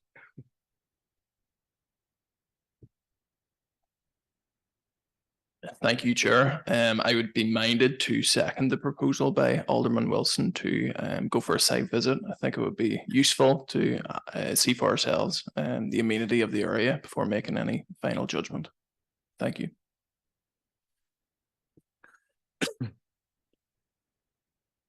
Yeah, thank you very much, Councillor.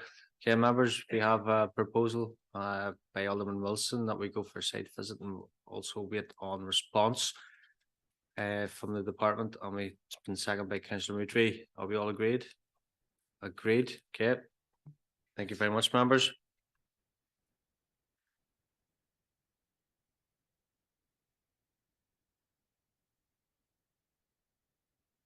We move on to Appendix 10, application number LS08 2023 2446F, and an approval by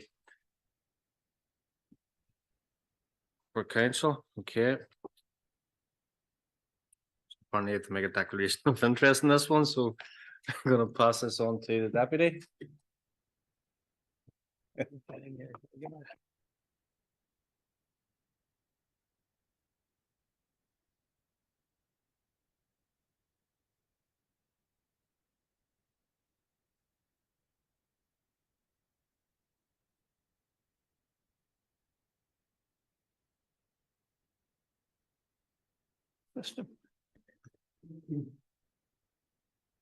Glen said LA 08 2023 244F.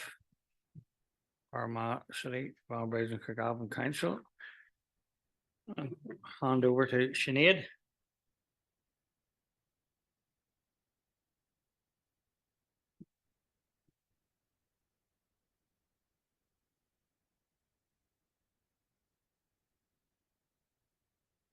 Thank you, Chair. The application is a public realm improvement scheme. It's amendments to road layout of Downshire Bridge section of the scheme from that previously approved under LA 08 2021 1120F. And the reason it's before the Planning and Regulatory Service Committee is because it's an application which falls within the major category of development and it's an application made by the council. Officers have taken that members have read the report in full and such as a synopsis only. Members may recall the public realm improvements consisting of resurfacing of existing footpaths and spaces, new replacement tree planting, street and feature lighting, new replacement railings and walls, new replacement street furniture, new roadside curbs, minor amendments to on-street parking and improvements to pedestrian crossings, new lighting to the old town hall facade and Downshire Bridge arch was approved in this committee on the 6th of April 2022. The design team, following discussions with the EFI Roads, the council and disability groups, have sought to amend the junction arrangements associated with Downshire Bridge under this application. These amendments include increasing footpath widths on top of the Downshire Bridge where possible to improve pedestrian safety and movement, curb levels amended to provide a vertical definition between carriageway and footpath. Existing uncontrolled crossing points are to be realigned and drop curb units provided to improve usability by all user groups.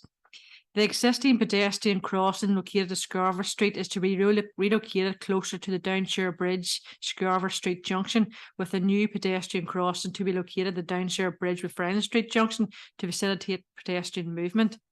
The scheme aims to improve the existing public realm within Banbridge Town Centre, creating a more walkable and easy navigatable public realm environment at the Downshire Bridge. Officers have assessed the proposal in light of the principle of development, impact on townscape, impact on natural environment, and impact on list of buildings, and in consultation with appropriate competent authorities have no objections. Policy MP 1, creating an accessible environment of PPS 3, states that an environment may be accessible to everyone is an integral part of the planning system, and under the provisions of this policy, developers are encouraged to take account of the specific needs of people with disability and mobility issues. In terms of pedestrian safety and movement, the amendments sought are an improvement on the existing environment and the previously approved application.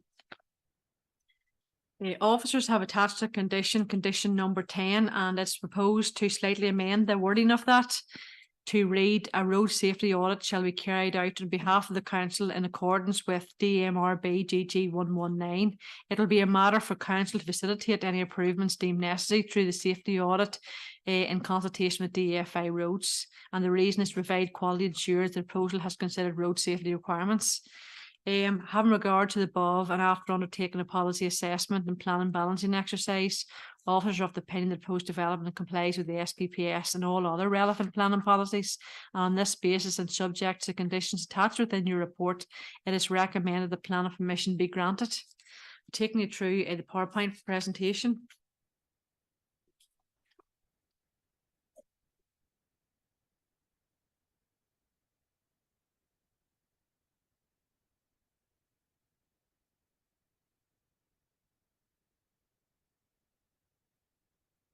So the location of the site was in the centre of Banbridge Town Centre. And there's an aerial view, so in the centre of the town centre. Next slide, please. So that's a site location plan. So the site location plan is as previously approved because it's an amendment to the previously approved scheme. Next slide, please. So that's the site layout plan as that's proposed. You'll see at the junction there that there's two pedestrian crossings at each side of the Downshire Bridge is now proposed under this application. Next slide, please. So that's the approved one. The approved one didn't have those pedestrian crossings at each side of the Downshire Bridge. Next slide, please.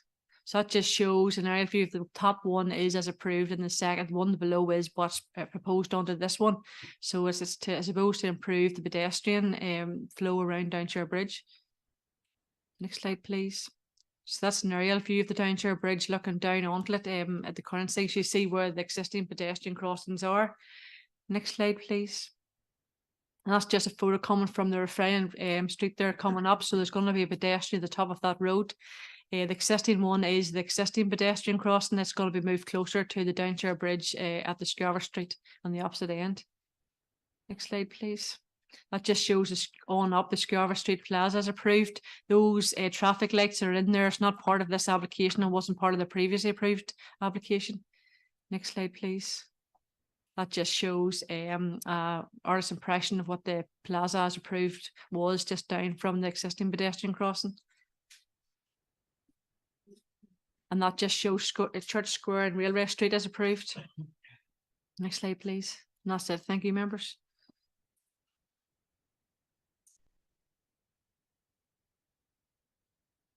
Thank you, Sinead. And we'll have Ray Holbeach making a presentation as the agent. Ray is online.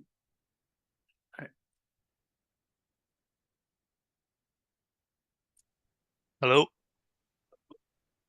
Hello. You have 3 minutes, Ray.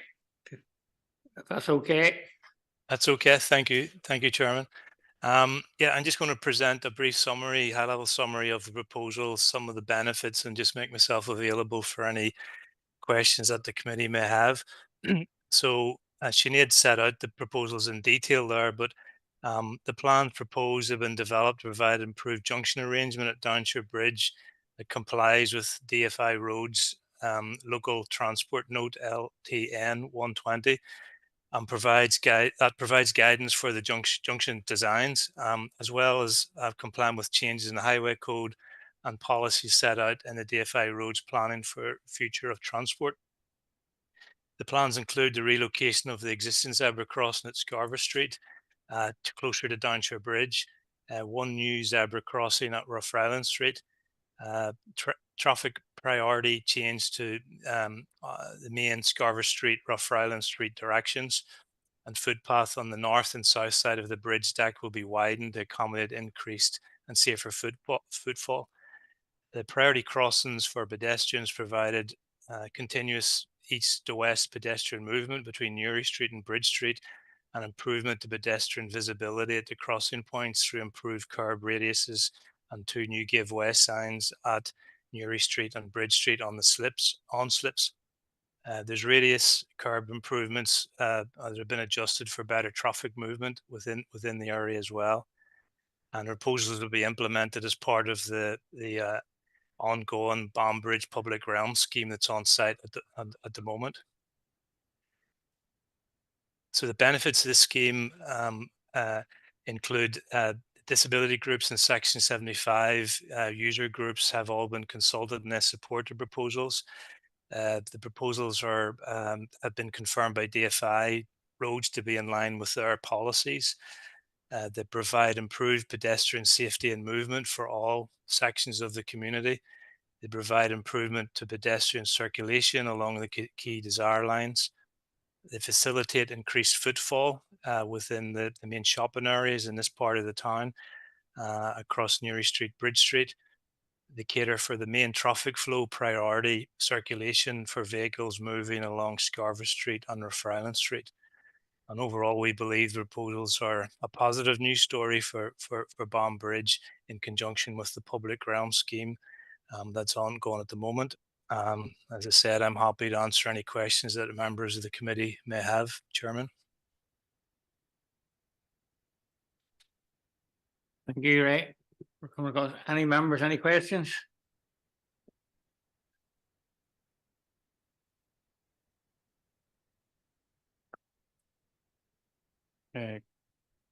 Councillor Wilson. Thank you, Chair, for that, man. It's just a question around condition 10. I know, Sinead, you'd mentioned it. It's just the review period after 6 months for the change of the traffic flow. The centre of it, that's right in the heart of the town, and an awful lot of traffic movement across Downshire Bridge. And that's a major change for people trying to get their head round that now they don't have to stop, they can just drive on straight out over the bridge. Sort of a bit of concerns about, how that's managed and the potential for obviously accidents there because with the volumes of traffic. Is that a policy that's only after 6 months, or could it be reviewed, say, in 2 months, then 4 months, and then 6 months? Why do we have to wait 6 months for that to be reviewed if there is some issue?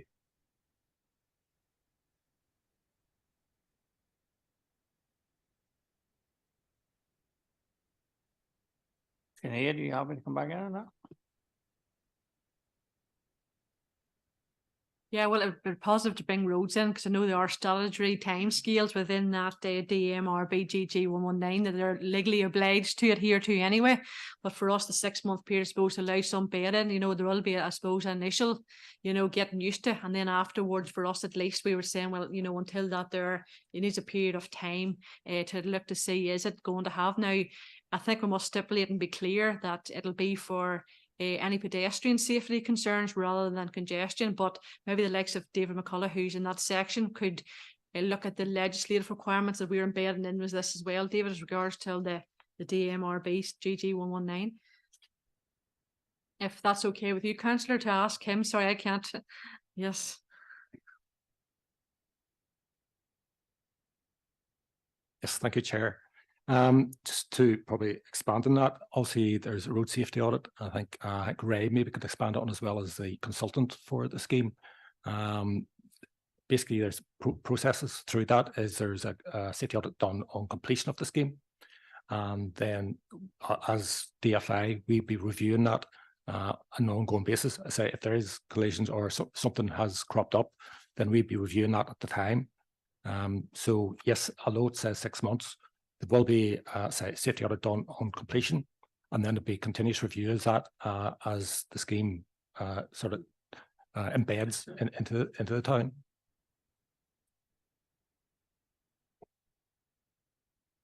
Thank you, David. Are you happy enough with that, Councillor Wilson? You're looking back in?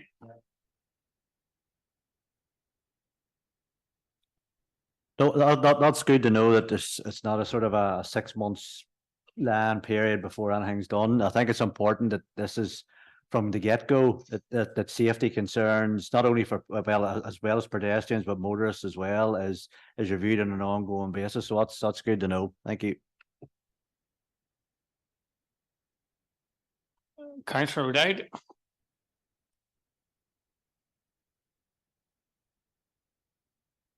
Thank you, Chair.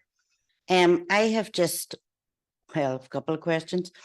The first one is, unfortunately, I'm old enough to remember this particular junction after going to school in Banbridge has actually been changed several times. So why change it again? You know, it has been changed the way it is now and the way they want to have it. It has already been like that a few times. It's been changed over the years. I'm just wondering if it's working, why take it?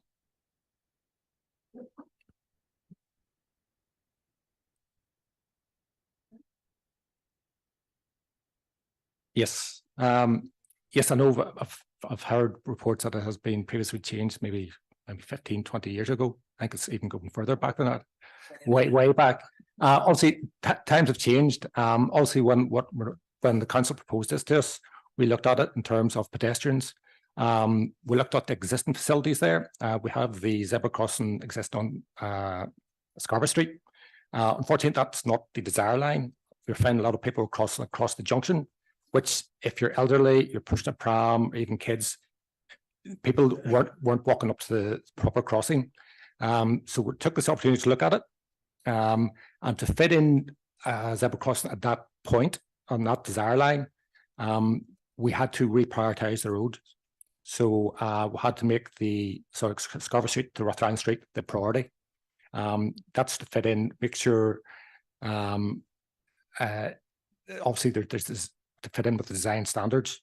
We had to do that. Obviously then we had to also do it for Rothran Street as well. So we took the opportunity to improve the whole junction, because at present there was one zebra crossing that was not used appropriately.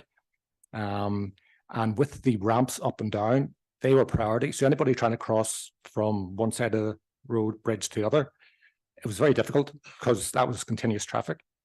So by reprioritizing the roads, we're able to fit in 2 zebra crossings, which makes it a lot safer for people crossing Scarborough Street, Rothran Street, but also then crossing the ramps or the off slips. There's only, you have to look in one direction now for traffic coming. With the off ramps, there's a giveaway prior to the pedestrian crossing point. So that gives the pedestrians a lot safer opportunity or easier opportunity to cross. So that's why we've obviously it's different circumstances now, and we're trying to, more focus on those pedestrians. Obviously, they're the most vulnerable people in this town centre. If it was anywhere else out in the country, it might be different. But in a busy town centre with lots of people, children, elderly, people with prams, whatever, this layout was what we could provide in accordance with the design.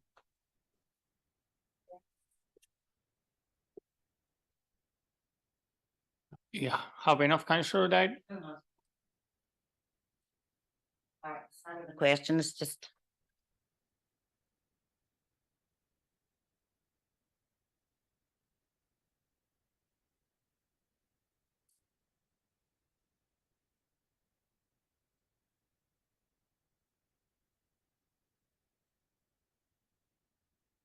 I'd just like to highlight again what Councillor Wilson had said.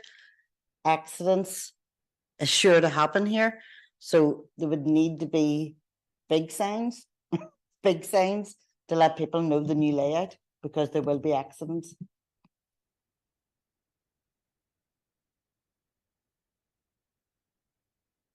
Councillor Lowry?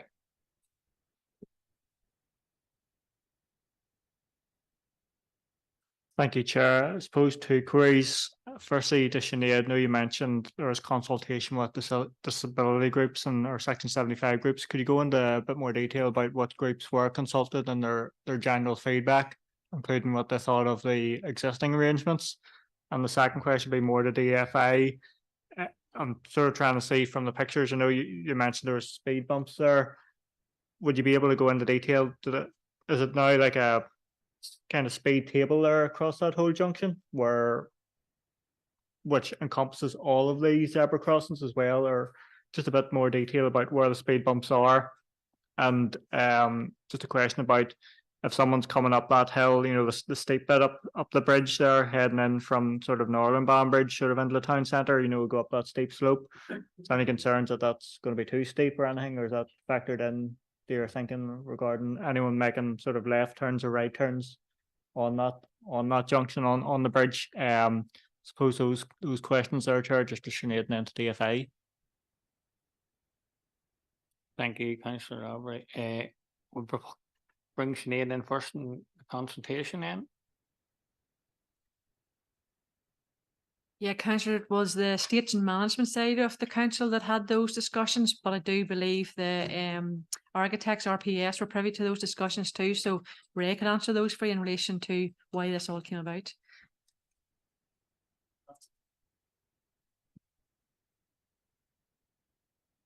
Bring in road service and answer the second question.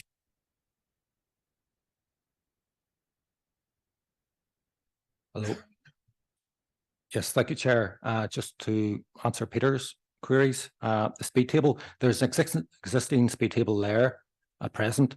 Now, once we put in the zebra crossings, the speed table will start before the zebra crossing, so it will act as a traffic calming measure before they hit the zebra crossing, so it adds another safety feature.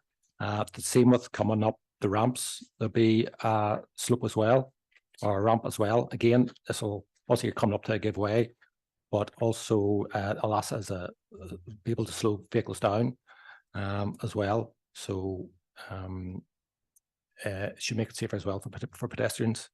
In regards to steep slope, yes, there is a bit of a slope there on the off slips, but again, with our focus on pedestrians and pedestrian safety, we're also have to allow them to cross first. So if there's difficulty pulling off, yes, I don't see it as a huge issue. If everybody's obviously driving cars nowadays, the handbrakes and everything, it's part of the driving test, the handbrakes start on the hill. So we don't see it as an issue.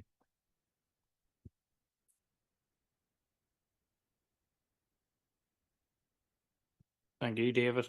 Any members, any other questions? Okay. Councillor Lowry, come back in. Yeah, I was just to ask Ray online there regarding those groups consulted and what their feedback was regarding the existing arrangements. just if he'd have any further detail on that. You get that question, Ray? Yes, I did. Thank you. Thank you. Yeah, no problem. Yes, the main bodies that were consulted were MTAC, Guide Dogs for the Blind, and RNIB. In particular, MTAC have been involved in the public realm scheme for quite a while, and they have actually completed street audits as part of the design development. So they've written to the council to confirm, and ourselves to confirm that they very much support and welcome the new layout that's proposed, and that they go a long way to address the concerns and issues that they had identified within their street audit. So yeah, those were the main bodies, and they're heavily involved in it, and they will continue to be involved in the review of the implementation of the scheme as well. Thank you, Ray. Happy enough, Councillor Lavery? I think road service looking back in there, David. Yeah. No, yes, sure. So no more questions. You move into the debate session then. Anyone comment? Councillor Wilson. Thank you, Chair, for that minute again.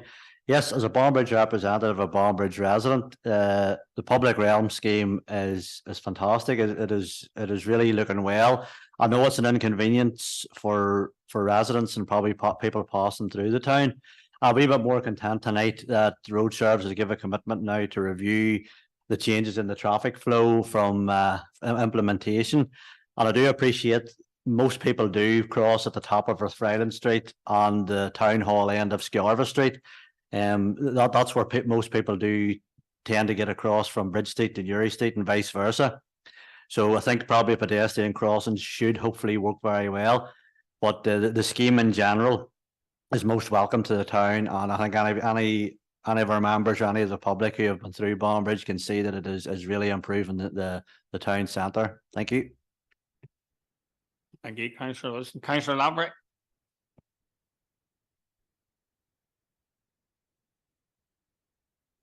Thank you, Chair. Yeah, same thoughts as Councillor Wilson said. It's actually good to get that feedback from those disability groups, RNIB and so on, because obviously those groups would experience different issues than maybe majority of other people. So it's important that we make our town centres accessible and as safe for residents as they can. Otherwise, they'll not be used, not be people not be going to those businesses. And regarding the crossing points, I think Councillor Wilson made an important thing there. So long as it's monitored from the start and adjustments can be made as things go on, I think hopefully it will be a net positive. So be content with the recommendation as things stand. I think they've been explained and that can be articulated there in the community as to why the changes have come about, even after 15 plus years, as Councillor Dowd says, when they maybe before. So maybe it's back to the right way of things. So yeah, content. Thank you, Councillor Irby. No further questions, folks. So head on for a recommendation.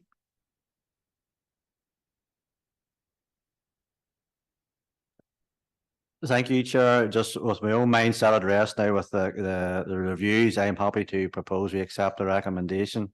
Thank you. Councillor Lavery. Yeah, I'll second, Chair. Thanks. Thank you, members. That's proposed and seconded.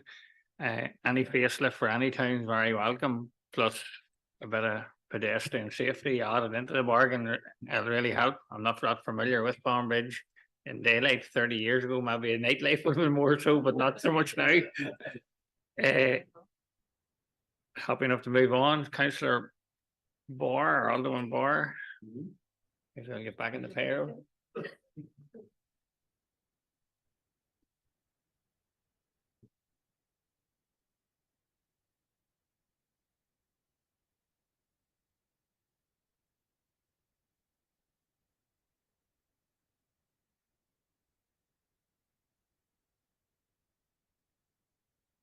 You tried that one out a bit. Eh? You tried that one out a bit. Oh, well, Banbridge, we couldn't rush it through, but.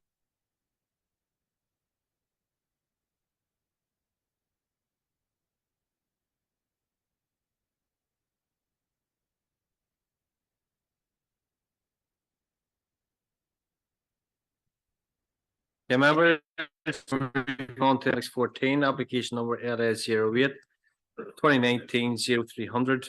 That's approval for SI or Say Energy, is it limited? I'm going to bring in Roisin Hamill, Principal Planning Officer, to present report and PowerPoint presentation.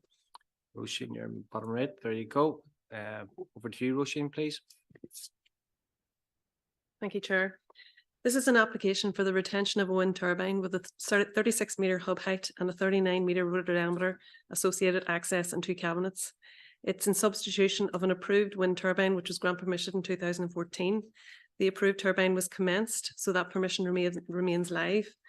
It was approved with a 40-metre hub height and a 30-metre rotor diameter wind turbine, and it's located 40 metres north of the turbine that's the subject of this application.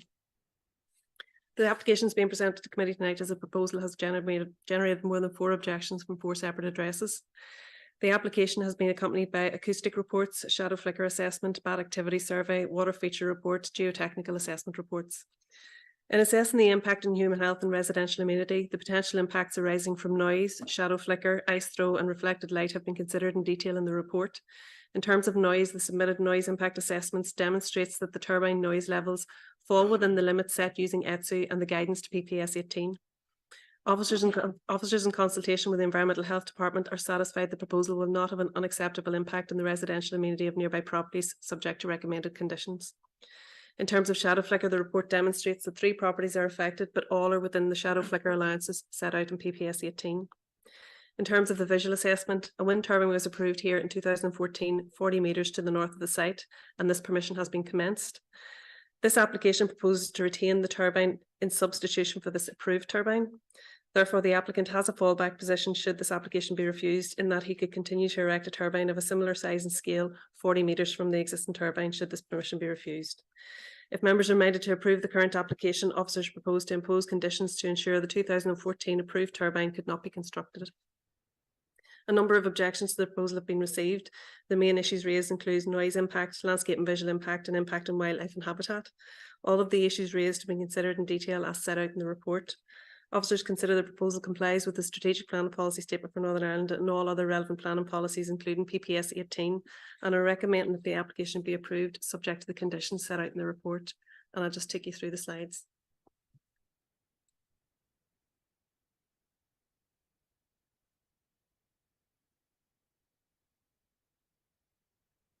I think the arrows a wee bit off kilter there, should be slightly more to the south, but the turbine's right in the middle of the map there. This is a site location plan that's been submitted with the application, and you can see obviously in red the access to the public road that kind of curves around and up the field up to the turbine site. This is just a layout of up in the field. You can see where the main mast of the turbine is and the cabinets. This is an elevations of the turbine that's on site. And these are the cabinets that are on site slightly to the south of the turbine. And again, the turbine, you can see it there, is just right in the middle of that picture. That's an aerial view of the site and its surroundings. And this is a view of the wind turbine that's actually up on the site. And these are the cabinets relating to the wind turbine. You can see there in the foreground the foundations of the previously approved wind turbine. And you see it there obviously in relation to the turbine that has been erected. This is a mobile home in close proximity to the site, and it relates to the foundations of a dwelling on a site that's financially linked to the turbine. And this is a view of the turbine from the site. This is the access onto Greenan Road. And this is a medium distance view of the wind turbine from the Greenan Road when you're approaching from the east. And this is a longer distance view of the turbine from Greenan Road further to the east. This is a view of the turbine from the junction of Meenan Road and the Four Towns School Road, and you can see it's partially screened there by drumlin and vegetation. And this is a view of the wind turbine from further on down the Four Towns School Road. And this is a view of the wind turbine from Cassidy's Road, which is to the south. And again, you can see the turbines well screened by existing vegetation. And this is a view of the turbine from the junction of Meenan Road and Points Pass Road. It is more elevated here, but it's obviously at a greater distance. And I don't know if you can make it out, but you can see the wind turbine from the Ban Road. Again, it's elevated, but it's over a much greater distance. And that concludes the presentation. Thank you, members.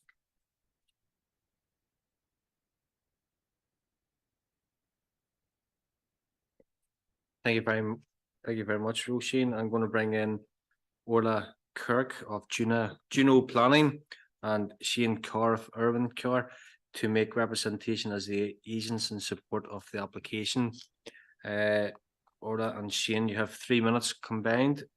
Whenever you start talking, then obviously the counter will start. Okay, so over to yourselves. Thank you. Chairperson, just before we start, I'm going to represent both myself and Shane, but both Shane and I will be responsible for questions from committee members at the end of the presentation, should they be required.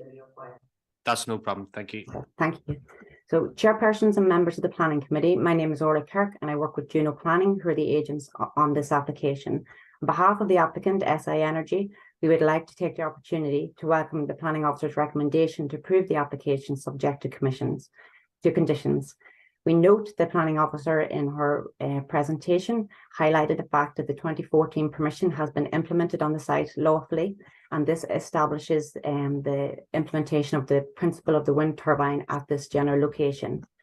During the determination of the planning application, the Planning Authority has consulted with a wide range of statutory consultees throughout the process, including the Council Environmental Health Office and DERA Natural Environment Division.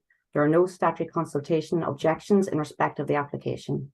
We also highlight that the planning application aligns with the policy provisions of the Strategic Planning Policy Statement and Planning Policy Statement number 18, Renewable Energy. In this context, on behalf of the applicant, we respectfully request that the Planning Committee endorses the recommendation of the planning officers and grants permission for the development. Both myself and the noise consultant Shane Carr from Irwin Carr are available to answer questions from the committee members. And I'd just like to thank you for taking the time to listen to our representation today.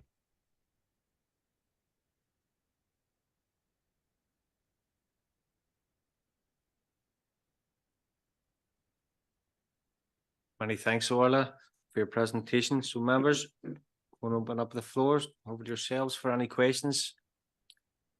We're bringing in Councillor Lavery. Go ahead, Councillor.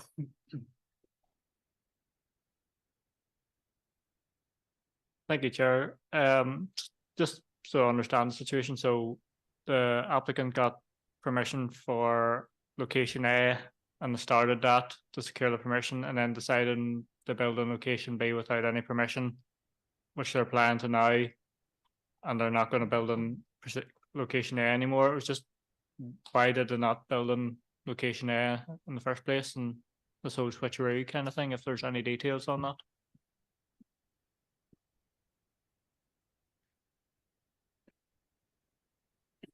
Thank you, Councillor Orla. Can you answer that, or Shane?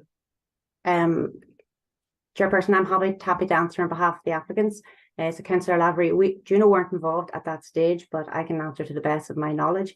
I know that the applicant bought the site and they built the wind turbine with a different turbine height and different rotor diameter. When they sought to regularize that at the position that they had built out the turbine, they then became aware that they had built it at the wrong location, and subsequent to that, they had an application in the system at that time. That application was subsequently withdrawn, and they resubmitted a fresh application to regularize both the location of the turbine and the turbine blade and rotor diameter. And in the interim, they implemented the provisions of the 2014 approval to ensure that the fallback position would be protected when they became aware of that initial error.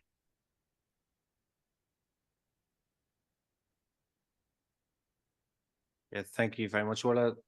Oisin, do you want to add to that, or are you happy enough with that? Thank you, Chair. Just to say, yes, that's my understanding of the sequence of events. They built the turbine in the wrong location and then implemented the approval to ensure that they had a fallback position.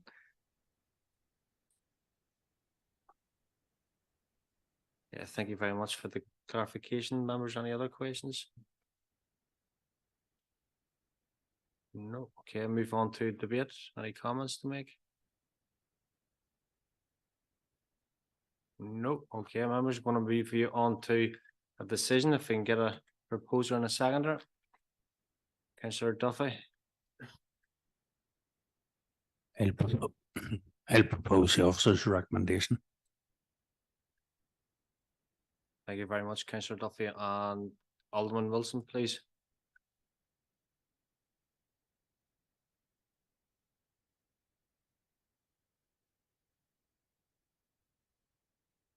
Yeah, happy to second that. Thank you. Thank you, Alderman. Okay, members, we have a proposal by Councillor Duffy and second by Alderman Wilson. Are we all agreed? Agreed. Okay, thank you very much, and thank you very much, Orla and Lucian. Okay, members, move on to Appendix 15, application number LA 08 2023 2453F, and it's an approval. And it's Glanbia Cheese Limited. I'm going to bring in Mr. Kyle Elder, Senior Planning Officer, to present the report on PowerPoint presentation. Okay, Kyle, over to yourself. Thank you.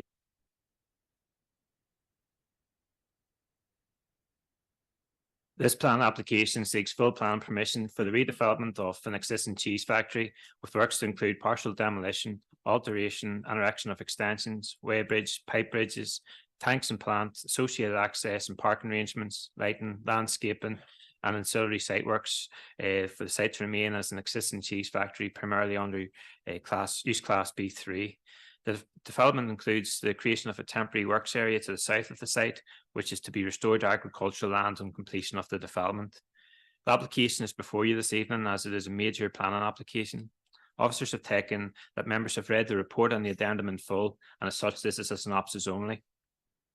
The existing Glanbia cheese facility is located within the development limit of Macalin, as defined by the Craigavon Area Plan 2010, on unzoned white land. The temporary construction compound is located in the open countryside. The proposal would fall under Class B3 General Industrial of the Plan Use Classes Order Northern Ireland 2015. Officers are of the opinion that the proposed Class B3 use is acceptable in the context of Policy PED 1 of PPS4, in that the site is an existing Class B3 use and the proposed development seeks to redevelop and consolidate the existing business on the site. The construction compound is to be temporary in nature, and officers raise no concerns in the context of Policy CTY1 of PPS 21 or Policy CON 3 of the area plan. A number of buildings, silos, tanks, and associated development is proposed within the site, including the demolition of the tallest building on the site. The design, scale, massing, and choice of external materials are in keeping with other buildings within the site. As such, the development is considered to appear sympathetic to the surrounding buildings in the Glanbia cheese site. Officers also raised no concerns over the proposed temporary compound to the south and have conditioned this restoration. The proposed landscaping arrangements are deemed appropriate for this development, and the retention of the vegetation along the southwestern, northwestern, and northeastern boundaries of the site is being conditioned. Officers are therefore of the opinion that the proposed buildings and associated yard areas will not have an unacceptable visual impact and will satisfactorily visually integrate into the immediate area. Officers raised no concerns over the design and layout in relation to the SPPS, living places, or policy DES 2 of a plan strategy for rural Northern Ireland. The site is in close proximity to a number of housing developments. The Environmental Health Department have raised no objections to the development, and as detailed in the report, officers would raise no concerns in relation to noise or amenity. As such, the proposal is considered to comply with Annex A of the SPPS and Policy PED 1 of PPS4 and creates no conflict with the relevant criteria of Policy PED 9 of PPS4. A Transport Assessment Form, or TAF, has been submitted in support of the application. The proposal seeks to provide 4 access points onto Steps Road. The development results in an increase in approximately 8 trips in both peak times. Officers in consultation with DFI Roads are content that the development will not result in significant vehicle generation compared with existing conditions, and the existing infrastructure can accommodate the additional traffic movement anticipated. Officers therefore raise no concerns regarding Policy AMP2 of PPS3. In total, 114 car park spaces are proposed across 2 car parks, and 11 HCV parking spaces are proposed to the west of the site. The car and HCV parking provision proposed falls short of the suggested numbers in the parking standards document. But based on the information provided within the TAF, DFI Roads note the occupancy of the existing car park on the site is estimated at 68%, and the proposed development is not envisaged to require any additional staff or vehicle number increases. Officers in consultation with DFI Roads are therefore content that the proposed development accords with SPPS and policies AMP2 and MP7 of PPS3 and criterion GH9 of policy PED 9 of PPS4 and the parking standards. So this proposal was accompanied by an air quality impact assessment, archaeological impact assessment, construction environmental management plan, drainage assessment, preliminary ecological appraisal, flood risk assessment, noise impact assessment, transport assessment form, assessment and odor assessment, lighting assessment, water impact assessment, preliminary risk assessment, and a generic quantitative risk assessment. All these documents have been appraised by officers in consultation with the relevant competent authorities and who have raised no objections. So members are advised that no objections have been received regarding this plan application. Overall, officers consider the proposal to comply with the local development plan, the policy requirements of the SPPS and all other relevant planning policies. And on that basis, approval is recommended for the reasons outlined in the report and the addendum and subject to the conditions suggested in the report and the addendum. I'll just take you through the PowerPoint presentation.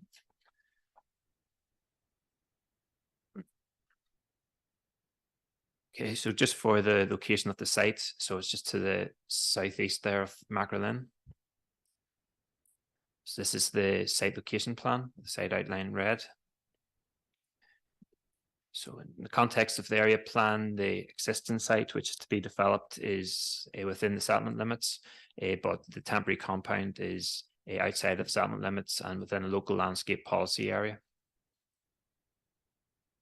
So this is just an aerial overview of the site. So you can see the factory complex, and then the temporary compound is currently agricultural land.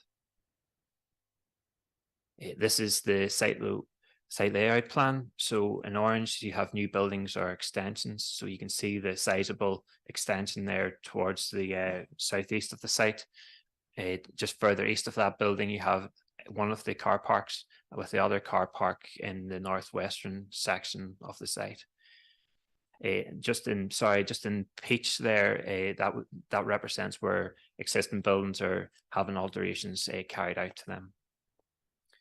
So next slide then, just for the next couple of slides in terms of these elevations, the top image is the existing situation and the bottom image is the proposed. So you can see just in the middle of the top one, that building, which is slightly in orange, that's the existing tallest building on the site, which is to be demolished. The bottom image there to the left, you can see the most sizable extension that is proposed on the site. And that's from the Steps Road. This second image, sorry, now on the next slide, it's just from within the site. The next slide then is from the wastewater treatment works to the southeast of the site. And then the final elevation then is just taken from the proposed compound.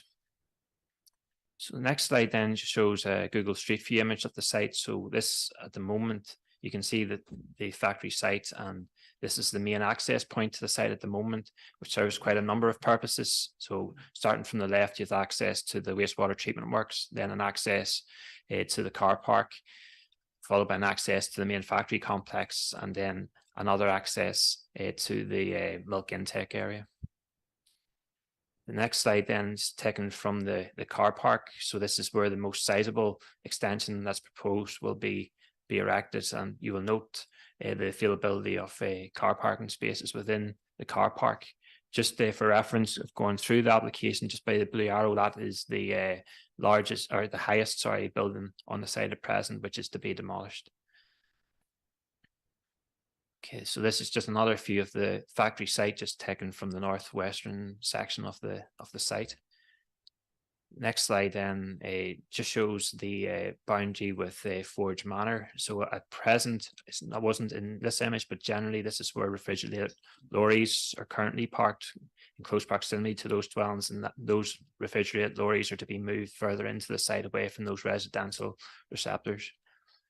Just the next slide then just shows just further along from that boundary the temporary existing access, which is to be used for, during the construction period, after which that access will be closed up. And just to the right there, you can just see the start of a grass berm, which is to be modified but to be retained. The next slide is just taken from the top then of that grass mound, which provides those dwellings along Steps Road some visual relief and noise relief from the factory. The next slide then just shows you the milk intake area. And the next slide, you can just see the boundary between the site there to the right and the compound, and then obviously the existing factory to the left. So this is one of the existing accesses to the site at present, which is to be modified in this application. And then the next slide then just shows the temporary construction compound, which is agricultural land with the factory to the rear. And then the final slide just shows that compound in relation to the dwellings in the Forge Manor, which are at a substantially higher level than that proposed compound. Thank you.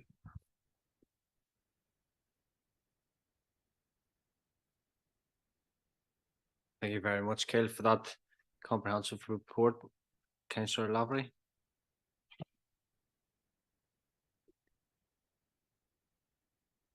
Thanks, Chair. Just to declare a couple of contexts, I think all the Lurgan DA members at the time when this was advertised were invited to, community open event or consultation event, but obviously declined to go because position on the committee.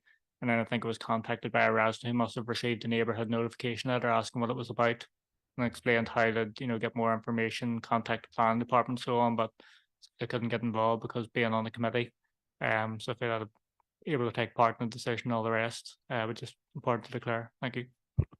You noted, Councillor Lavery. Okay, members, just to make you aware, we have the following via Zoom. They have speaking rights for clarifications purposes only. We have Lauren Coulter. Lauren, could you confirm who the two gentlemen with you there, please, for our minutes? Yes, that is Thomas Bell, fellow agent, and James Porter, the applicant. That's perfect. Thank you very much. We have Pat Rowan. Is he online? No. Christy Carr. Christy Carr's online. Richard Agus. Ronan Sheehy. Okay, members. That's who we have online for you. Open the floor for yourselves for questions. Councillor Duffy. Thank you, Chair. And just to ask that, is all asbestos checks and everything all in place before any demolition would take place?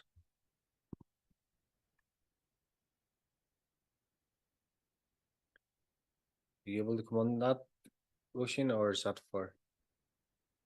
Oh, sorry. Okay, are you able to come on that?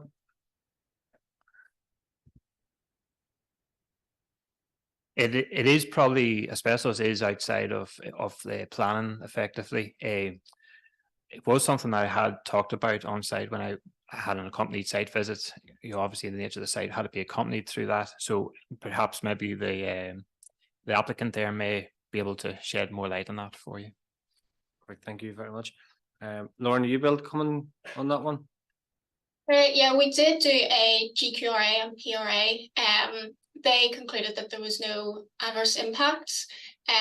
I'll probably pass you over to James here, though, who can go into more detail for that for you. So as an active site, we have an asbestos register, and as part of the demolition works that we scoped out, we did a pre-demolition survey across a number of buildings that were to be demolished. And there is existing asbestos within our micro lab and also within our tower in areas that is part of the demolition buildings to be demolished. So our demolition will seek to remove the levels of asbestos within these areas on site.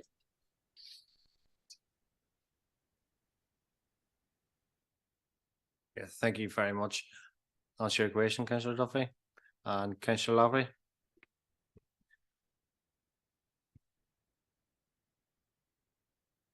Thank you, Chair. Just in terms of a temporary compound that they're proposing to, use during the construction phase.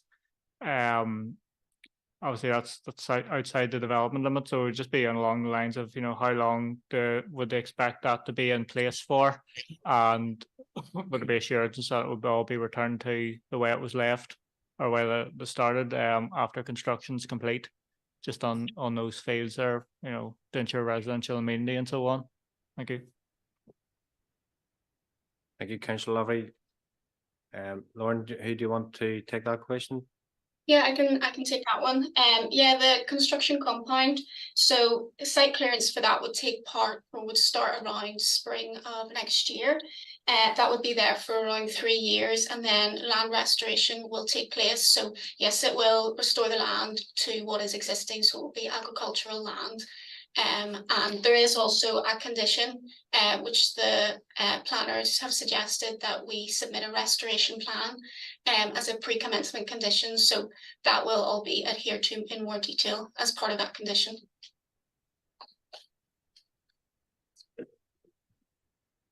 Thank you very much, Lauren. Happy enough, Councillor Lavery. Okay, members, any other questions? Yeah, move on to debate stage. Councillor Duffy.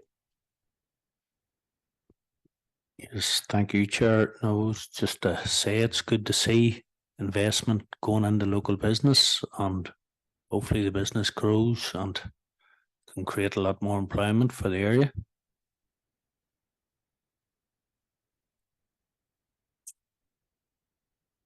Thank you, Councillor Duffy. Any other comments to make?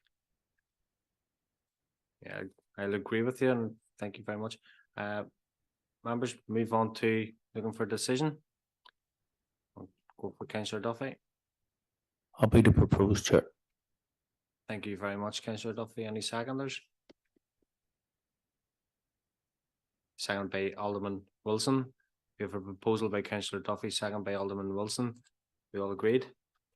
Great. Thank you very much. Thank you very much, folks, for your time this evening. Okay, moving on to Appendix 12. Okay, application number LS 08-2020 0209F, and it's an approval for Mr. Mark Fagan and Trudy Chapman, Senior Planning Officer, to present report and PowerPoint presentation. Trudy, over to you. Thank you, Trudy.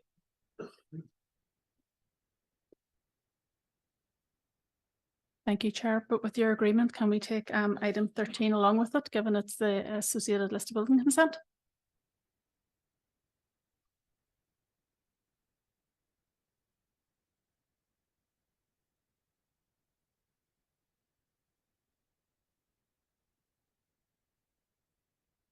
Yes, we can, but we'll need a proposal in second for that. Each time. It's getting that.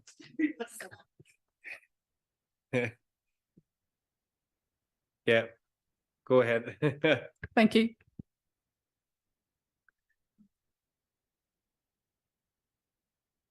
Thank you. These applications relate to the reinstatement of 3 terrace dwellings with renovations, alterations and extensions to each, and are before you this evening as the full application attracts an objection from a statutory consultee. The buildings on site are a row of 2-storey terrace dwellings constructed in stone, located between the Callan River extension and the Dundrum Road. The buildings are in advanced state of disrepair, however they are Grade B1 listed buildings. The Department for Communities website indicates that they were listed because of their style, proportion, ornamentation, plan form, alterations detracting from the building, setting, group value, rarity and local interest, but their age, their authenticity and historic importance also apply. The permission seeks to restore the buildings and erect a rear return to each of the dwellings. Permission was granted in 2015 for a similar proposal, with the main difference being the location of the rear return to the middle terrace. This work was commenced within the lifetime of the permission, and a certificate of lawfulness has issued in relation to this. Consultees, including Roads and HED, responded favourably to the proposal. However, DFI Rivers advised that the site lies within the floodplain of the river and within the potential area of reservoir inundation emanating from Clay Lake and both Darkley and Tulnawood Lake reservoirs. The overall hazard rating at the site is considered to be high. This is considered by DFI Rivers to be an unacceptable combination of depth and velocity for this particular development proposal. And FLD5 states that there will be a presumption against any development located in areas where it is indicated there is a potential for unacceptable combination of depth and velocity. Therefore, the proposal is contrary to policies FLD1 and FLD5 of PPS 15. Officers, however, are of the opinion that there are sound and justifiable reasons in this case for departing from specifically FLD1 and FLD5 on the grounds that the applicant has his fallback position based on the fact that the permission granted in 2015 has been commenced and therefore can be built and occupied. This permission provided for the same level of accommodation which is proposed under the scheme considered this evening.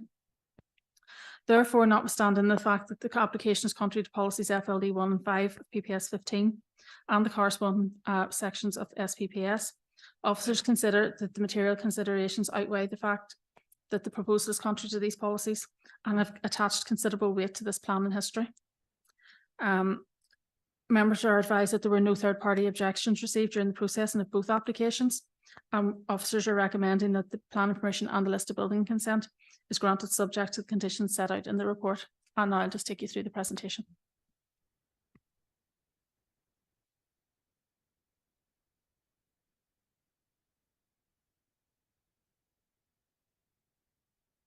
So this is our site within the general area.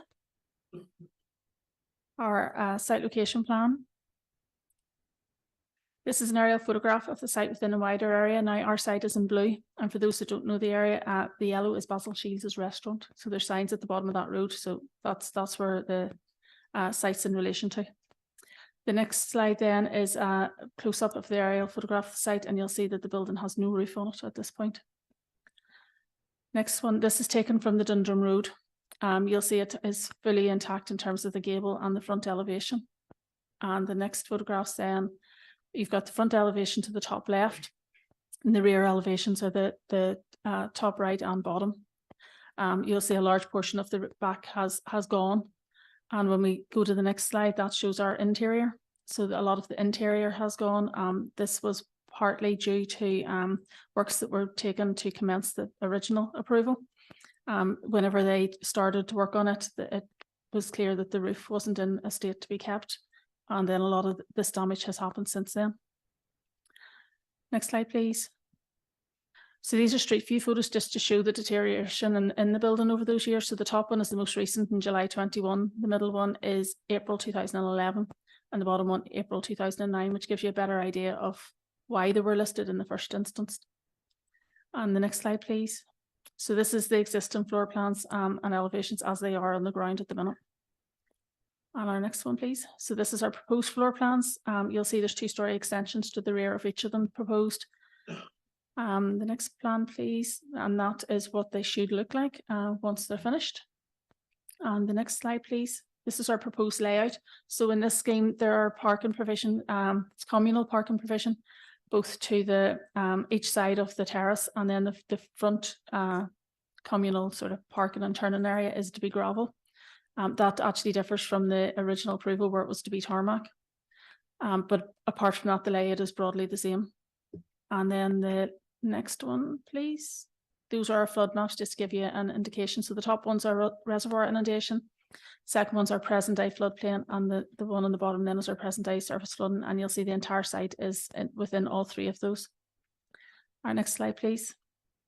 That's our fallback position, so that's what's approved and could be completed on the site at present, and that should be that finished. Thank you very much.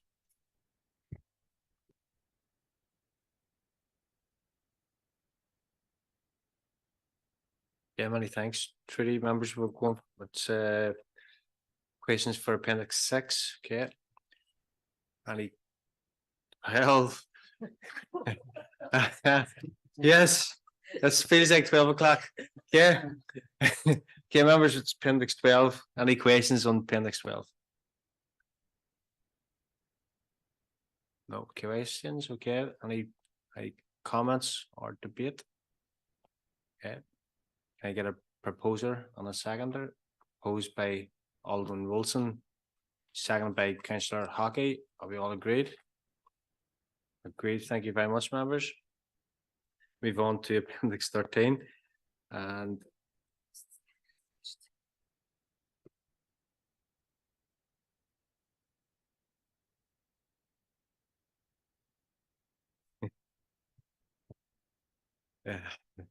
that's a long day.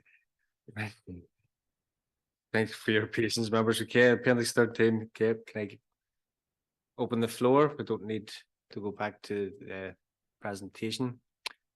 Any questions? Any comments? Okay, seek a proposer. Proposed by Councillor Hockey, seconded by Councillor O'Dowd. We all agreed? Agreed. Thank you very much, members. I'm moving on to Appendix 16.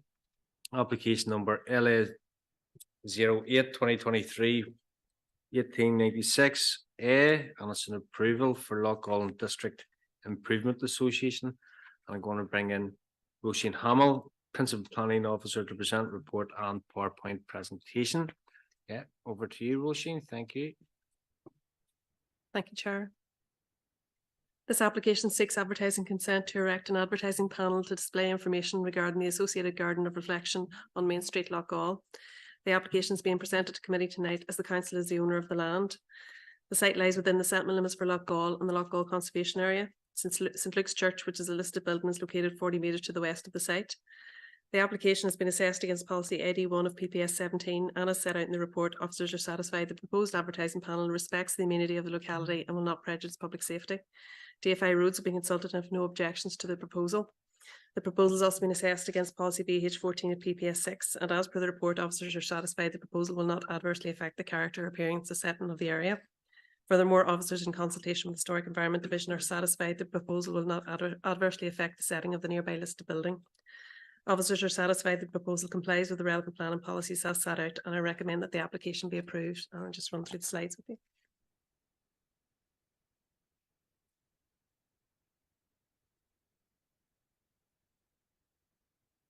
And there's the red arrow just to give you an idea of where the sign will be located within Lochgall village.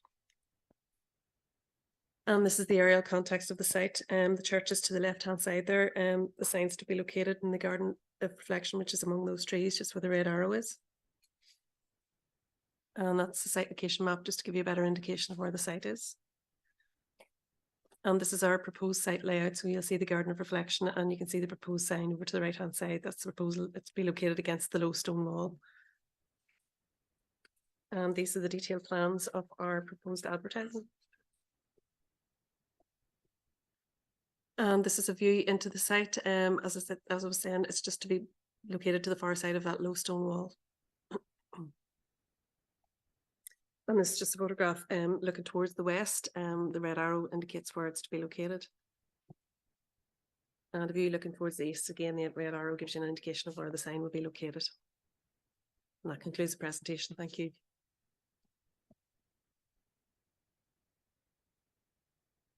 Okay, many thanks, Roisin.